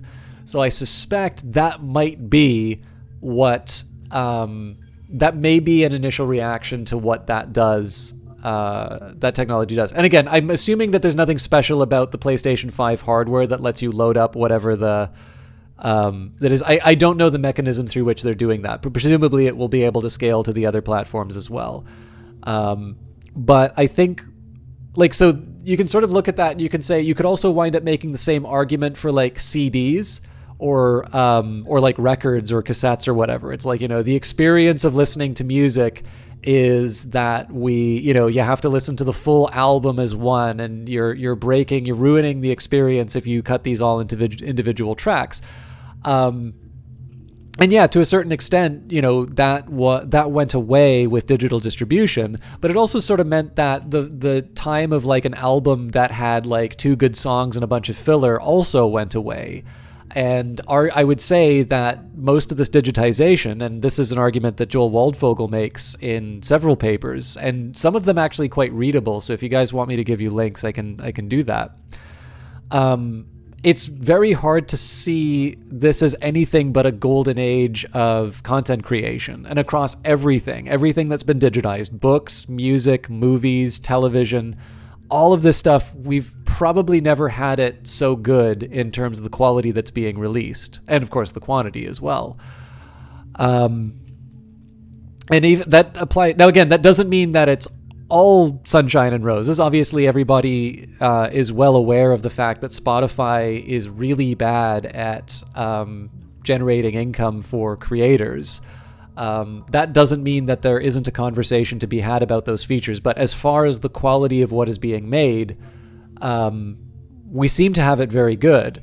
And so if we take that, admittedly, it's a little bit of a stretch to say that that's a comparable experience. But if you view a level of a game as analogous to a track on an album, that you want specific bits of content out of this game, I can see a very reasonable and to a certain extent correct statement on the part of developers saying that there is a buildup that is made, like this mission here has a specific meaning only if you play the preceding game. So I cannot imagine Spec Ops: The Line being the same game if you're allowed to pick what level you go to.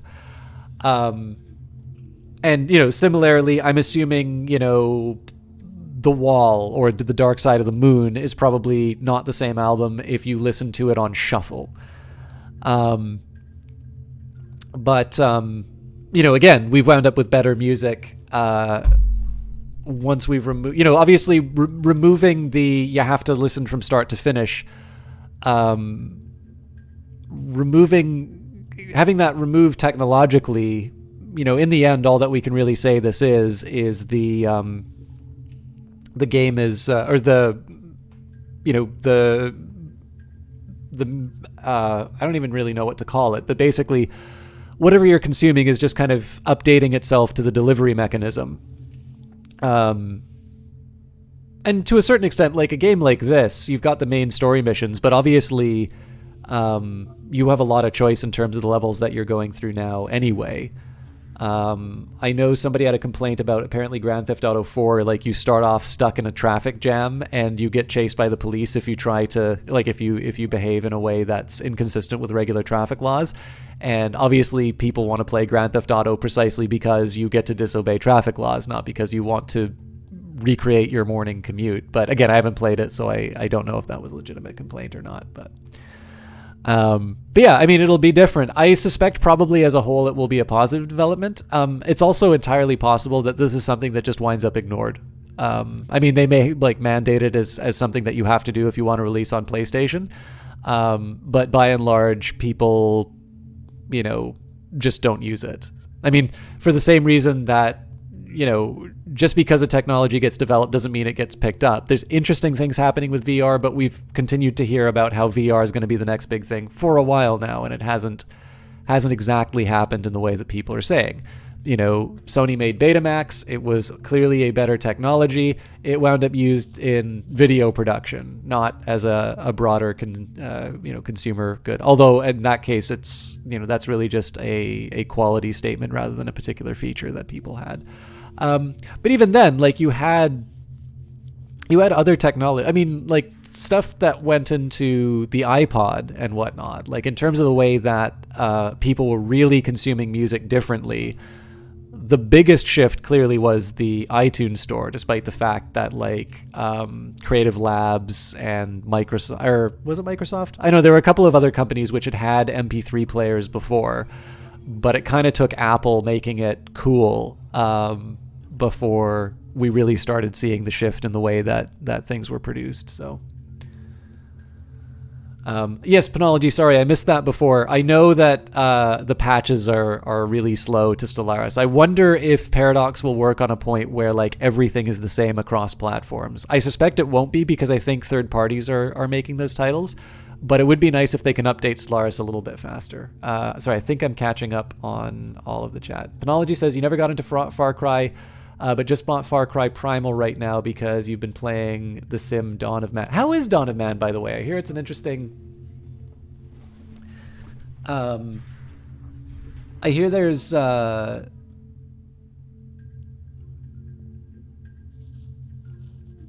it's a strategy game, right?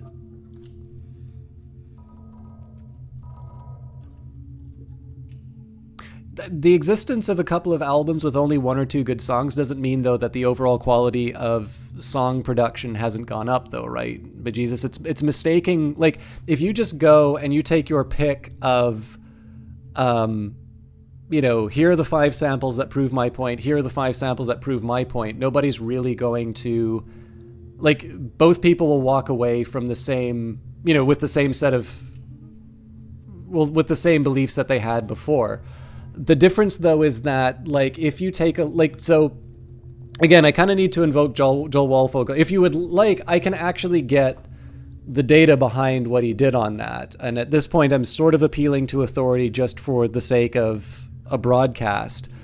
But by measures which will include things like, you know, top 100 lists, general critic views, and again, this will be things like Metacritic, this will be, you know, kind of as far as one can get to a consensus. Basically, along most of the credible metrics that you can get as a measure of overall quality, what we have seen as a result of the sort of the disentangling of, of a song from an album has generally meant that the quality of music has gone up overall. It's a little bit harder to make that argument for television, although I do think that television has come into its own in terms of using its format to tell longer and better stories. So they're no longer like 1 hour short films. Instead, they're sort of these broader arcs.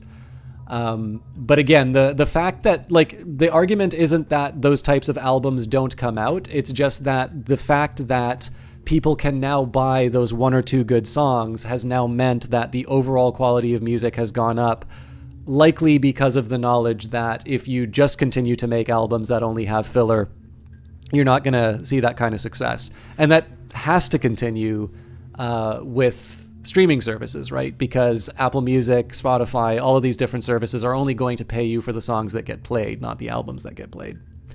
And Penology says, it's so good. If you enjoy slow burns, it's perfect. Yes, it's basically Banished mixed with Age of Empires. I also haven't played Banished. You get raided, but the enemy base is off map, and there's no attacking, just surviving. Oh, that actually sounds really interesting. I'm gonna have to take a look at it. Sorry, I'm not 100% sure where I'm going with the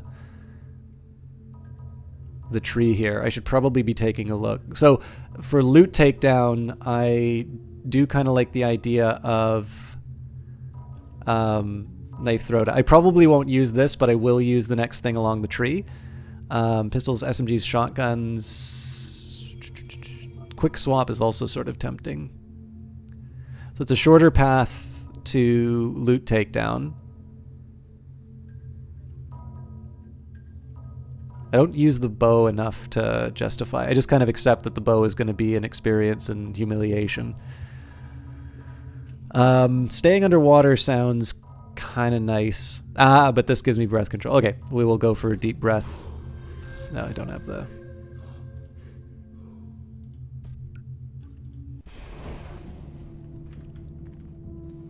Okay.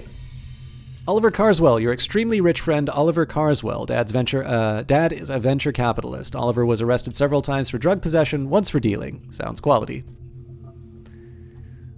Apparently I still have details. So Z93. The Z93 is the perfect weapon for when you really want to kill someone. This Yugoslavian bolt-action rifle is chambered in the, is it 50-aught BMG?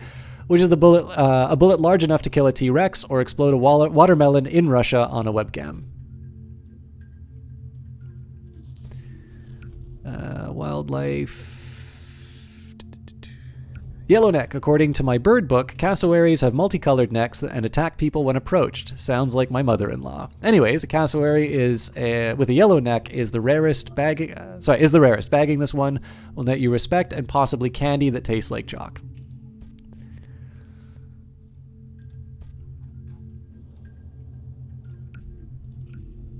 Failed drug patent 3 formula. The research into naturally occurring hallucinogenic compounds native to Rook Island may yield the world's next great superdrug. Effects caused by local flora are exceptional, so exceptional that our own people are using them recreationally. The only issue is the drug's lack of addictive properties. We are currently adding nicotine to the compounds. Further tests should yield more positive results.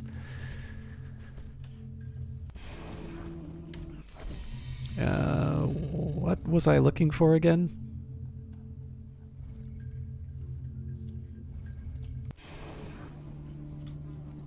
I gotta get out of here before she stops me. But apparently just text entries are all it takes to stop me.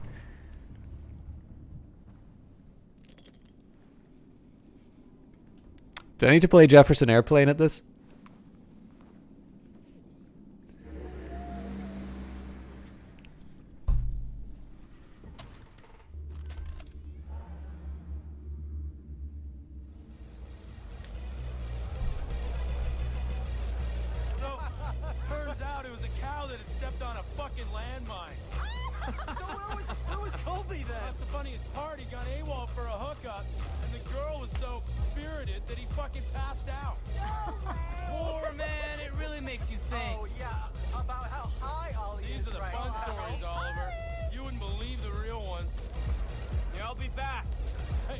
having a beer? Grab me a Hey, beer. Fitz, I'm not buying.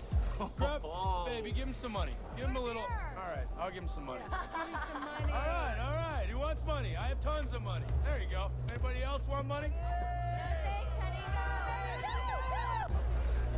I'm a little curious. So, why is this guy in the reserves if he's rich? I guess it's one of those like rich people and poor people things. You go into the military to advance your career. Fuck beer. What's the drink here in Bangkok? The Mai Tai. Forget it. Let's do Sambuca shots. 5, 6, 7. Girlfriend troubles? Told you? You know, Jason, Lisa is a keeper. I have shots. Now that, right there, is what I'm talking about. Let's have those shots. Hey, baby. All right, hang on. Watch it. Don't spill it. Don't spill it. Take it. Cheers, baby. Okay, do what? Oh, shit. To my brother Riley for getting his pilot's license. Where is that motherfucker? To my father's black card. To my black card.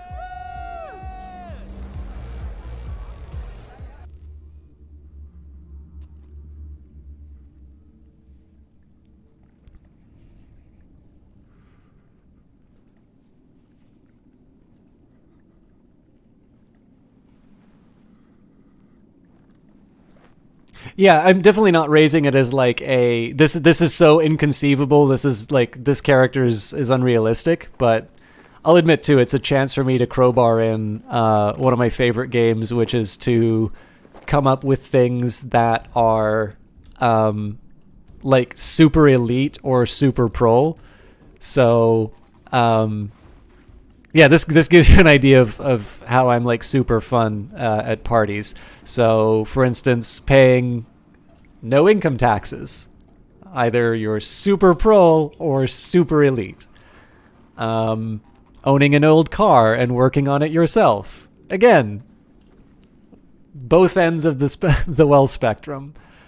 Another one that I came up was having pictures of naked people on your wall.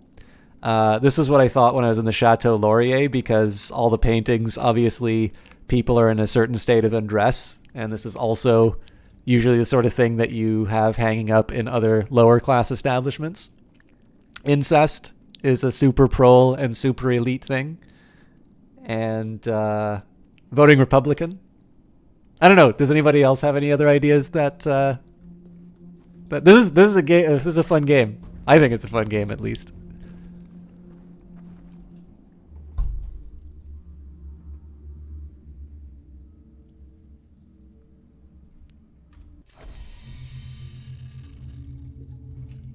Also, I'm completely not paying attention to what I should be doing in here. Maybe I need to go back into the cave.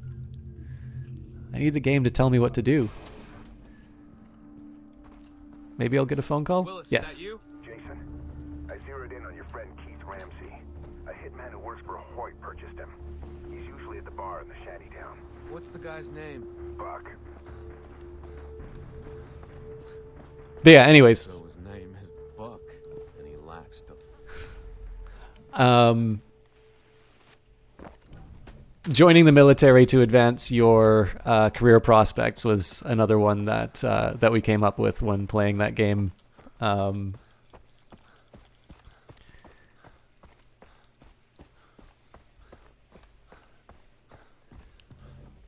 Dodging the draft is probably much more common for the elite than joining the military for your self-image. Sure, but I mean, I'm just thinking of like presidents and Congress, members of Congress tend to have some kind of military service as well.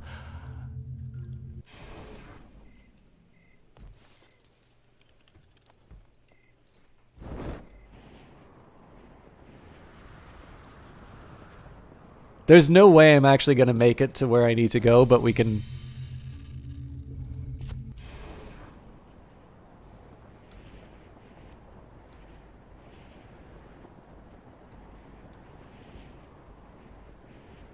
I'm probably not going to make even less distance that I want. if I waste all this time going around. Being unemployed and stuff. Ooh, that's a good one.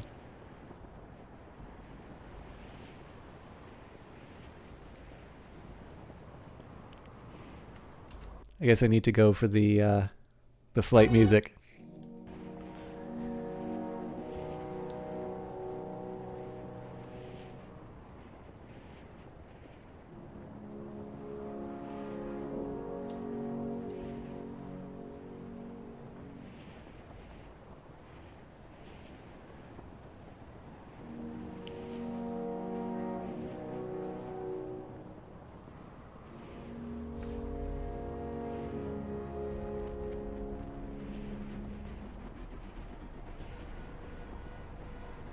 Probably going to wind up landing near one of those fires.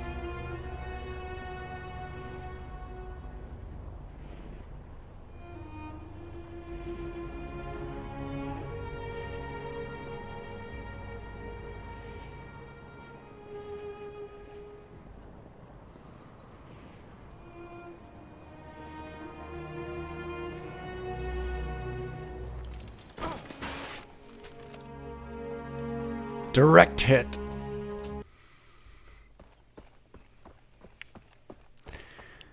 When you get your games through that EA thing, what platform is it on? So I have EA Origin Access Premier on PC.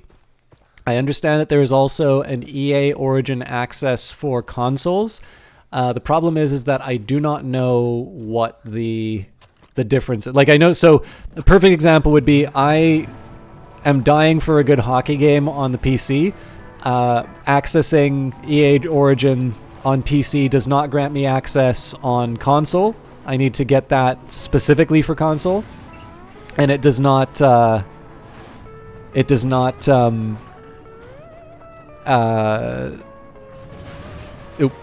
Obviously, it doesn't give me access to games that are not available on the platform. So now, I know we were previously talking about Shadows of War. So basically, I'm pretty sure all the Star Wars games would also include that, that like wireframe one where you're going down the. Oh.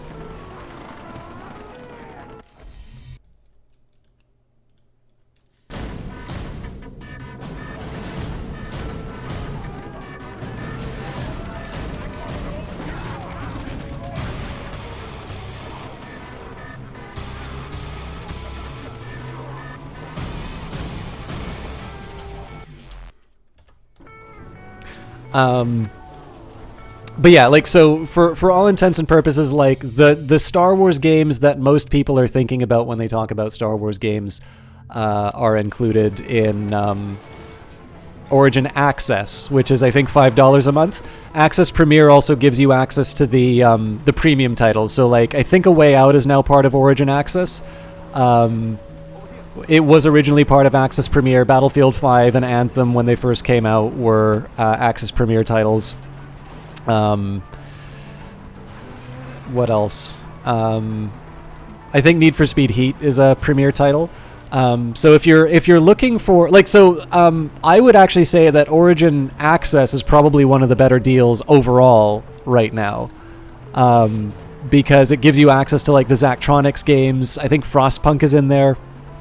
And again, for that $5, essentially what people are losing is this illusion of ownership of their games. But I mean, I didn't mind that at all. Battlefield was the last EA game that I bought. I get enough out of the Premier one that Jedi Fallen Order, obviously, that's one for Premier. But if you don't get it through Premier, do use that Epic Store link or affiliate tag. Always be closing. Anyways, but yeah, basically you click on the Origin Access button in the Origin launcher, and it's a little bit like buying the game, but I do notice every once in a while, if I'm in the store, it will give me the option of buying the game at the discount. So make sure you are not buying the game. I'm sure I'm just screwing something up. I don't think they are deliberately trying to mislead people into buying games. But it usually refers to something like the EA Vault or whatever. And again, that'll be everything from Wing Commander to one of the Battlefield games to I screwed up.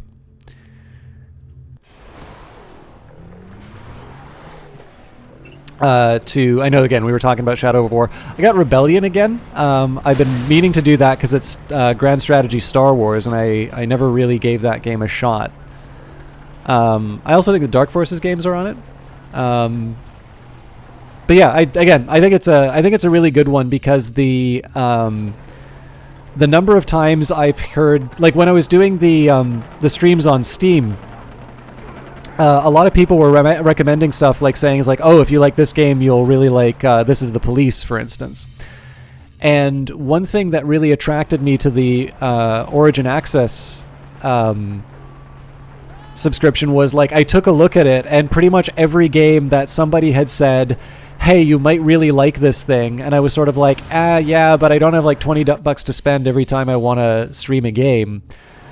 I think like something like 80 or 90% of the stuff that people had recommended to me was already part of the EA Origin Access Vault. So at least in terms of the stuff that people had identified as things that I might be interested in, it had a fairly decent hit rate. But again, it all depends on what you want. Like for me, the cost of so I generally like subscription services, and I think they are generally a better way of doing things. They're not the last word, but they're I think a lot more interesting than a lot of the op-eds have given them credit for.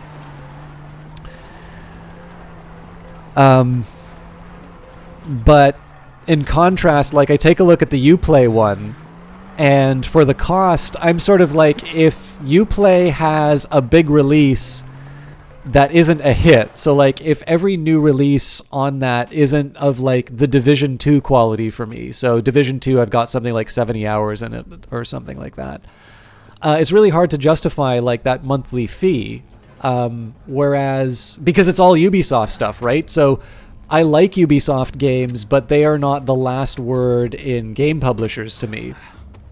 They're sort of a type of game which I find enjoyable once in a while rather than being the thing that I main. So for me, I can't really justify the expense of the Uplay Plus membership because the cost is a little bit more than I'm willing to bear for that style of game. Whereas, you know, a lot of I actually think Imperator is part of the Origin Access program as well. So, you know, obviously Paradox gave me a copy of Imperator. I didn't need to worry about that particular one, but clearly I would have been considering it if I didn't have it, because why spend the money on Imperator when I'll have access to that through Origin Access, and then if I get tired of that, I can go play, you know, Battlefield 4 or Hardline or 5 or, you know, whatever. So, you know, for that $5, I kind of feel like I'm getting more variety and just a better library of games. But that's obviously a statement of my personal taste. I couldn't turn around and tell someone who really enjoys Ubisoft games that Uplay Plus isn't a good deal. Because if, like, Ubisoft games are your jam, like, if you play every Assassin's Creed when it comes out, you know, getting the best version of Assassin's Creed, especially something like, you know, I probably could have done the sneak. I'm going to take unnecessary damage for that too.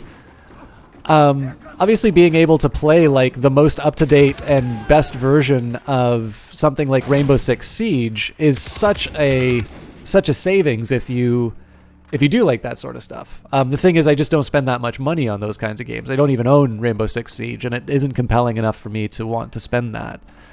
So as always, you know, it's pretty much everything I say can probably roll back on the tried and tested de gustibus non et disputatum. You know, no argument with taste. Are you interested in either Mirror's Edge game on Origin? Yeah, I am actually quite interested in them. I saw Kite 260 play those, and they looked really fun. I just haven't gotten around to it. So, but yeah. So to the short answer to your question, Miles 4K, is it depends. There is a console version of it and there is a PC version of it, but my references have always been to the PC version, which I think has probably got the deepest library. But that is kind of asserted without evidence. It is entirely possible that Red Rider, thank you very much for the follow. Does it come with a walnut stock and a hair trigger?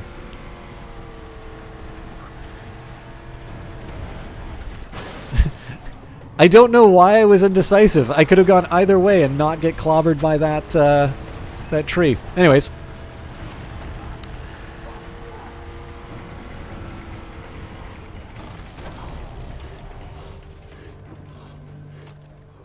But yeah, no, Mirror's Edge looks really good, and I did not hear the kindest things about Catalyst, but I've also learned when it comes to EA stuff that I have benefited very heavily from testing them out myself. I tend to find that people tend to speak... Like, it just seems to be that there is a penalty that EA pays for just being someone who angry YouTubers really liked to crap on for a while.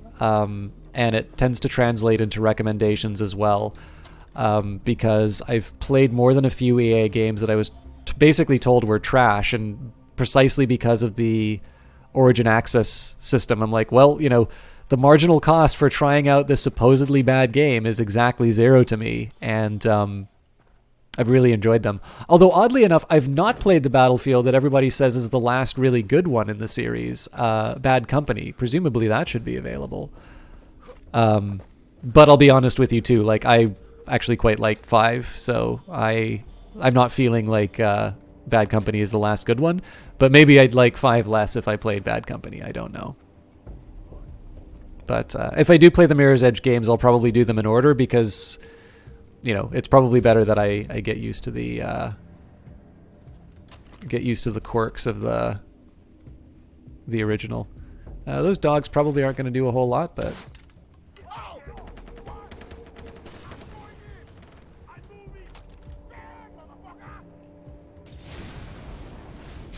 The dogs betrayed me.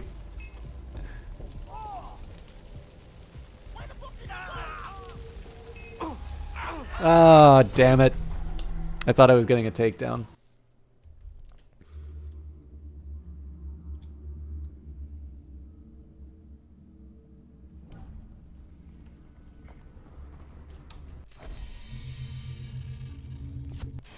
All right. Once more with feeling. Still gonna unleash the dogs, though.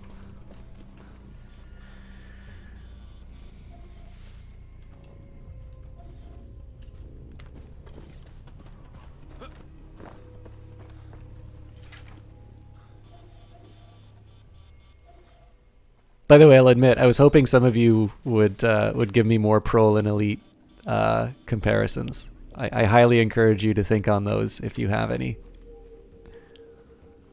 You prefer Catalyst over the first game, but that's an extreme minority opinion. Yeah. I mean,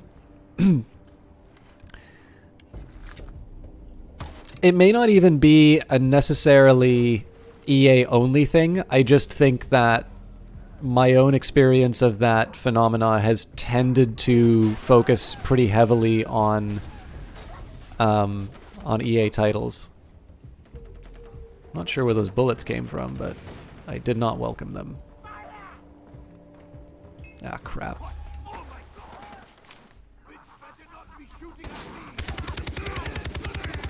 Well, I was going to try and get a triple kill on those guys, but...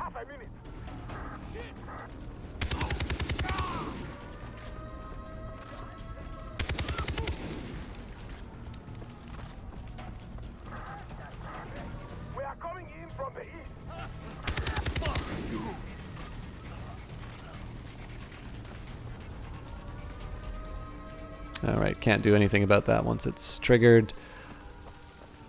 So I guess I gotta find the last guy. Just or wait for the backup to arrive. Being driven somewhere. Oh yeah, that's a good point. It was one that didn't quite it didn't quite register at the time, but yeah, you're completely right. I really need to get out of the burning area. Put out the fire, don't heal. This has happened a lot to me where I'm trying to put out the fire and it tries to bring out a health syringe, and then it stops and I'm back to burning again. I'm not quite sure what I'm doing wrong there. But I get to try and fail at the stealth thing again. Anyways, I was going to try and say something about... oh, right, yeah. So, again, it's not an EA exclusive thing in this sense, but I also have to suspect to a certain extent there is the first time I tried something like this effect. So, like, you know, the consensus seems to be that Dark Souls 2 is the inferior Dark Souls, but I know multiple people who consider Dark Souls 2 to be the best one. And for every single one of those people, it's their first Dark Souls. And then, you know, I played the first Dark Souls. I sometimes wonder if the Demon Souls was the best is just the sort of the effort to do a flex on, you know, what a hardcore gamer you are. I need to get rid of the alarm or get shot and murdered. I'm glad you didn't have enough self-preservation to get rid of me before the alarm.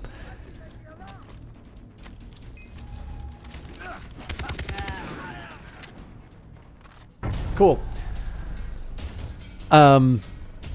But yeah, so it could also be that Catalyst was primarily played by people who were Mirror's Edge fans and didn't find it as compelling. But again, I think the biggest thing is that whenever I hear something about a game and it's just, oh, that one was bad,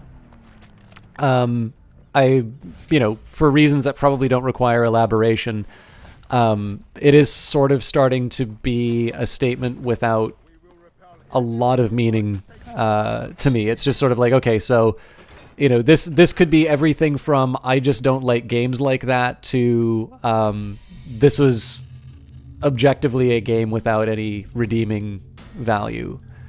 Or maybe I'm just too optimistic. Generally, I think games tend to get better over time. Again, this is clearly a statement on average. Like, there will obviously be a best year for games, but I'm not entirely sure anybody's going to be able to determine that. A pirate and his gang are entrenched on a nearby hilltop. Kill him with a knife as a true warrior. You got the bullets. Nothing to be afraid of. Yeah, but apparently you're going to make me use a knife, so... Alright.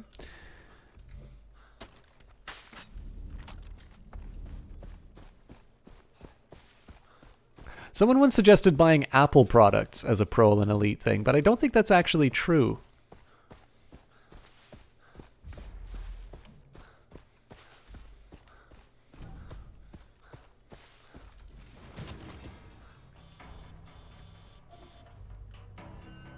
Okay. I realize I would probably do better on the stealth sections if I stopped running everywhere, but I'm very impatient, so... Alright. Now, if I went to master difficulty, probably be a different story. I would love to run in and murder this guy right away, but yeah, that movement is exactly why I was afraid of doing that. Okay.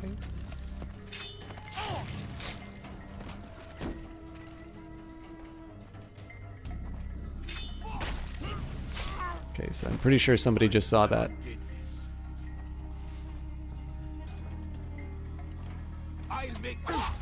Okay, that wasn't quite as planned, but still did the trick.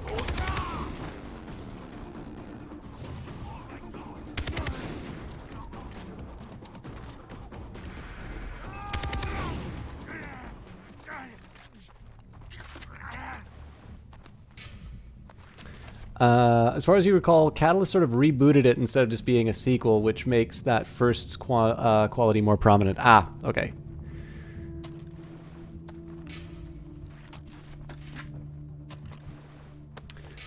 I mean, I will admit too, the one of the things that I just find so attractive about Mirror's Edge is I'm fascinated by I guess it's called the flow mechanic. I just really I'm fascinated by how a game has sort of taken the idea of like, so, you know, I say this when I play Assassin's Creed a lot. Like, I like the fact that they make it effortless to do cool stuff.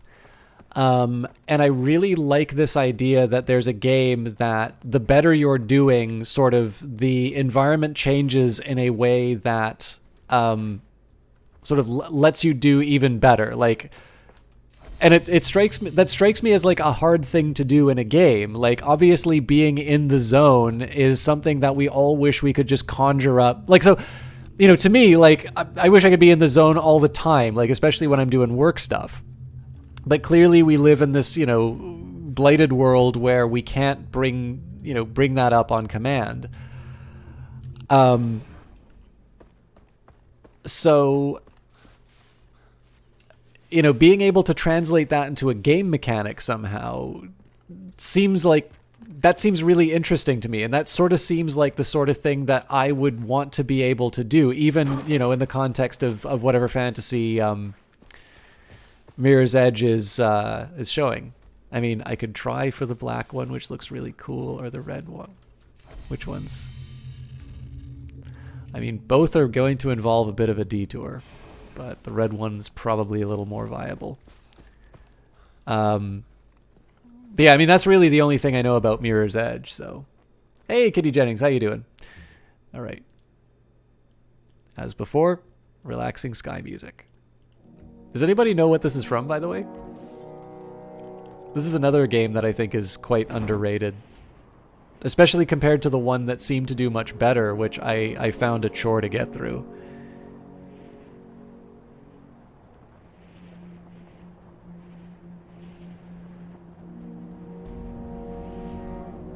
I don't think I'm going to get anywhere even remotely close to where I need to be.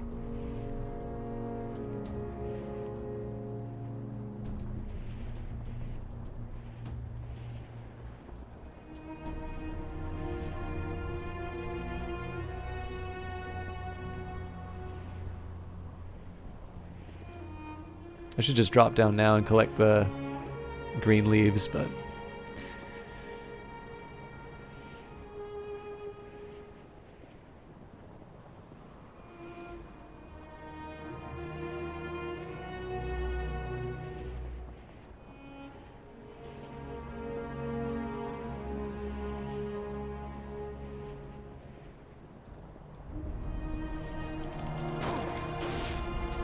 I was hoping to nail it. Alright. Can't have the nice music if car crashes are happening. God, I'm really tempted to do a side mission here, but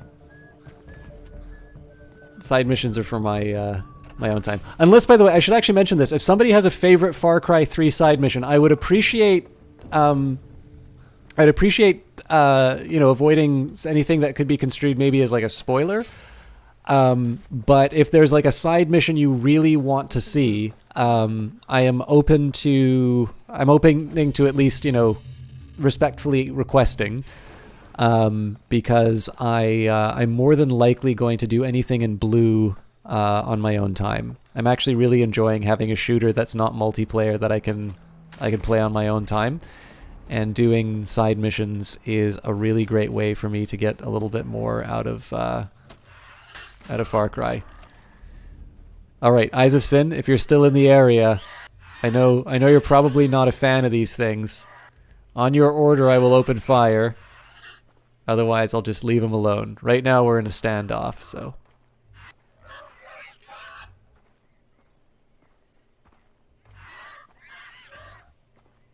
Although I guess you like turkeys, so maybe that's limited to certain types of... Ooh! What about an untitled Goose Game, but with these things? Is this a mod that we can make?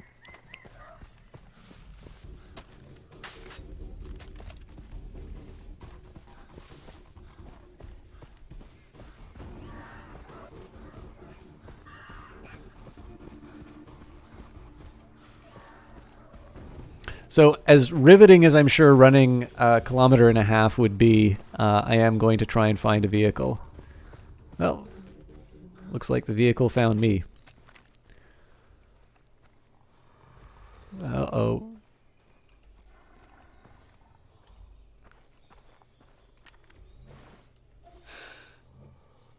Yeah, I'm not quite ready to shoot.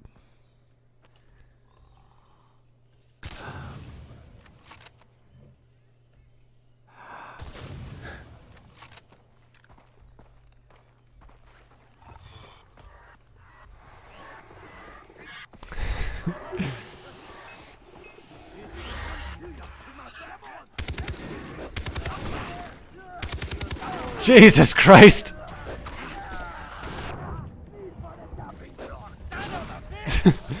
This has gone so badly!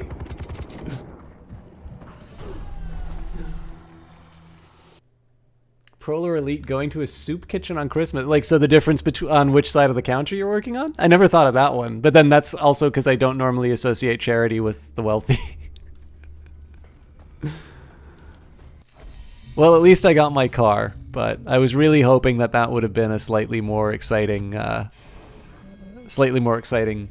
trip.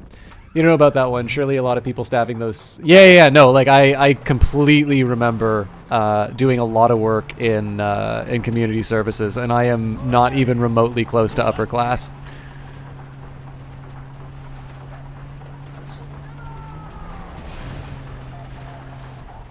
Although I can say, again, this is more of an economist thing.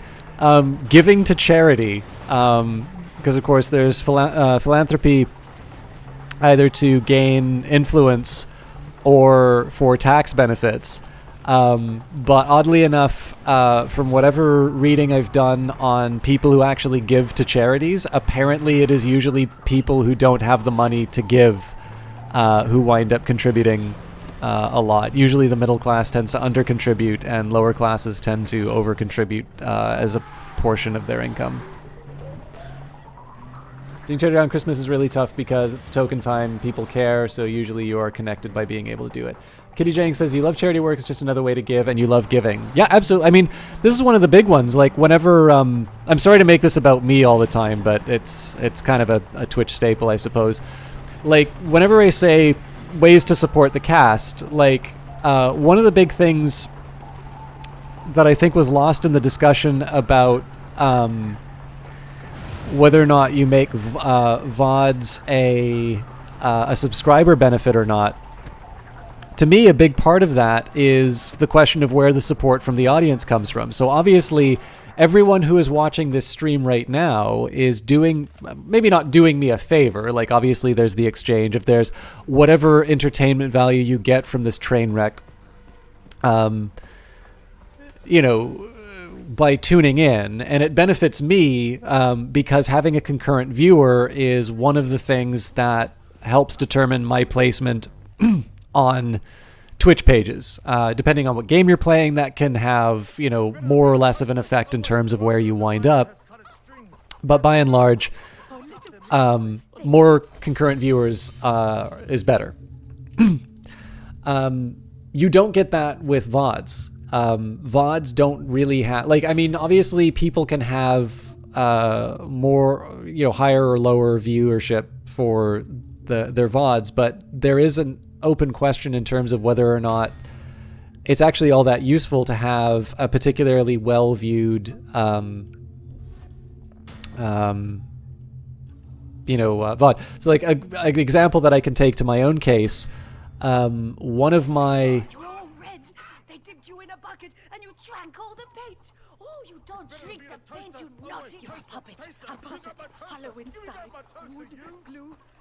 Some of these dialogue is bananas. So there was one where Victoria Tran, the community manager for Kit Fox Games, she quoted it from a tweet. I think it was one of the 6 Ages videos, and it was because I kind of talked about how pleasant she is to interact with on, you know, an email, and how I had a particularly busy schedule because, like, that was the time when BattleTech Heavy Metal a new Imperator Rome DLC, which I still haven't covered, but it's a free DLC, so I wasn't given a key for that because there's no key to give. Age of Wonders Planetfall, 6 Ages, and there was another thing that was released at the same time. But that, Nerd of Beard, thank you very much for the follow. That was a time where it really was I was packed to the gills and I was trying to figure out what to do. But again, because Victoria is really pleasant to deal with an email, it gives me, again, on the margin, that inclination to really want to cover the stuff that she sends to me. So because, she's a community manager, right? Her job is to have a high, Twitter account or Twitter following and people who will watch her videos. So that is a particularly well-viewed VOD of mine, but that doesn't necessarily translate to anything that I can, take to the bank or any placement. Because I would argue that anybody who's looking for that weird guy who talks a lot and maybe has a passable voice and said those really nice things about this person's emails, they're probably going to be really disappointed by my day-to-day content. So again, in this case, what benefit is there from the VOD? So the mapping that I make from that is that charities are always looking for people to help. I know the stuff that I helped with was the Salvation Army, and I realize that is a tricky one for a lot of people. The Canadian Salvation Army is probably a little less aggressive than the US one in terms of its social stances, which are the ones that everybody seems to have an issue with. But I might as well say that where I helped out. I did the Salvation Army kettles. I worked in community services. I have gone to the different disaster sites. Disaster site sounds maybe a little extreme, but wherever they were going and helping out, it was a place where I grew up. It was something I helped with. I did it both paid and volunteer. And, not necessarily everyone can give with money. And ultimately that money doesn't necessarily mean a whole lot if there aren't people to actually help support the work. So obviously your choice of charity is going to be something that you need to pick. But what Kenny Jennings is saying here, giving your time really does mean a whole lot. Because especially too, when it comes to dealing, some of the stuff that charities work with, kids who are not the easy ones to deal with, right? The ones that probably should be seen by some kind of psychologist, but, people can't afford that. So instead they put them in low cost, kind of daycares or summer camps or something like that. Somebody's got to work with them. Somebody actually needs to listen to them and not lose their mind when they start behaving in the way that, probably has them going into these different programs for. There are people who don't like dealing with people who smell bad, but if you're going to be giving out, food maybe not a seasonal thing, because this is the other thing too. I don't want to give the impression of people with low incomes, just smell bad and are homeless or anything like that. There's plenty of people who find it hard to make ends meet and, act and look and smell and have basically just seem like otherwise perfectly ordinary people. But again, time is an incredibly precious resource. And so generally, I would say pretty much any charity that is asking for your money probably can also use your time. So again, I don't want to entirely make it about me, but the analogy that I draw is, when I say there's lots of different ways to support casts, coming in, participating in chat, giving the streamer something to react to, being present for a concurrent view. These are all things that benefit because, again, time is very scarce. Everybody's kind of fighting for that. But I will definitely say the more enlightened way of using that time is not spending it here and using it on charity. You're Buck? Well, it's not my birthday. It must be Christmas. I'm here for my friend, Keith. Sorry, it doesn't ring a bell. You bought him from Hoyt. I love that little reveal. He said his name was...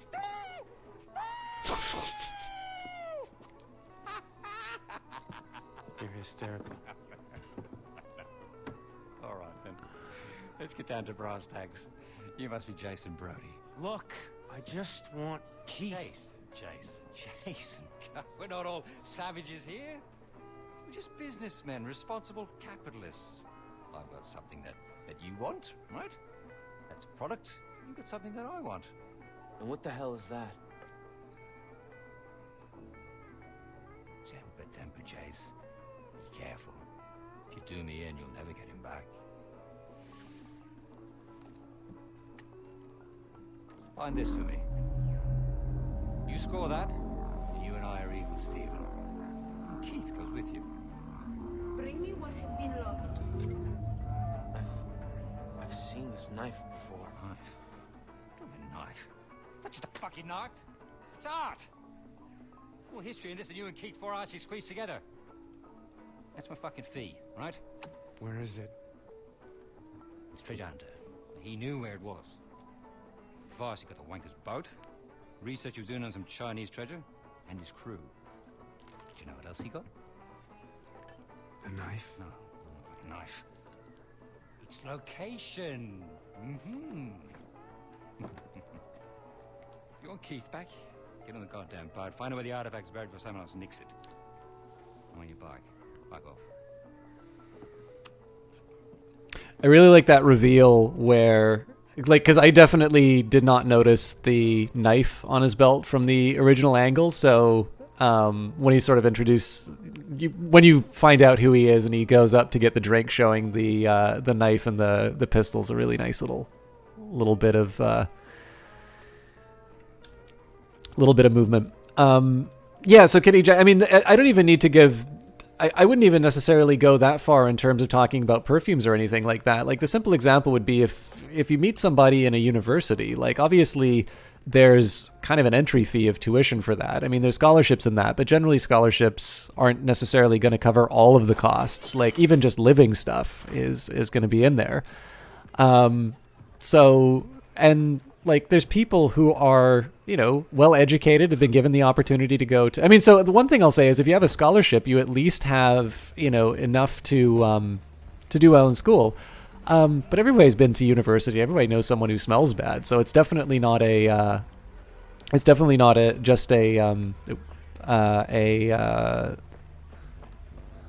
class thing. Although, obviously, if we're dealing with homeless, probably the smell is going to be something that keeps people off. I just really gave it as an example of something that keeps people from doing it. Honestly, like, the biggest thing is that there's always going to be another excuse not to do some kind of charity work.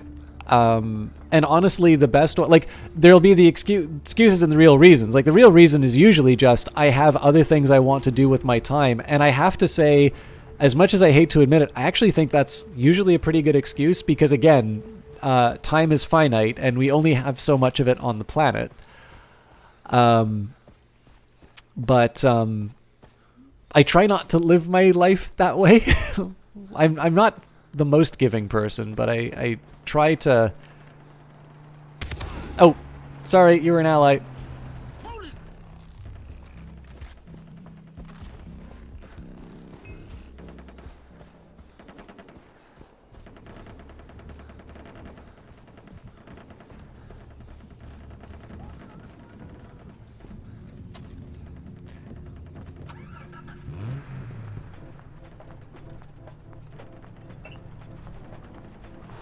Sorry, when I say everyone who has been to a university, not like everyone's gone to university. I know that's not true.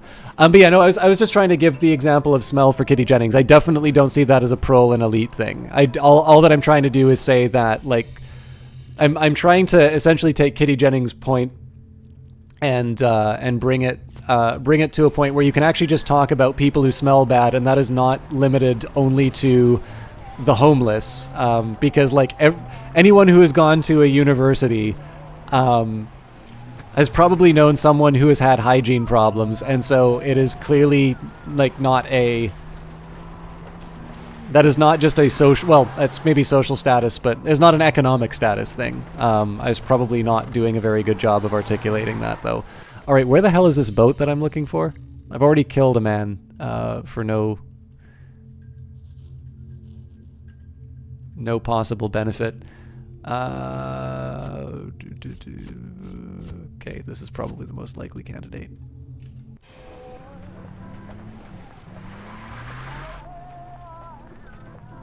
Because it depends on the university. I don't know. It's like, it's just one of these things. Like, I don't know if it's a social. I don't know. I'm sure somebody's like looked into this. I don't know if it's a social skills thing or what.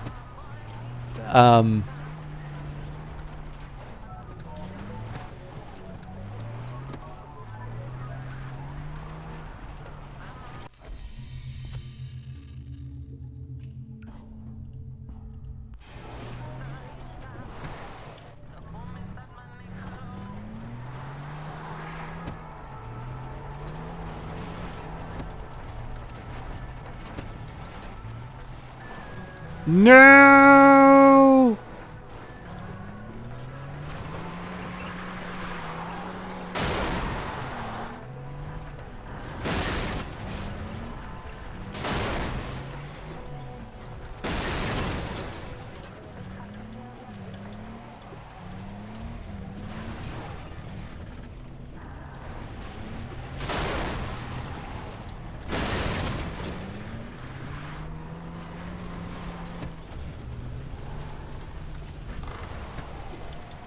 Like a glove?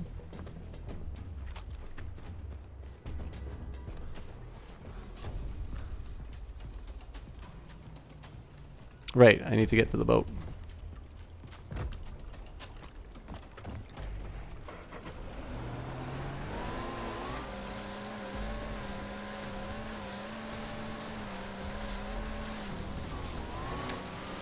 Okay, so it says infiltrate, which I'm assuming means I'm not supposed to...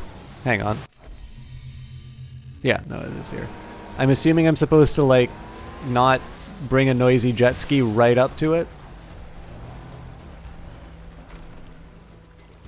Not exactly what I wanted to do, but yeah, there's obviously bad guys here, so...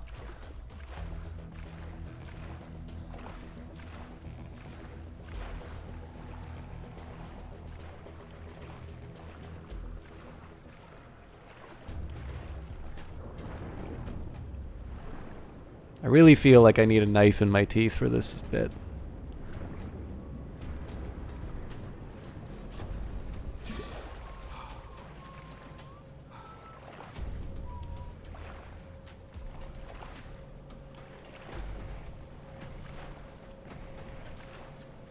I'm getting bored now. Thought I heard something. Why don't I thought I had, like, the ledge kill.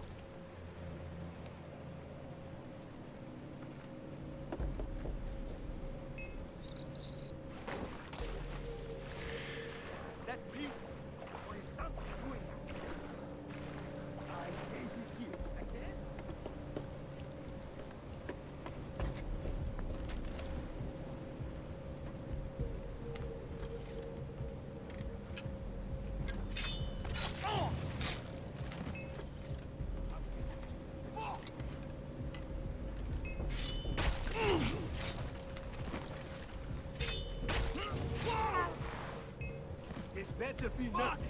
So many bodies.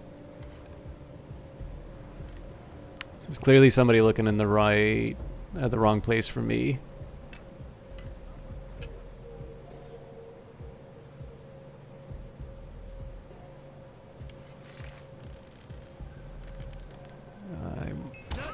Nice.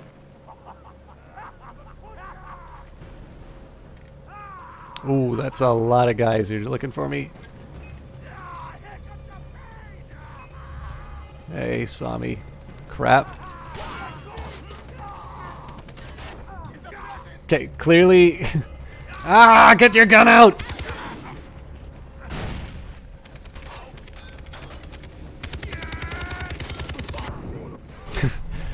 Yeah, that went about as well as I expected after I got caught. I probably lost my nerve by using the bow on the sniper. I am rather disappointed though that I don't get those takedowns from the ledge.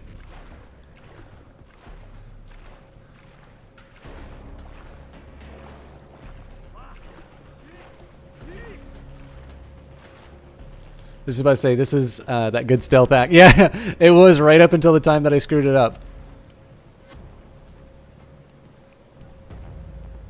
I bet I can close the distance in time. Yep.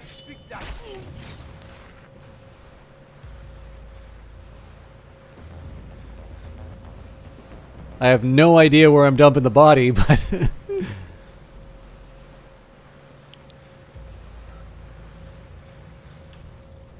That'll have to do. Oh, well, that's not obvious at all. Yeah, that's not exactly where I wanted to put him. Okay. I should probably take advantage of the vantage point.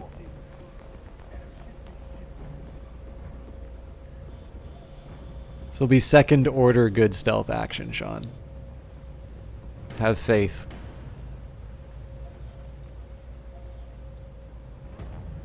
Ah, oh, damn it. I could have sworn I was going to be able to get the takedown on that. I was going to try and chain it.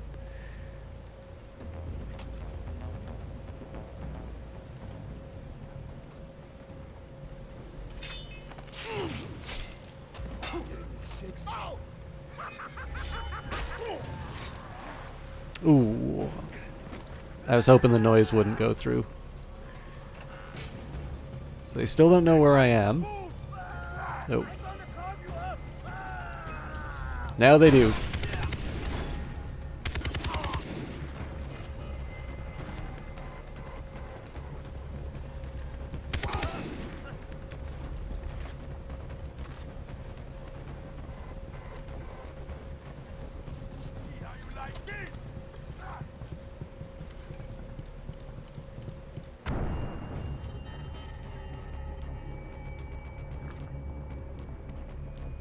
Huh.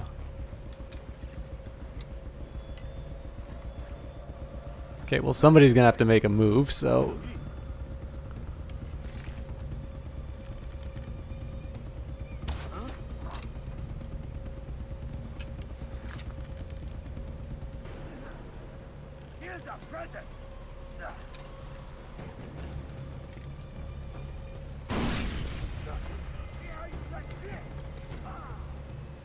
Okay, so clearly they're gonna keep...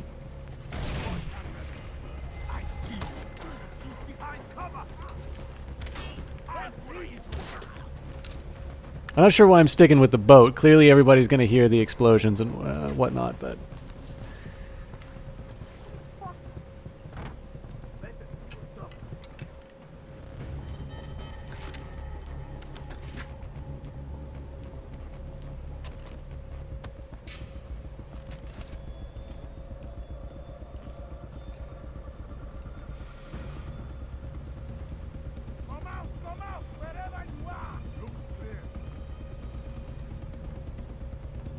So in principle, I should be able to finish the rest of this off with stealth, but it may not be worth it. Nope.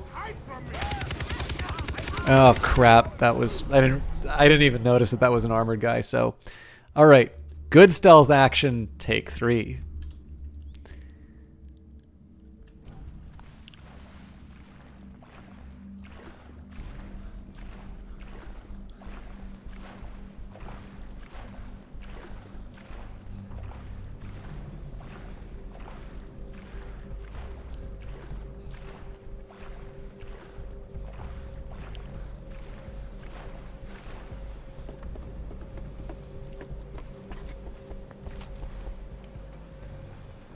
It's definitely a very pretty game. I think I was saying this earlier. I definitely feel like the choice to have so many characters like get right up in your face to talk to you has not made it age as well as it probably could have. But again, I'm not entirely sure. This is horrifying. I'm not entirely sure that this thing was made, like, with posterity in mind.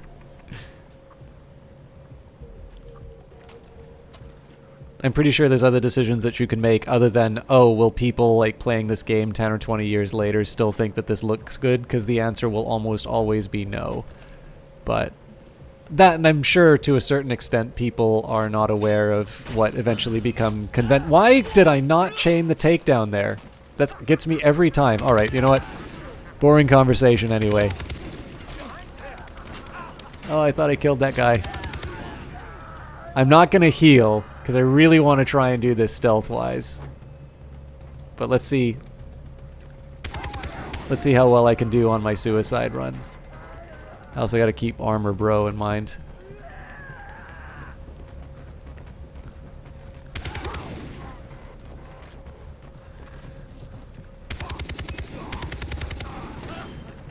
Should probably consider using the sniper rifle more.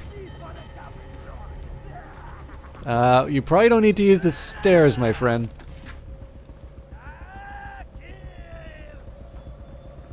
Yeah, this is probably the machete guy.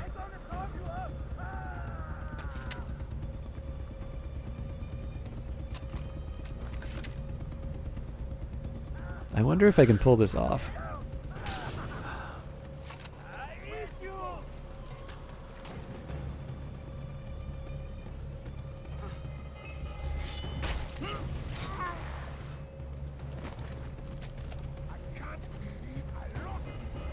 Only watercolor games like Valkyria Chronicles will look good a few years from now.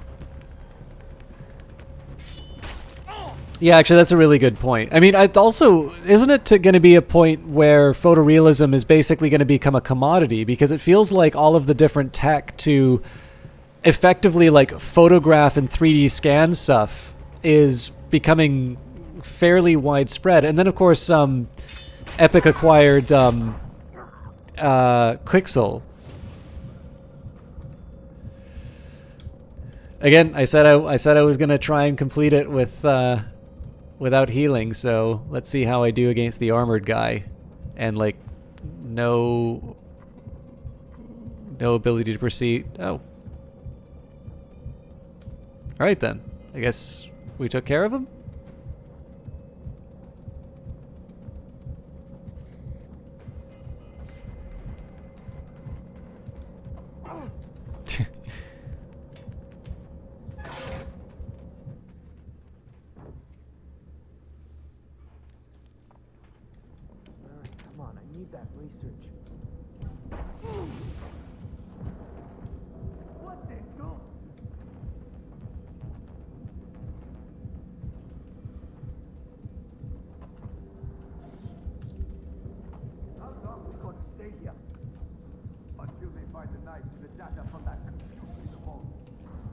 I gotta get on that computer.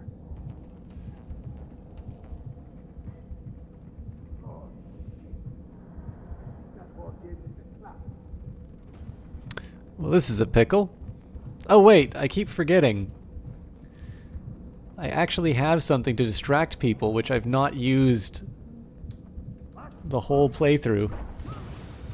How many pirates are on this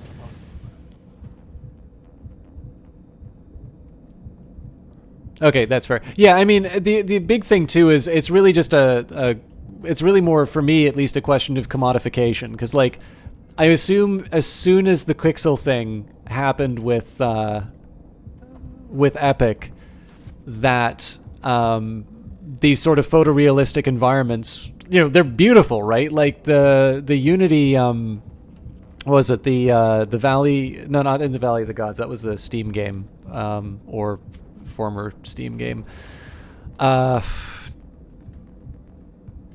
God, it's the tech demo that they did. I don't know if they ever actually released an interactive version of it.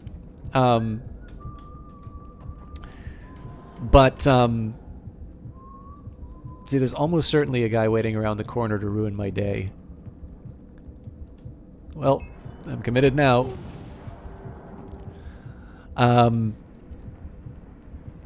Again, it all looks great. I just have to assume that once it becomes readily available, that there's going to be sort of like 100 games that come out that use it, and it's going to sort of lose its visual impact.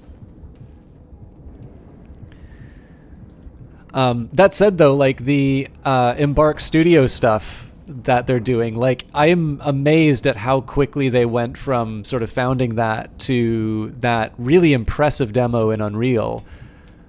That's Patrick Soderlund, I think it was, the former creative EVP for EA. Like, I think what they were able to pull off in such a short period of time was really cool. But again, I say that as somebody who's going to be a consumer of these things, not a practitioner of the dark arts. By the way, doing it with this level of health is ridiculous because you don't get the prompt from the game as to when you're close enough to do the takedowns. I am amazed that I've not screwed one of these up yet. This is obviously the black and white edition of Black and White. It's the black and chrome, George Miller's director's cut.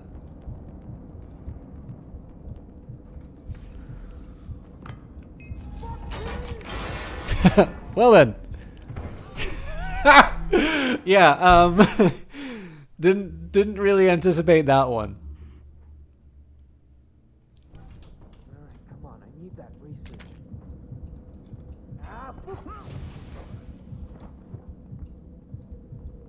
This was a fun little challenge though, so I'm gonna do that up to...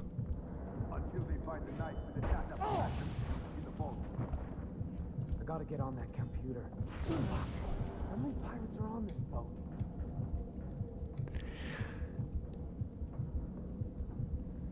Yeah, I'll admit that was a little unkind on their part. I suppose like I could have, if like I immediately moved to cover, I might have been able to pull that out of the fire, but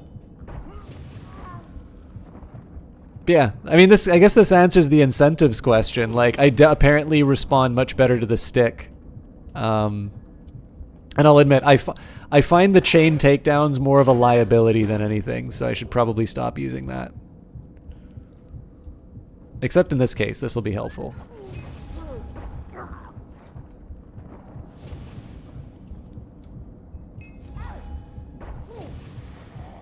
Okay. I'm not even gonna so if I don't take damage now knowing that this guy is here, I suppose we can say it's fair. Oh, okay.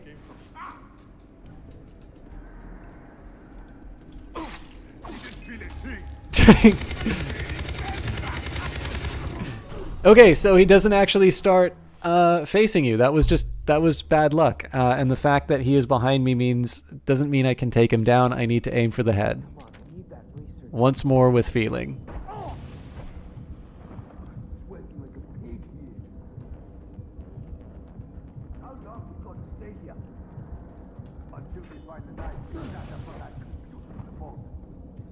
I gotta get on that computer. How many pirates are on this boat? Now this is just routine.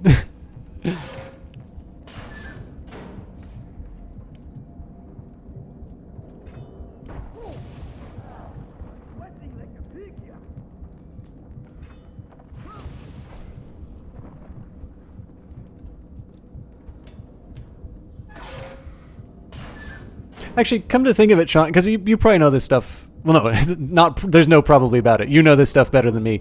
Would it be fair to say that sort of fast photogrammetry is basically, the analogy might be like motion capture, that it's like when you look at motion capture, you sort of think it's like, oh, well, animation isn't needed anymore, yet obviously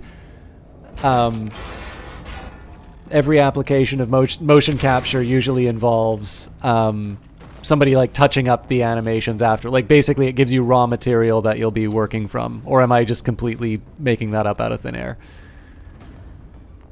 I bet the location of that knife's on this computer. By the way, that was a really fun way to play. I know that was probably tedious for you, but...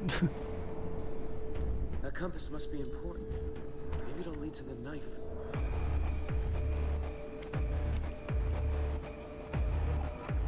Hurry up, you piece of crap. Can't you just take it with you? Well, I guess he has to go through the water, but... Are you kidding me?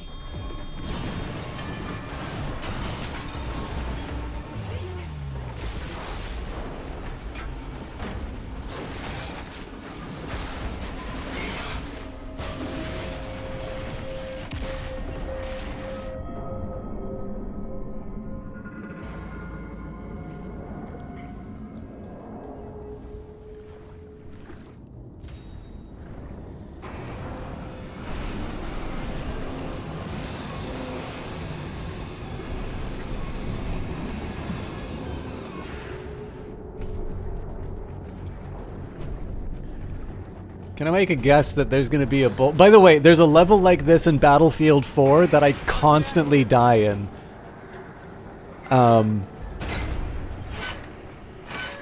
But it's so impressive because it's a sinking aircraft carrier. When are you ever going to see that in your life?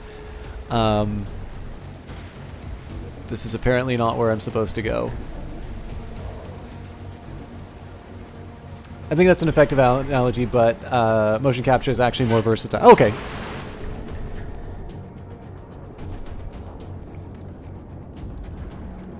This is the nice thing about my... Oh, this is a really neat touch. I mean, I know it's QuickTime events and all that, but... What? Okay, well... actually can do motion variety for a variety of non-real things, but making unique assets out of scans is much more difficult task that requires more manual authoring.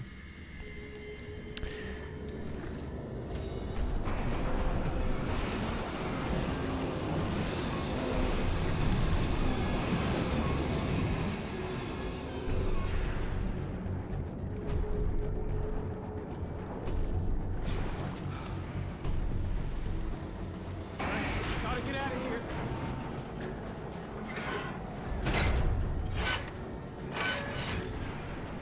It's not gonna hold.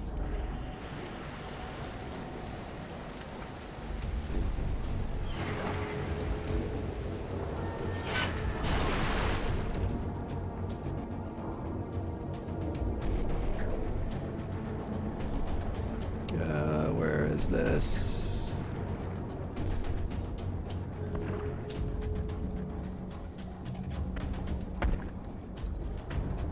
Okay, worked that time. A nice little way of directing my attention where it needs to go. I wonder if that's why they put that in there, is they were finding people weren't looking in the right direction.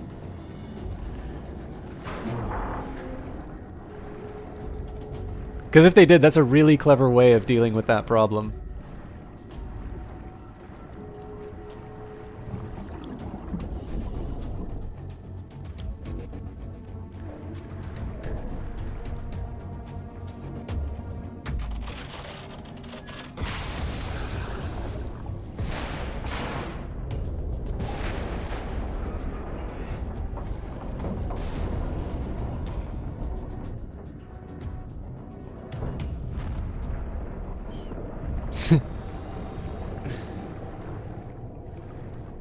Swim towards the shark.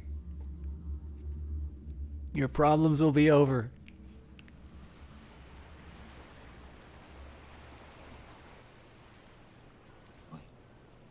Jace. Rise and shine. Come on. They spelled Jace J-A-S once and now J-A-S-E. Get the fuck up! Come on! There you go. Find my prize yet? It wasn't on the boat. Oh, Jason. Keith is going to be very disappointed. He looked uncomfortable last I saw him. Why are you telling me this? Entertainment, my dear, entertainment. Did you happen to find a compass? Excellent, very good. Now, research says follow the compass. Thanks for your help. Anytime. Now, you can handle being on your own, some. Keith needs me. All right? Toodles.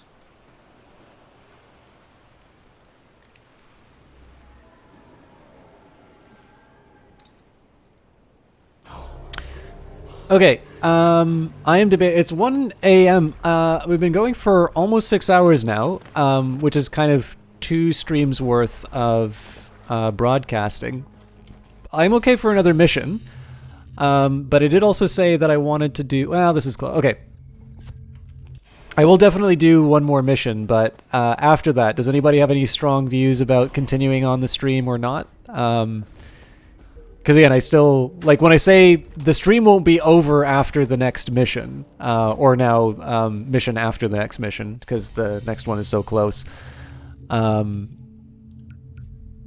I do want to make sure I actually do some of the other stuff I had lined up, or at least had planned to line up. Oh, what is endorphin? I should probably be looking at what these other things do. Endorphin boost, supercharge endorphin production, and gain 4 extra health slots and a full heal. These slots will not regenerate. I probably should be making more of these rather than medicine at this point.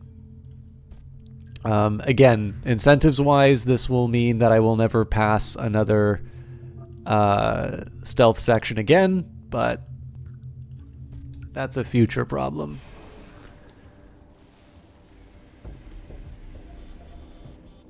Well, there's one really obvious bit.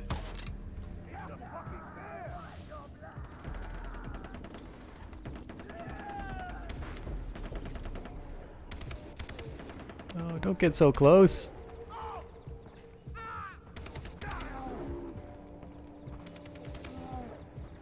So, just in case. Oh crap, did I really screw that up? No, no, the bear is coming to kill me.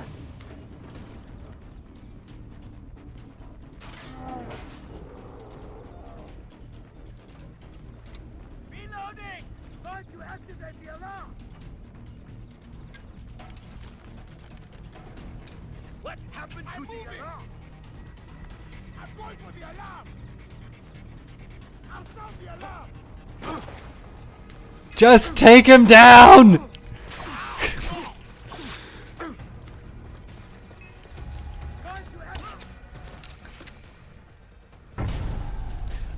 You're going to sleep, so end it whenever. Great stream. Thank you very much, Ascanius.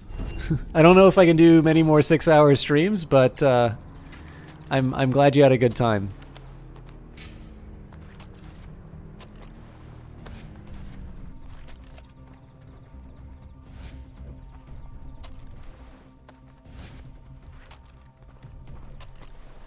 We will not give up this outpost without a fight. This is all me. So, now that I think of it, I don't believe I have actually successfully done a stealth section at all in this entire stream. Gives me something to work on for next next broadcast. Oh, Buck Hughes. I know what Buck's problem is. He grew up in British prison, aka Australia. I was wondering, wait a minute, he sounds Australian. Buck Hughes joined the Australian Armed Forces in his early 20s, but was dismissed due to his fixation on brutality. He then traveled across the South Pacific doing contract work, and eventually fell in with Hoyt Volker. Memory cards. Crocodile formula. Our Russian contact remains an asset of dubious value. We now have data on the manufacture of this meth-like substance. It generates extreme cheap highs, but also causes severe tissue damage. Users are known to have muscle and bone exposed from injecting crocodile, forcing the amputation of limbs. Markets are exclusively Eastern European, with the side effects too extreme to consider for worldwide distribution.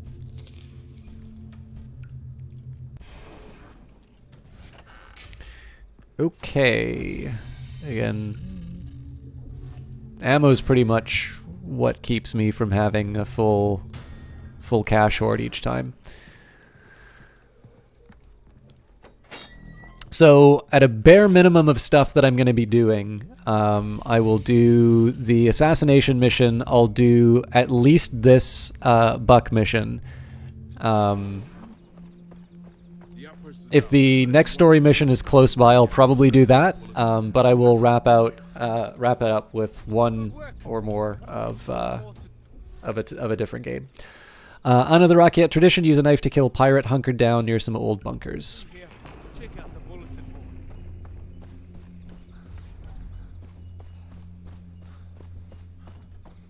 It's 400 meters. Vehicles always eliminate any chance of stealth, at least when I'm driving them, so we'll take the scenic route.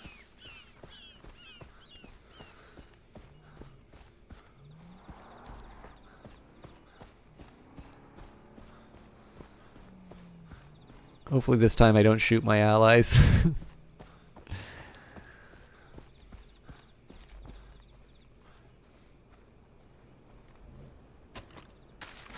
One other interesting touch behind this one is, as far as I can tell, there's no penalty for like running everywhere, but my natural inclination is to kind of stop running at certain points because of the sort of the labored breathing on the part of the character. I'm always fascinated by, and I don't even know if that's the intended purpose of that, or if it's just, you know, making sure that you kind of have the sounds that you would expect. But I'm always a little interested in sort of nudges like that in the games that I play, just because I'm quite fascinated by times that games basically make me or give me an inclination to do certain things without there necessarily being any, like, you know, mechanical benefit. So, you know, actually, so here's a funny one. If you guys have an iPhone, I highly recommend Apple Arcade. I've been having a great time with that. But one of the highlights of Apple Arcade for me has been a game called Grindstone. And one of the worst things about Grindstone for me is there is a kind of a royalty type character called a slob. And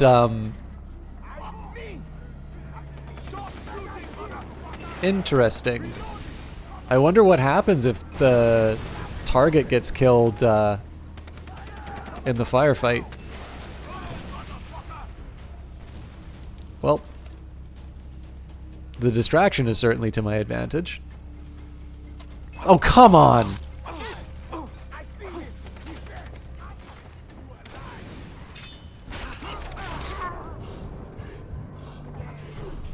I don't even care. I got the mission done.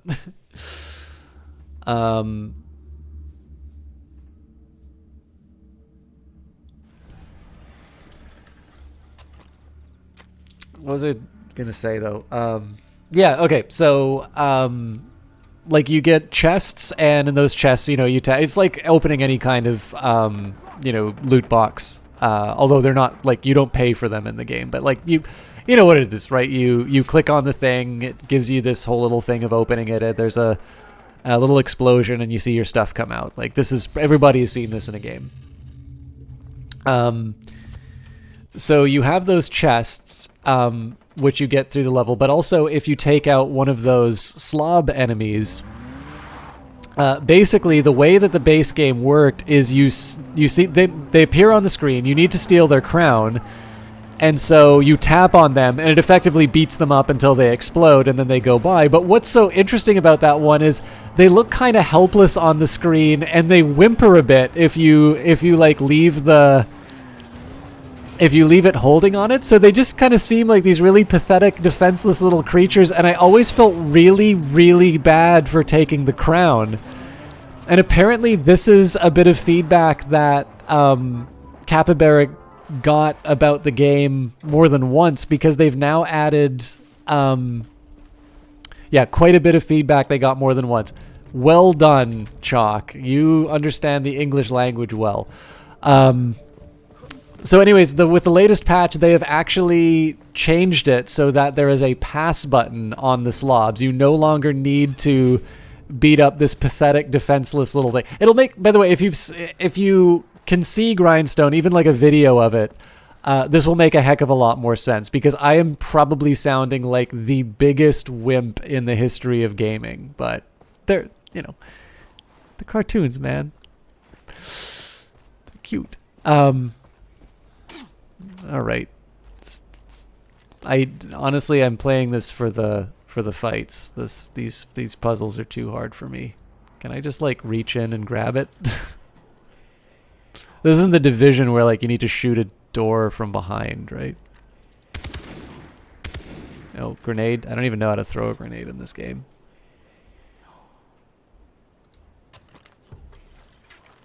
That is not how.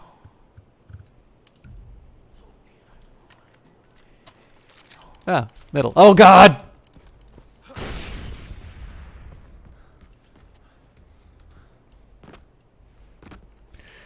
Okay, anyways, so there's a pass button now, but they did add an additional animation and a sound effect. So if you do that, if you hit the pass button on the slob, there's a small kissing sound effect, and he goes away in a puff of like a heart-shaped smoke.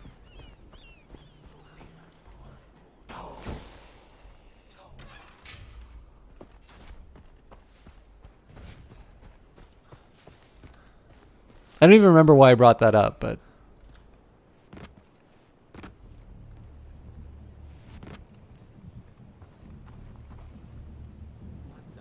Fuck. If you knew where I was supposed to go, why didn't you just tell me? Jason. Don't get your knickers in a twist. I'm not playing the bloody game you are. I'm just a spectator here. I expect a good show, eh? Get out of the way. Well, no. Not before we give you a history lesson. Hmm? You ready for this? Listen to this now. Imagine, consider if you will, this monumental testament to irony. The bloody Japs. Right? They form a special unit of, to try and find like lost treasure and riches to feed their empire. But the wankers don't realize that they're building a bloody thing right over the fucking stuff they're looking for. Well, come on, ask me, what are they looking for? Fuck. No. I should cane you for that. I really should. But you know what, I won't. I'll cane Keith instead. Thereafter, the Chow fucking Yang. This flagship that used to belong to this famous Chinese general called Zheng He. That bloody thing. He just fucking disappeared. With tons of riches on it, including, my fucking knife. That's it. Look after yourself, eh? History lesson's over. If they were to make a movie of that, like a movie of Far Cry 3, we're not going to refer to the thing. I was second assistant on it. I take absolutely no responsibility for the quality of the film.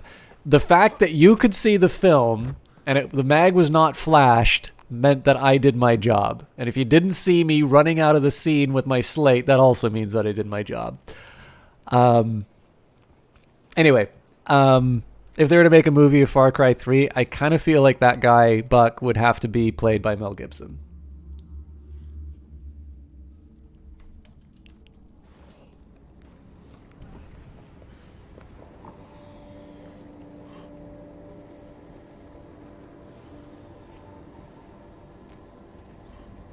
It sounds like Komodo Dragon, but I don't know if I'm just getting paranoid.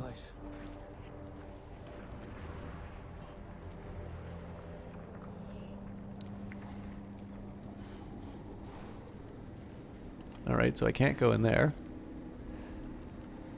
Oh, heh.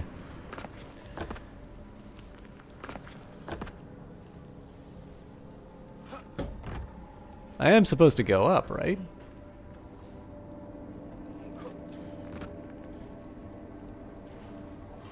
Maybe not. They're not. Oh no, hang on. These ropes are probably it. Yeah. Not that my character used the ropes. Well, they couldn't, but... Ah.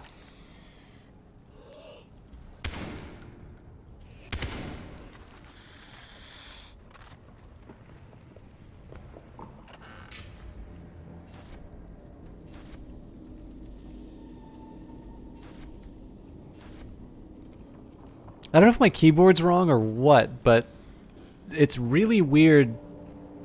It feels like every once in a while it just decides to ignore my command. I sometimes assume that some of the abilities... wait, why am I not running? I assume some of the abilities take like a long time to finish and you can't push the button until your ability is completed. That was just a direct case of me pushing a button, holding a button to do something, and so... No, maybe it's just slow to respond. I don't know. Anyways, it wasn't fatal. Clearly, I would play this game perfectly if it weren't for the inputs. Game is broken. 0 out of 10. Refund, please. I probably should have been paying attention to where I was going, but this seems to be where it wanted me to go anyway. Oh man, this is a little bit like... Has anybody read Cryptonomicon? This is... Boss's men are here? Kind of resembling... maybe not as much as I thought. Read too much in the submarine thing. Oh, you know what? This has got to be the time that I can do the...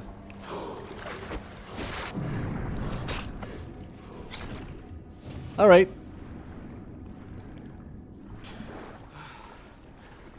I am definitely going to look for more opportunities to do that again.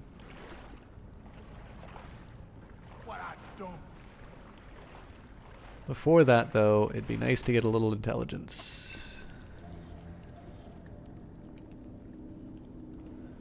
I'm not 100% convinced that's everyone, but...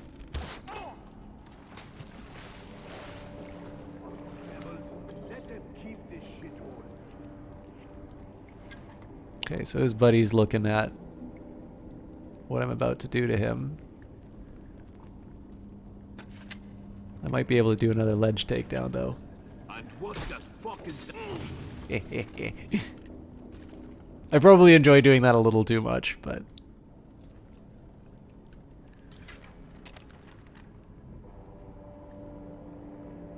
Just trying to think if there's a better way for me to try and take this guy out. Nope. Okay, there's 2 guys. I only got to tag 1, though. There we go. Alright, so this guy is definitely sniper time. And his comrades do not care. What am I doing? What the fuck is that smell?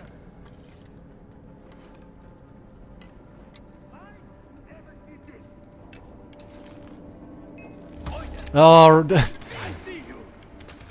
I went for the wrong guy anyway, but that's embarrassing. Well, I have a track record of screwing up stealth to maintain, so...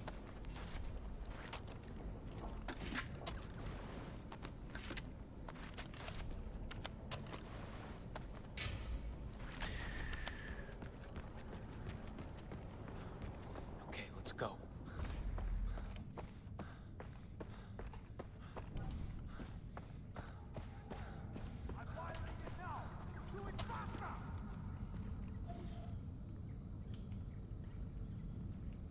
So I think one of the drawbacks is because the bow doesn't have that much ammo, I'm really reluctant to use it. I bet he's going to come right here to set me up for a death from above kill. Well, shows what I know. Oh, come on. I'm pretty sure I'm just going to have to do this the hard way. Ooh, get away. We will not lose him again. Fight him! I'll get him this time!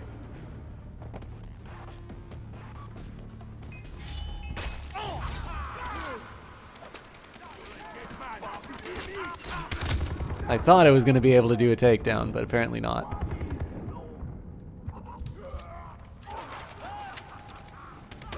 Ah, alright. It's a little different from what I was expecting. You're kidding me. Ah, Jesus Christ. That's like 2 minor head movements that seem to have saved that guy. Maybe or that or I'm just a bad shot. I also probably don't need the sniper for that range.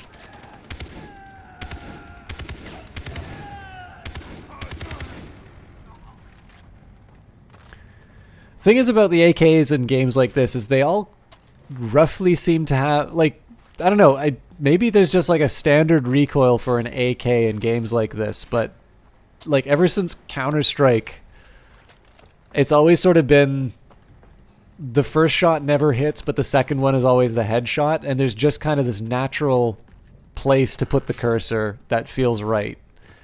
It could be completely invented on my part, and this has absolutely no bearing on reality, but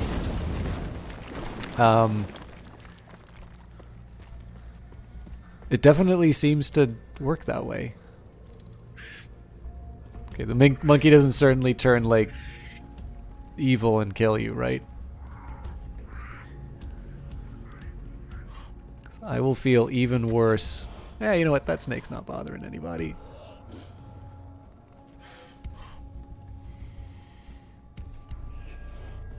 Well, presumably the owner of that skeleton might have a different view, but...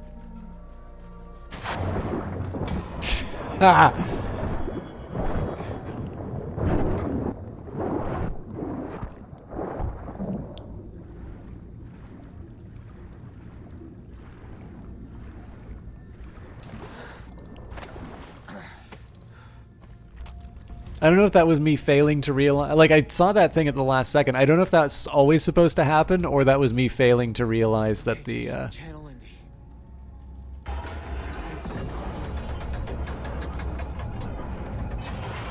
Hello, Scald 3 Go. I don't know. I'm not sure what you meant by that, but welcome.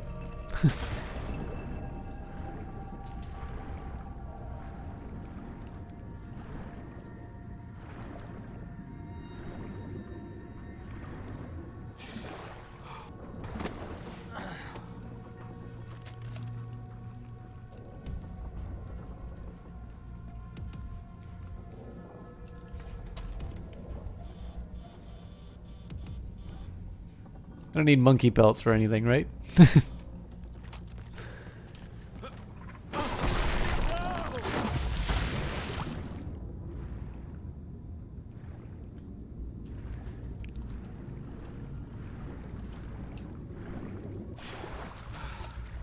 I need to reach that ledge. 2 switches. Easy. What switches is he talking about?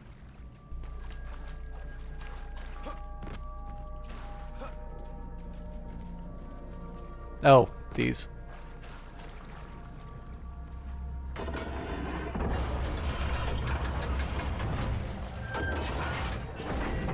You skipped this one. You played 1, 2, and 4. Come on. So the main reason why I played this, started playing, I've never played a Far Cry game before. So I was reading or listening to a really good podcast by Soren Johnson. It's called Designer Notes.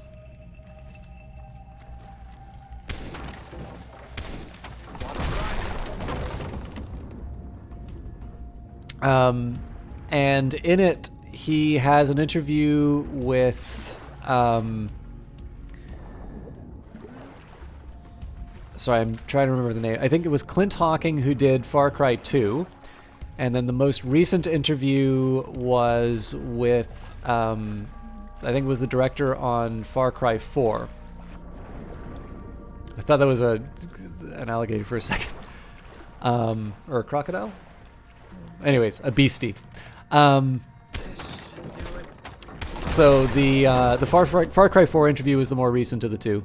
And I don't know, like, it was really interesting to hear the developers sort of talk about the game, what they were trying to do.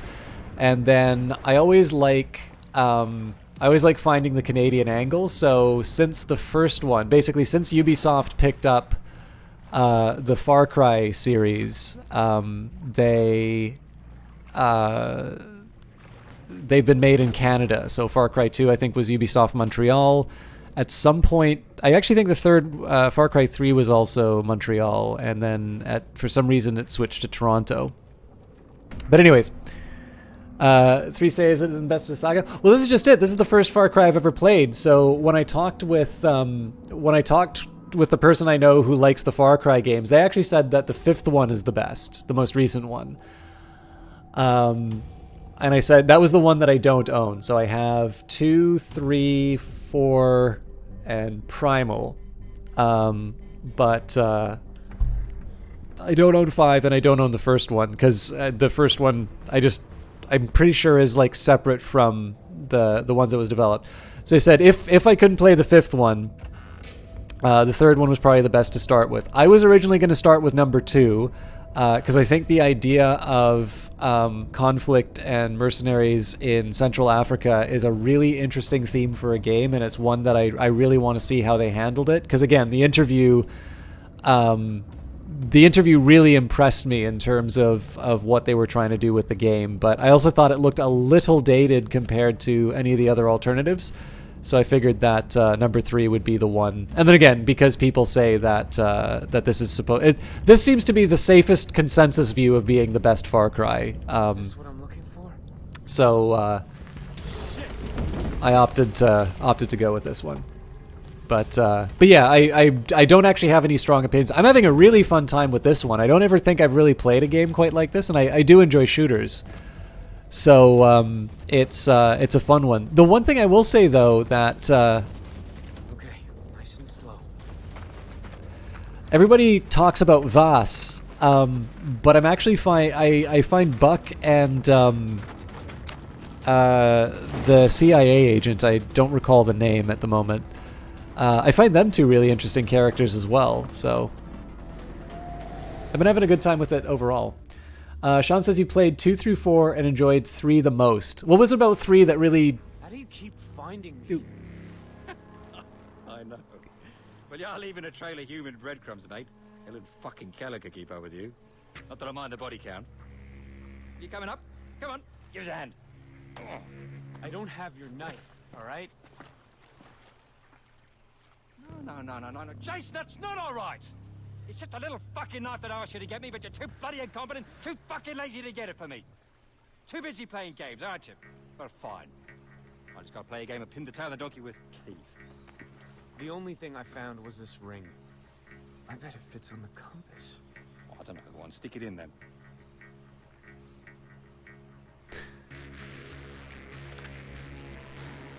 So was... This is some magical shit. My heart's a flutter in anticipation. I'll see you around, Jace. That's so weird that they added the E on that one line. I'm supposed to go, don't you? Oh, mate. You just know where you're headed.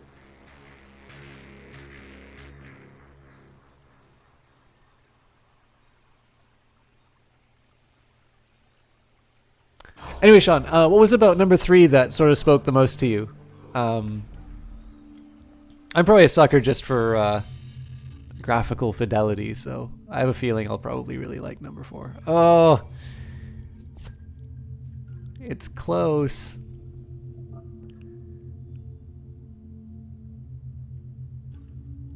You skip this "where are you going" in half, maybe? Like, where am I headed right now? Just to find the... there's a knife that 2 characters in this game want. One who's allied to me, the other who is currently in possession of one of my friends. So I am... I'm trying to find the... right now I'm just following the quests to get the knife. The overall goal for the game is to escape the island where we've been kind of held captive, but the reason we can't do that right away is because of the pirates that are holding our family members. Okay. These are good guys. I think the first thing you mentioned earlier is a big part of 3 better than 4 for you. It retreads a lot of the same ideas. Okay. I do really like the fact that somebody actually presented the fact that they had this revealed to them before they played the game as sort of like a game-ruining spoiler. I think this is a little much, but the special thing that happens in 4 if you wait a really long time at a certain point, on the odd chance that somebody finds that, you know, a spoiler beyond the pale, I think this will probably do it for you. I'm sure you know the thing I'm talking about, though, right? Like if in number 4 you decide to wait for a certain event. I definitely would not have found that independently. So I love the fact that they told that to me, but they said that they had no interest in playing number 4 after they learned, because they had the possibility of finding that independently ruined for them. And I kind of know this person, so I was like, I get where you're coming from that, but like, come on, this could otherwise be a really enjoyable game. And Merry Christmas to you too, Skadel 3 Go. And 2 wasn't bad for you. You never felt particularly invested in the characters, and the malaria was annoying. Yeah, actually, I think somebody was referring to, they were wondering which Far Cry game the guns jammed in, and I think that was number 2 as well. Again, I actually haven't done as... Oh, hang on. I don't think I got enough for my deer stuff, so let me just take a quick look at my crafting. I always keep hitting I for inventory.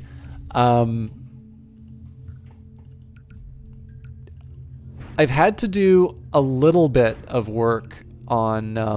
oh wow, that was a really productive... run. Gotta find some tigers.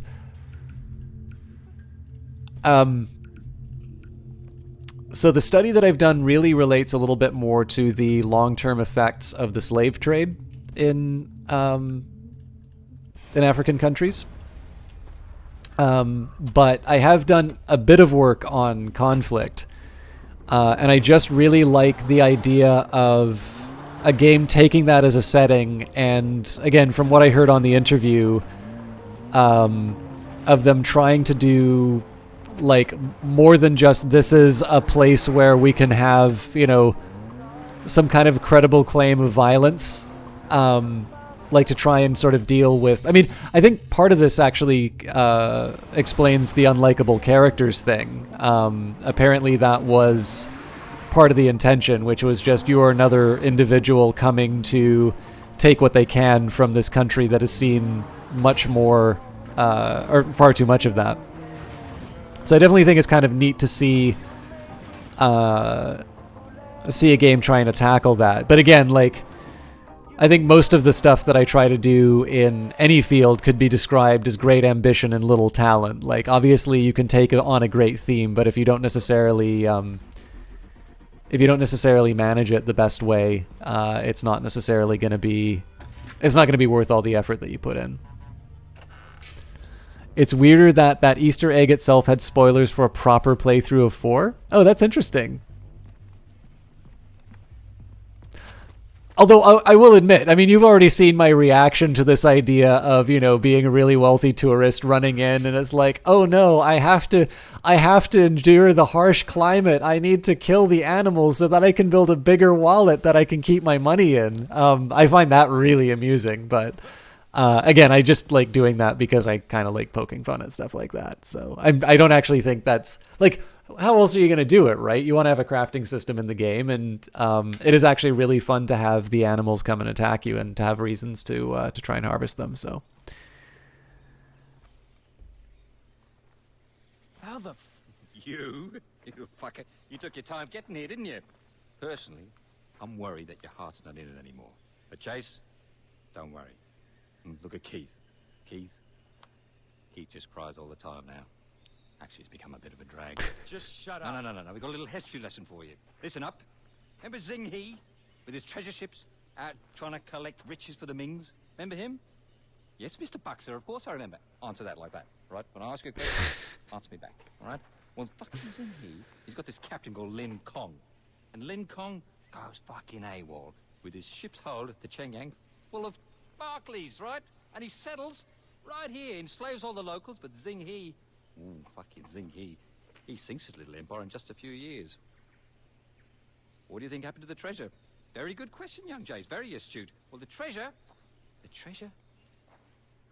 nobody knows where it is. It's not on the boat anymore.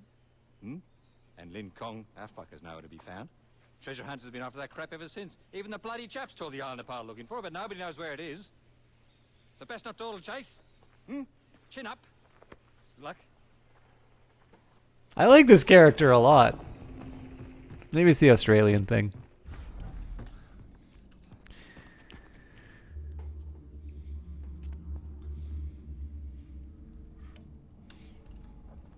I'm in a cave-in waiting to happen.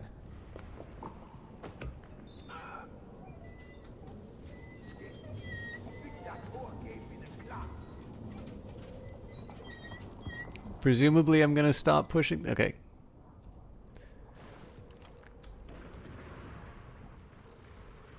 Chinese, Japanese, British, everyone's Oh, I really wanted him to finish that sentence. stuck around for good. This place is ours now.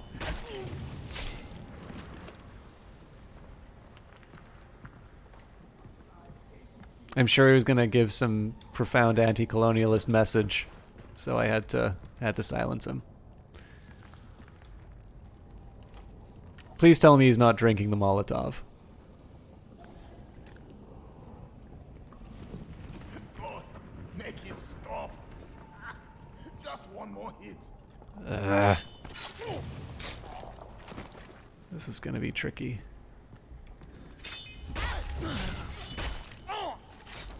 I think one of the problems is my natural inclination is to turn to face the next target, and so I'm messing up the hotkeys for that, but that actually turned out all right.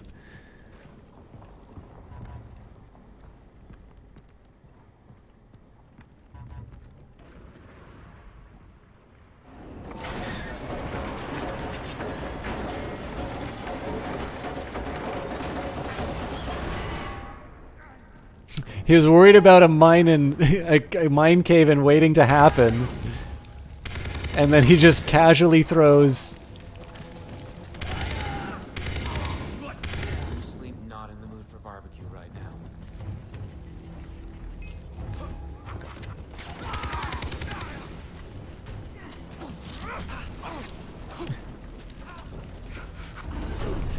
That fire's basically a death sentence. All right. That was going so well until then. Oh wow. I'm in a cave in waiting to happen. They put me right at the start. Well, I guess I let the guy finish his comment on Chinese, Japanese, British. Chinese, Japanese, British, everyone's had a piece of this island. Yeah, but none of those assholes ever stuck around for good. This place is ours, and we're going to fucking keep it that way.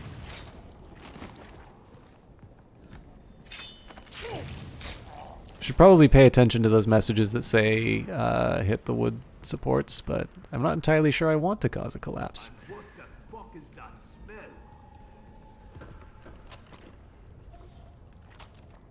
By the way, let me just say that this is a very sturdy and well-made digital camera. I'm not entirely sure it could survive the well, any camera I've used could survive the punishment.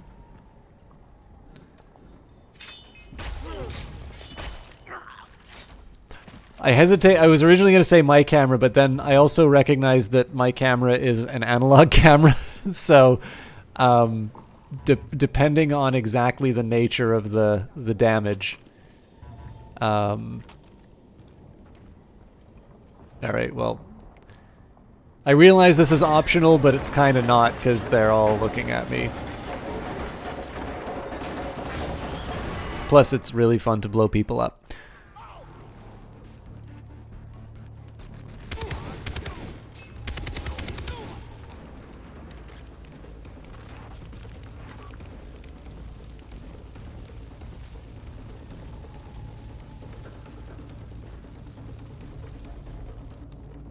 That's weird, so I got the skull, but I couldn't...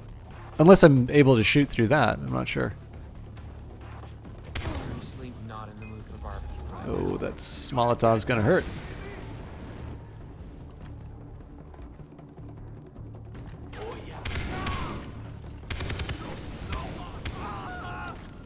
No, don't hit me! Oh, and I gotta go back to the start because of that. Jesus Christ. So that one... yeah, God. So even if those guys wind up on fire, you need to run away from them. I think the thing that really gets me about the fire... I actually like the fact that the fire does a lot of damage to you because I feel like most games let you off the hook way too easy for being on fire. Of the number of things, like there's a lot of bad things that can happen to you in a video game, and I'm pretty sure that being on fire is the one I would least want to have happen to me. I don't know. I would rather not test that hypothesis, but so I actually like the fact that this seems to have more consequences. However, it does not seem to distinguish at all between holding Q to heal and holding Q to put out the fire.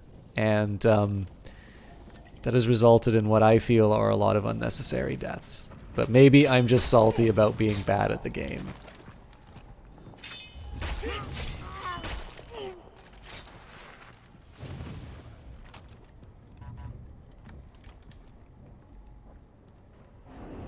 Please refrain from lighting yourself on fire. I would be a bit upset.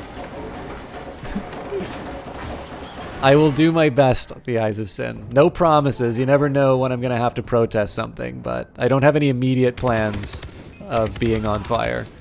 Unless it's this game. Oh god, reloading's going to kill me. Okay. I really want to read that Dwarf Fortress thing in a little bit, Sean, but I'm sure you will understand why I'm not checking that out. Okay. Dwarf Fortress is a great interpretation of being on fire. Causes your body fat to melt off. Causes your body fat to melt off alongside thousands of lacerations. Oh, that's really neat.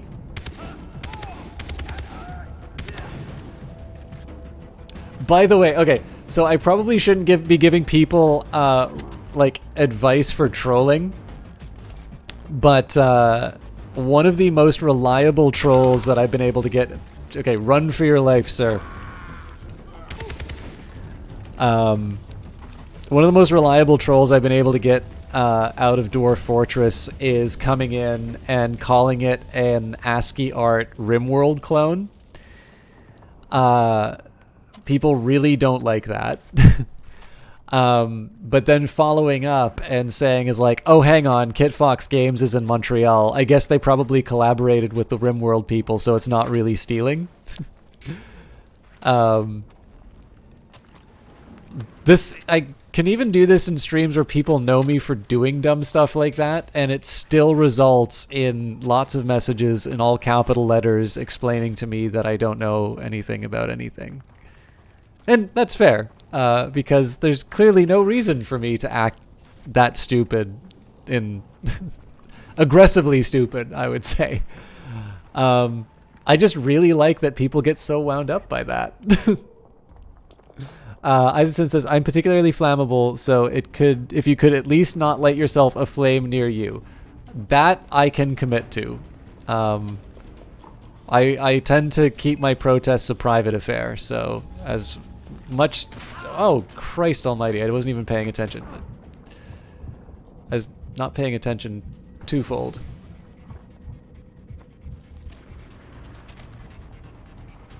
Sniper's gotta take this slow. Nah, not really, I've already screwed it up.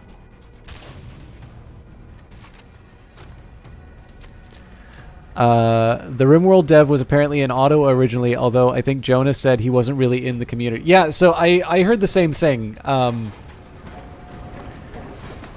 I always assume that people... I always assume that people come to Ottawa for, like, government stuff, but this is apparently not the case. There is actually... There are other jobs in Ottawa. I was actually surprised at the number of tech companies that are here. Not just including Shopify. The other thing, though, is that, like, my experience of Ottawa game dev... Well, again, so first of all, always comes with the... from the perspective of sort of, like, an interested outsider. But you already know this. So my entire experience has been like the Unity users group once, and then rectangles. So when it comes down to like communities, like I know in terms of Vancouver there was Full Indie, but I mean Full Indie apparently seems to be, you know, a thing, TM. Like, it seems to be the sort of thing that you could find on, like, YouTube or whatever, or see people giving talks. And I know, who is it? Jake Burkett, the guy who does, like, Shadowhand and... God, there was, like, some Steam reviewer who said something to the effect of, oh, wow, that, like, have a pistol and shoot would have been really helpful there. I gotta get out of the fire. Alright, so we wind up taking the bridge anyway. I am an idiot.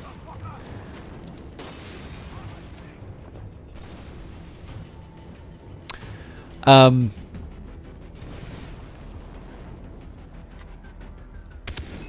yeah, so like I really didn't know if the game dev community for anything is like one big meetup. Oh, this guy's armored. Okay. Hopefully I don't need to start from the beginning again. I never know if it's like one big meetup to sort of rule them all and then a bunch of sort of satellite groups, or if it tends to coalesce around a single thing. Like, again, I kind of only know my anecdotal experience.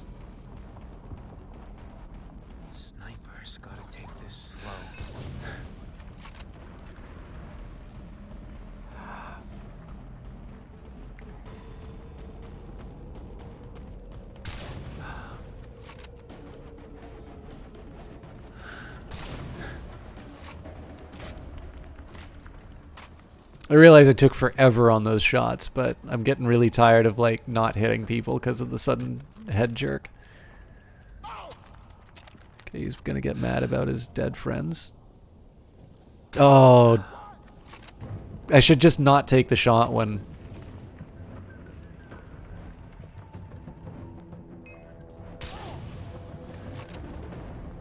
Whenever it's a case of like, I'm gonna lose it if I don't take it right now, I should just always hold off, because the penalty for missing is usually severe. Okay, so that's a weapon. I was trying to see if there's anything I can do to... I like the look of that. I'm just trying to see if there's anything I can do to try and get a little bit higher, but there's no benefit to me using the zip line because I can't fire my gun while using it. Definitely fractures or develop satellites once it gets large enough. Like rectangles, Toronto. I guess that's a case of like people who would normally be part of the community. I really want to take him out in the back of his head, but you know what, I gotta...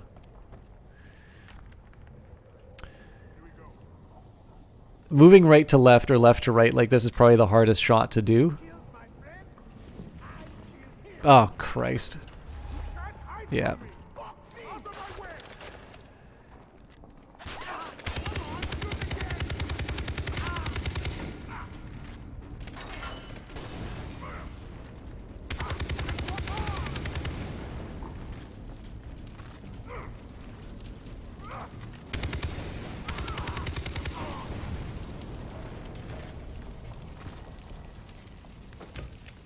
I don't know what this will accomplish. It'll just make me feel good about myself.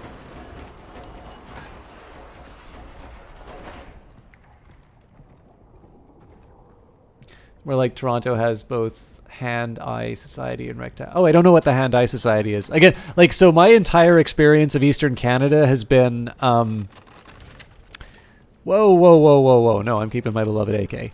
My entire experience of Eastern Canada has been Ottawa, and then a couple of day trips to Montreal, most of the time just to see my aunt. But I did get to meet with Lottie Bevan and Haley Urias on one of their trips because I think they came for like a marketing thing.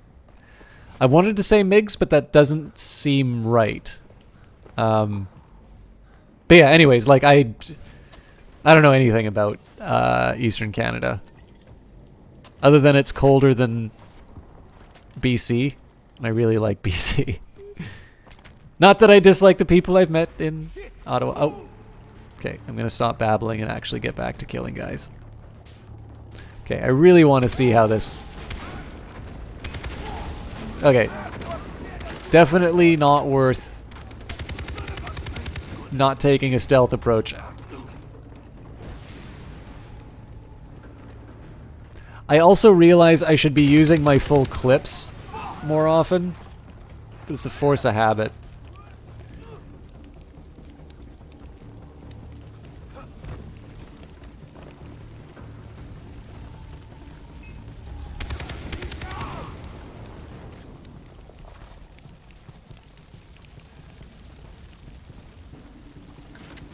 They're similar to rectangles, but larger, more formally organized, and with more events.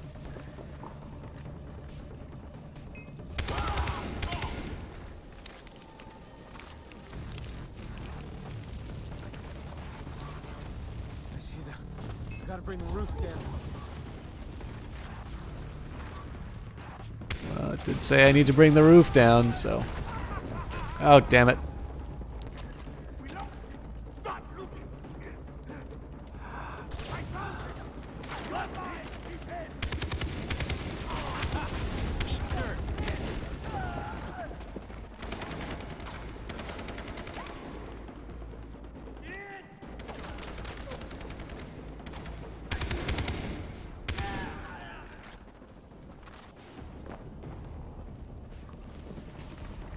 Yep.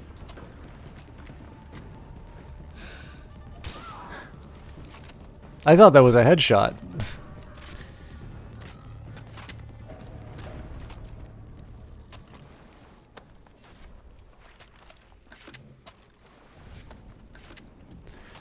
I should probably be checking what's in my rucksack because I have a feeling there's a bunch of nonsense that I don't really need, but...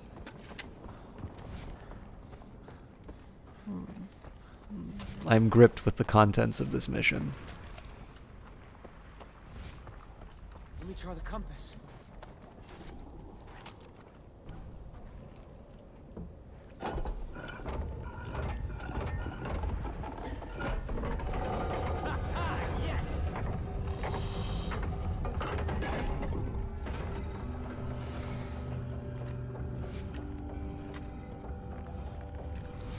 Do I get to like do a takedown on the Komodo dragon? No.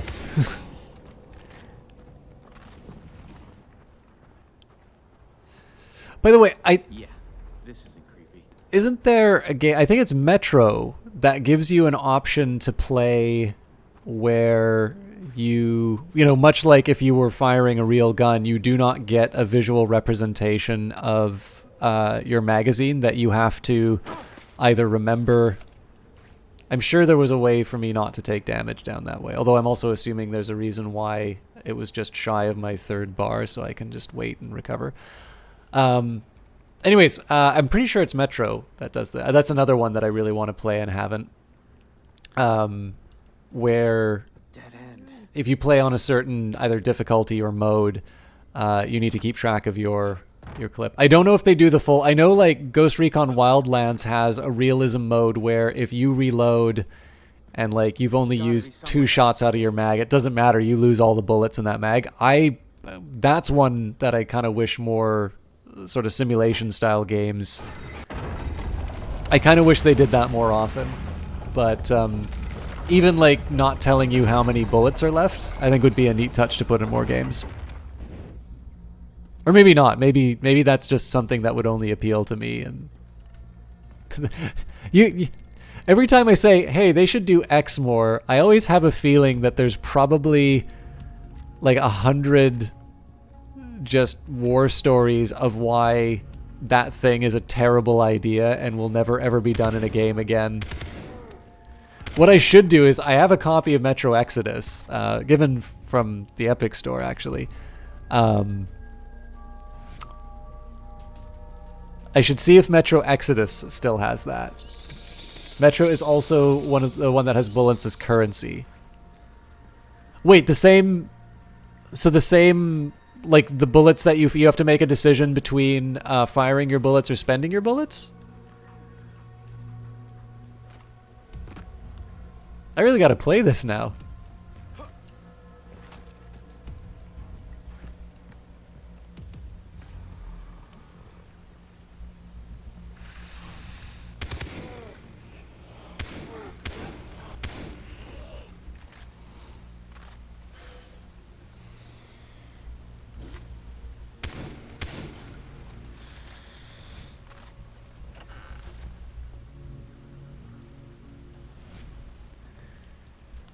Should actually take the time to admire this. Somebody spent a very substantial portion of their working life creating these beautiful environments, and I'm just kind of walking by them, taking them for granted. Like, this is really cool looking, and I'm not really appreciating it, because it's like, I want to find the next guy to shoot. Yeah, though there are 2 types, with the more powerful ones being the currency ones. Okay.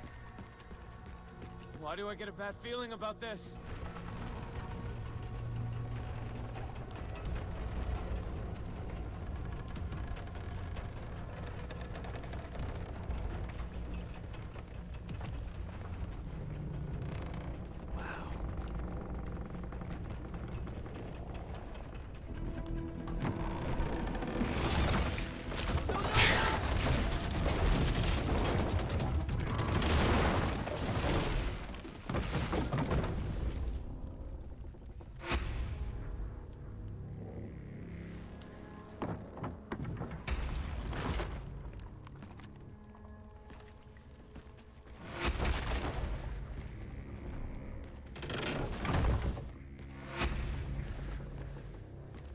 Well, not getting out that way. This game has trained me well to be terrified of everything as soon as I hear animal noises.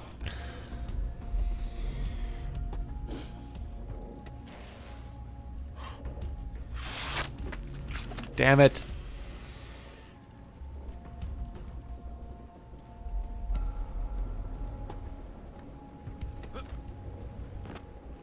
Oh, really?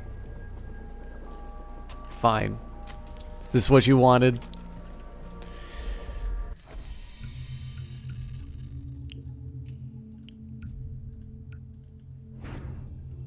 You can just keep that there for now.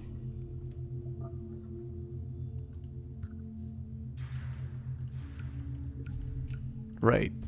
It's just these that I need.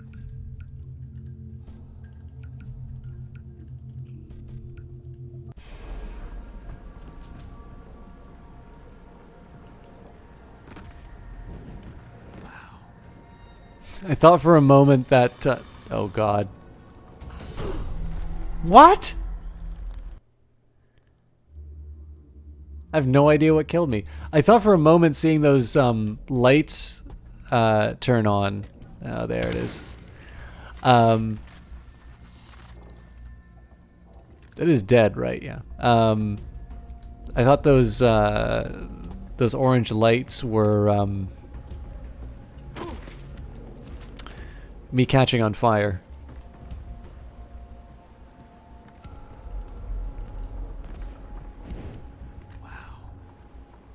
Okay, so I don't see any spiders. Or, not spiders. Spiders, Jesus Christ. Okay. I probably need to wrap up if I'm confusing snakes for spiders. Okay, so there's definitely some evil beastie on its way to kill me, but...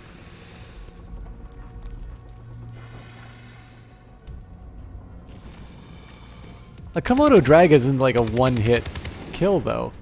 Alright, I guess I'll never know what did that. What was I gonna say? I don't even remember. This is definitely hitting the point where I usually only do 3 hours. Like 3 or 4 hours, I can usually kind of keep the same level of material. Anything longer.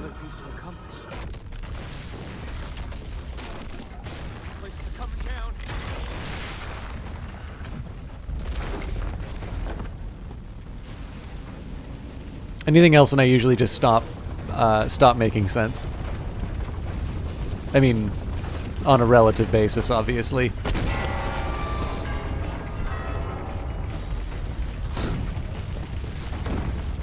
I don't know what caused it, but I really liked seeing my gun materialize out of thin air.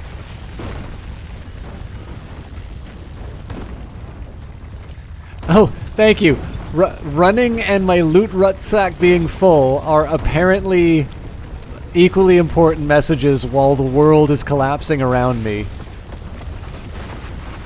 Obviously the game didn't trust me to run properly during that bit, so...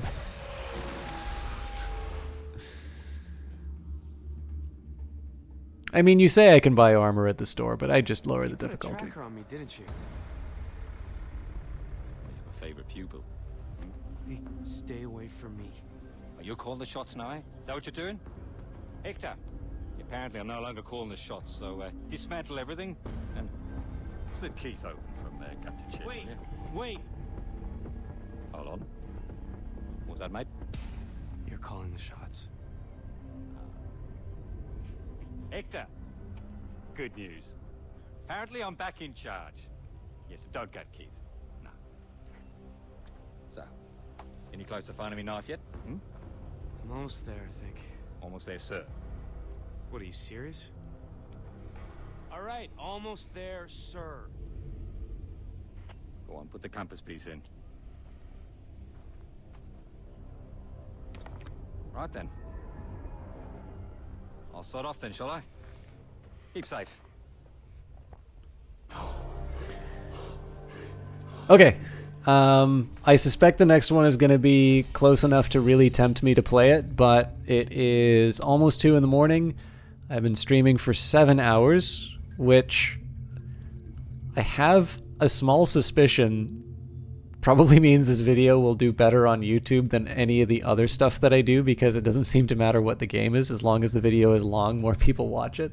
So for those of you watching on YouTube and who have made it to the end, I'm sorry this was such a clowny stream, but I actually rather like Far Cry 3. I'm not done, by the way, though, because there's going to be one more One more thing. Okay, good. This is also far away, so I can feel better about moving out. I did mean it when I said I wanted to finish off with something by Sean. So Sean, I'm going to take a minute to set myself up to stream stuff from, excuse me, the desktop. But if you have something like you'd like to recommend, rather than me just finding like the first thing that I see on your website, because I've always talked about how I like Sean's stuff, and I always talk about, I always encourage people to go check out the site, and it used to be that I played them a lot more often, but I've kind of, the pendulum has swung the other way, which is I just talk about that stuff more than I actually play it. So I figured that, seeing as I've already gone onto a like a pure entertainment thing for me, I figured I might as well close out with that. So I'm going to take a minute to bring this up. It's probably best, I think I can just go to full screen, right? Apparently not. Oh, there it is.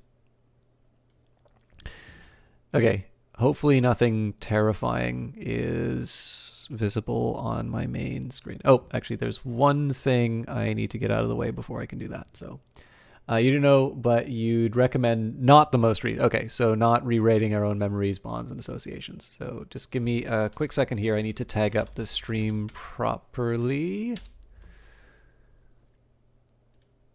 Quick second here.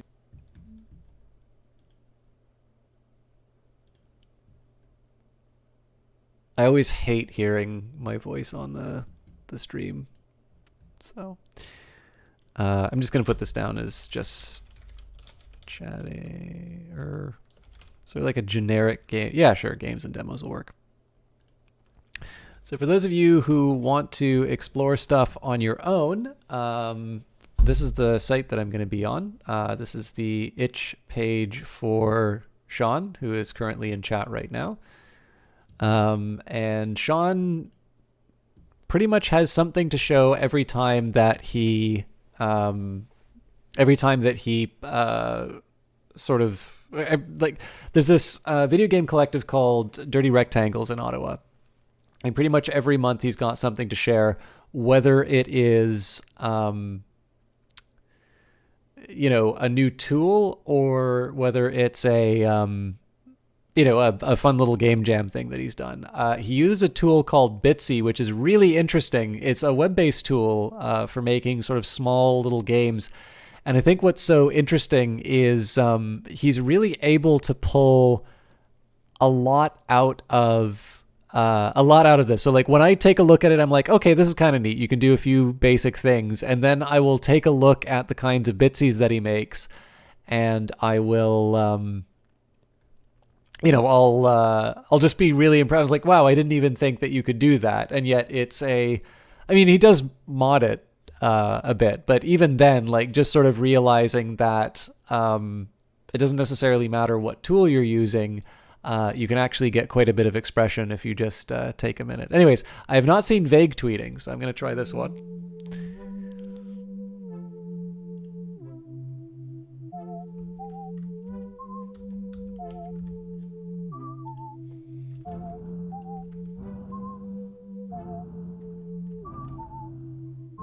Uh-oh. Sleepy tweeting.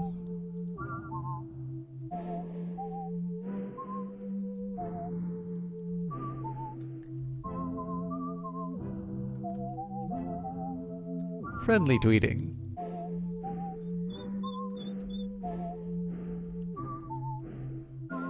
Musical tweeting.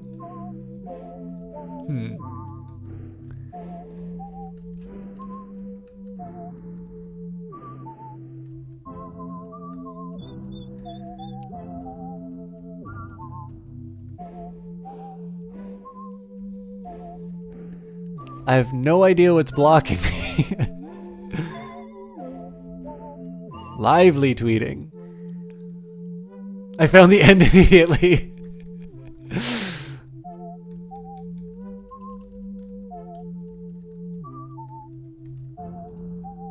Hopeful tweeting. Oh, wait. I get it. These are trees. Sorry, Sean. I probably should not be playing these at this hour. Because I'm completely failing to appreciate that these are like trees that I'm probably going up and down, right?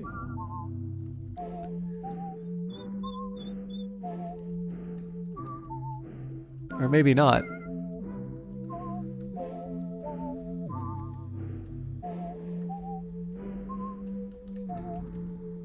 Cheerful tweeting. I thought that one might say, I'm a cat.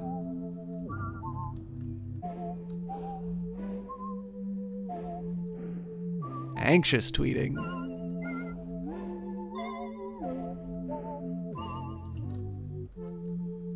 Worried tweeting. Pensive tweeting. Ominous tweeting.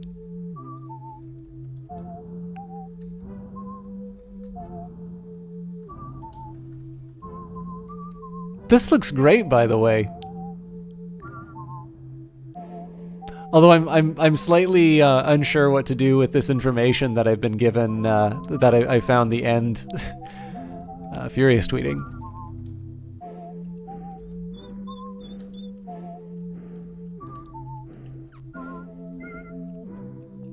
Enraged tweeting. This is my default tweet. Hostile tweeting. Oop. I'm trying to find myself in this. Or maybe this is from the perspective of me?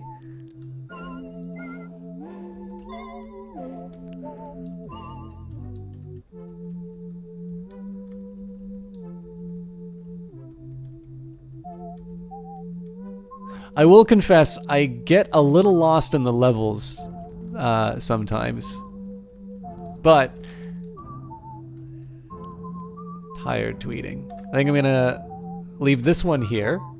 And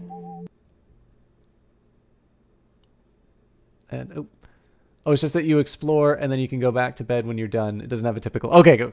Okay, right, fair enough. I've already locked out on it. I think one of the drawbacks is that I go completion. By the way, my favorite by far has been Why Do Bees? I don't know if it's just because this is like one of these moments where I'm like, hey, everybody does this. But I'm really fond of that. I'm going to encourage you guys to go check that one out on your own. There should always be one. I actually rather liked Interview. So, Interview Day. Oh. Let's try reloading that. I think I skipped one. The building should be around here somewhere. I can't head back. I need to do this.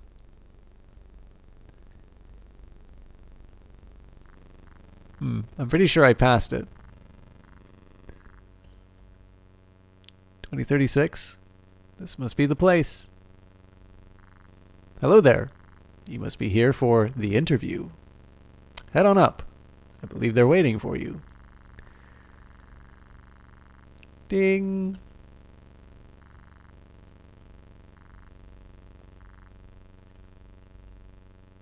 Still waiting for the door to open. Ding.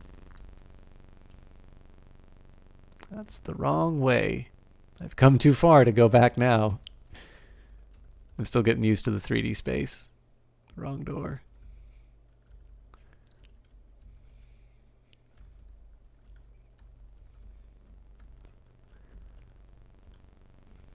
It'd be rude to simply walk out now. Hello? I'm here for... Yes, we know. Better hurry along. Wouldn't want to be late.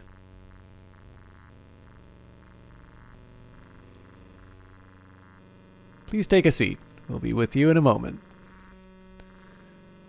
There are no chairs. So I actually don't know if you have to move to pass the time or if time passes on its own, but... Do they validate parking? Also, is it supposed to sound like this, or have I just messed it up? Because I remember this looking a little bit different when you first showed it. Getting impatient, are we? We haven't conducted the interview yet. We said, please take a seat.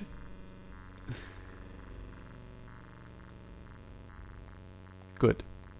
Now, we can begin.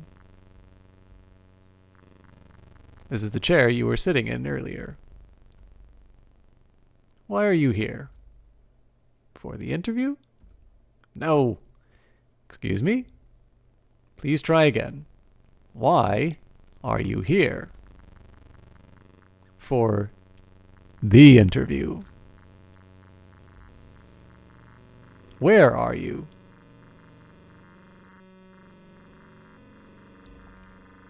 Yes. What do you hope to achieve? I want to secure a position. Everyone does.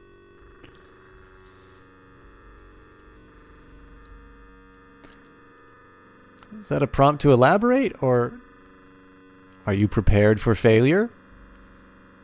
What kind of failure? Please answer the question.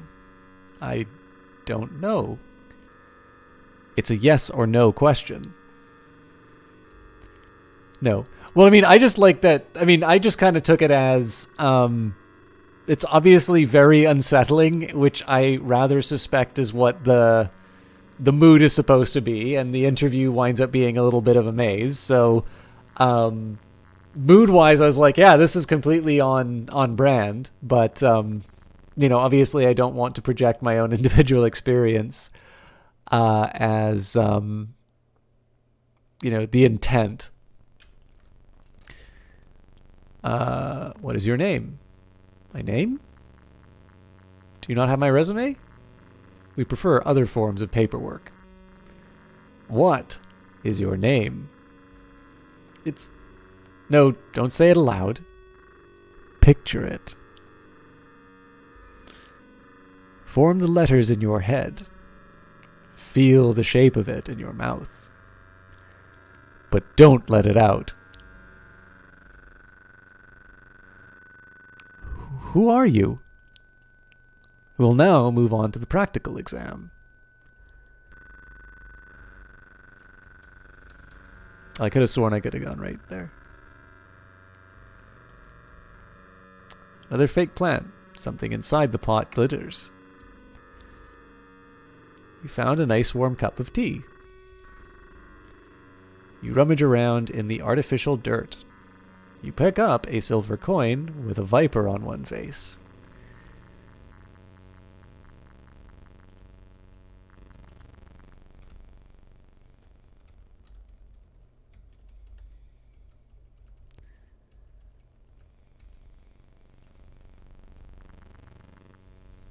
Nope. Indoor succulent. Wonder who looks after it.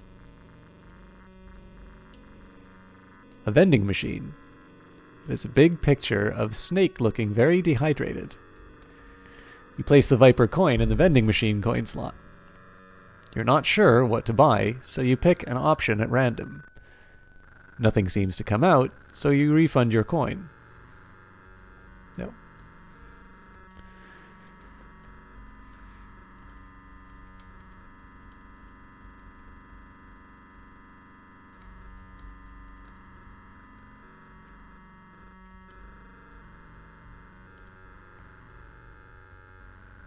Now I've gone and done it. I think I played this once when it first came out, and I have... My recollection of it is basically, oh yeah, this is a really neat one that I want to talk about more, and now I'm... Oh, hang on. Wait a minute, was that door... This is a Layers of Fear thing that you did, isn't it? A door with a bronze keyhole. Oh, okay.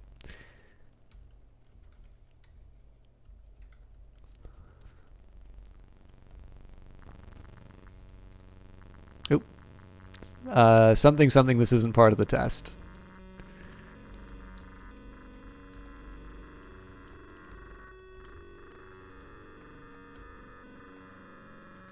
My drawback with Bitsy stuff is that I get used to pushing the button a lot of times, and I wind up skipping a bit of dialogue. You find a small figurine in the shape of a cat. They seem to be speaking, but no sound is being made. Their lips move, but no noise comes out of their mouth. Something about ignoring me, but I hit the button again. They ignore you, continuing their silent conversation. Out of curiosity, is any of this modeled after the Black Lodge in Twin Peaks?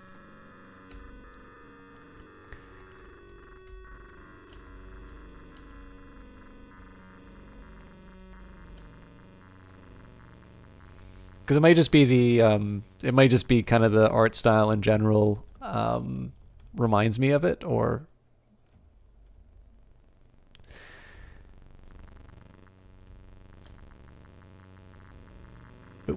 There's a ladder leading down this hole. You hold out the cat figurine. They swipe a paw at it, and it shatters on the ground. You notice a piece of paper among the fragments. It has J12 written on it. You haven't watched it? Okay.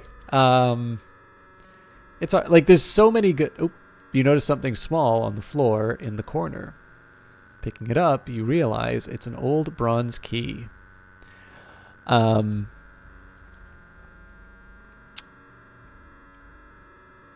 See, the problem, like, this is the thing we were talking about earlier. Like, television and movies have gotten so good in general. It's really hard to recommend stuff.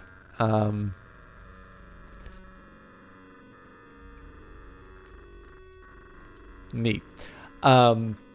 Just because there's sort of the opportunity cost is so high. Like, there's a lot of TV shows that I'd love to recommend, and then Twin Peaks is interesting, but it's not necessarily the best television that you can look for. Although, obviously, I haven't even seen the new one yet. But obviously it's one that people found very influential. So, I don't know, I suppose there's the historical interest for it. You put the bronze key in the keyhole. It fits, but the doors won't open while the other is locked. A door with a silver keyhole. God damn it. Let's see if I can get that other bit of dialogue. No.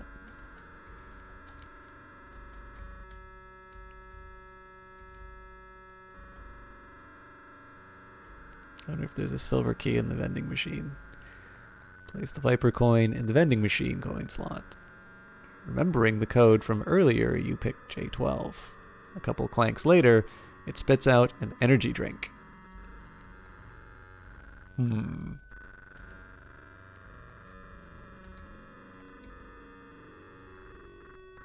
So I might be able to give it to the people having the conversation, but you hand them the drink. They hand you a silver key. The conversation was going to be my second place that I went.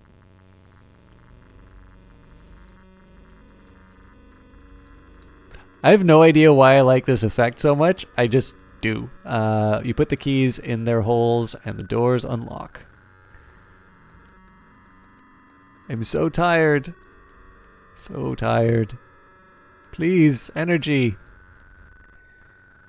You already gave away your energy drink earlier. Please. Please. Their eyes are closed.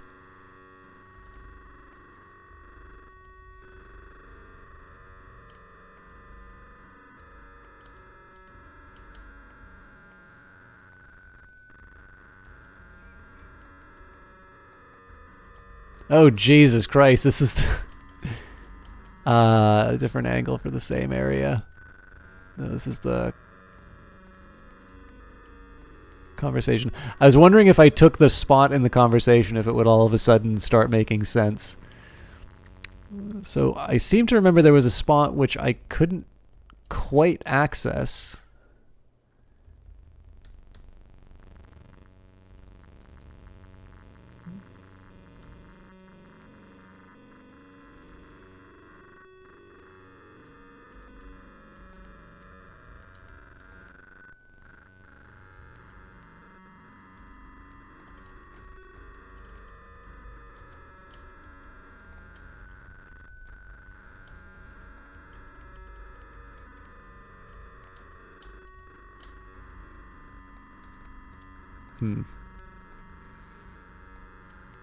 Right, so I think this was the spot that I couldn't quite get through.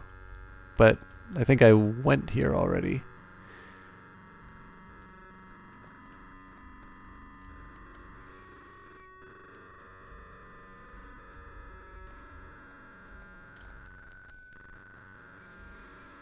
And then this is the room with the conversation. Yeah, okay.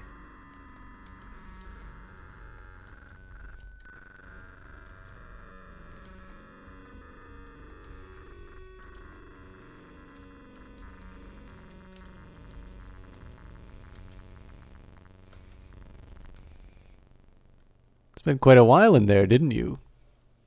You saw the previous candidates? Yes. You still want to secure a position? Please answer the question. Yes. Very well. The details have already been finalized. You will begin immediately.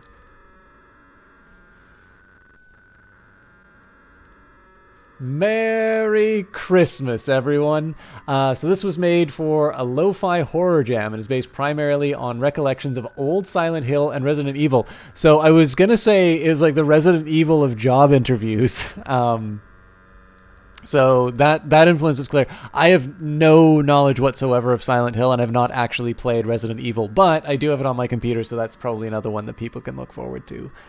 But yeah, I don't know. The interview is definitely, I think, the interview and Why Do Bees, I seem to remember being ones that really stood out for me. So I wanted to do at least one which I hadn't seen before. And then another one where I was sort of like, I don't remember this one too well, but it was really memorable. So anyways, guys, I really do encourage you, please check out this site, seansleblanc.itch.io. He is capable of taking a look at his, like his visits, after I talk about his stuff on stream. So if I want to keep my reputation as a chooser of good games, yeah, please check out his stuff, all 6 of you. Anyways, that's it for me tonight. Thank you very much for enduring my Far Cry 3 sessions. I really enjoyed them. I hope you guys do check out, well, first of all, that you check out Sean's site. Also that you just check out Itch, because it's a neat place to find unusual games, especially the free ones. I mean, you're essentially paying the time it takes you to find something at random and try it out. Some of it is either very experimental or, something that's clearly, in early stages, or maybe a first project or that. Not everything you see you're going to love, but it's a little bit like looking at independent films. Some of the independent films, bounce right off of me. If they're short ones, they're even better because you just get to pick up all the good ideas and see all of the neat things. But then every once in a while you find games like this. Like this is one that really stuck with me for a while. So, but yeah, let's see if anybody's online. I'm going to make this all go away and I'm going to end the sounds of the game. And if nobody is... Oh my goodness. Okay. So the proper and appropriate Christmas movie is Eyes Wide Shut. But I suppose for a Christmas theme, Kilgore Trout is playing the Die Hard trilogy to 214 people. So that seems to be as good of a recommendation as any. I will be doing more Far Cry. I may actually do it again this week. I still need to figure out exactly what I'm doing. Also, some of this is a little conditional on what Epic puts out for free tomorrow. If it's FTL, as much as I enjoy playing FTL, I have done it a bit on stream already. But yeah, I mean, where I can, I want to encourage people to take advantage of these free games because there's a lot of really good ones in it. And then after that, there will be an extra stream that happens on Sunday on top of all the extra stuff that's happening already. And it's going to be a co-cast with Johnny Big Time. Assuming everything works out. So, yes, more streams, extra streams coming up. And I am going to stop wasting your time, and thank you for enduring an extra long stream with me. We'll see you all next time. Have a good evening or morning.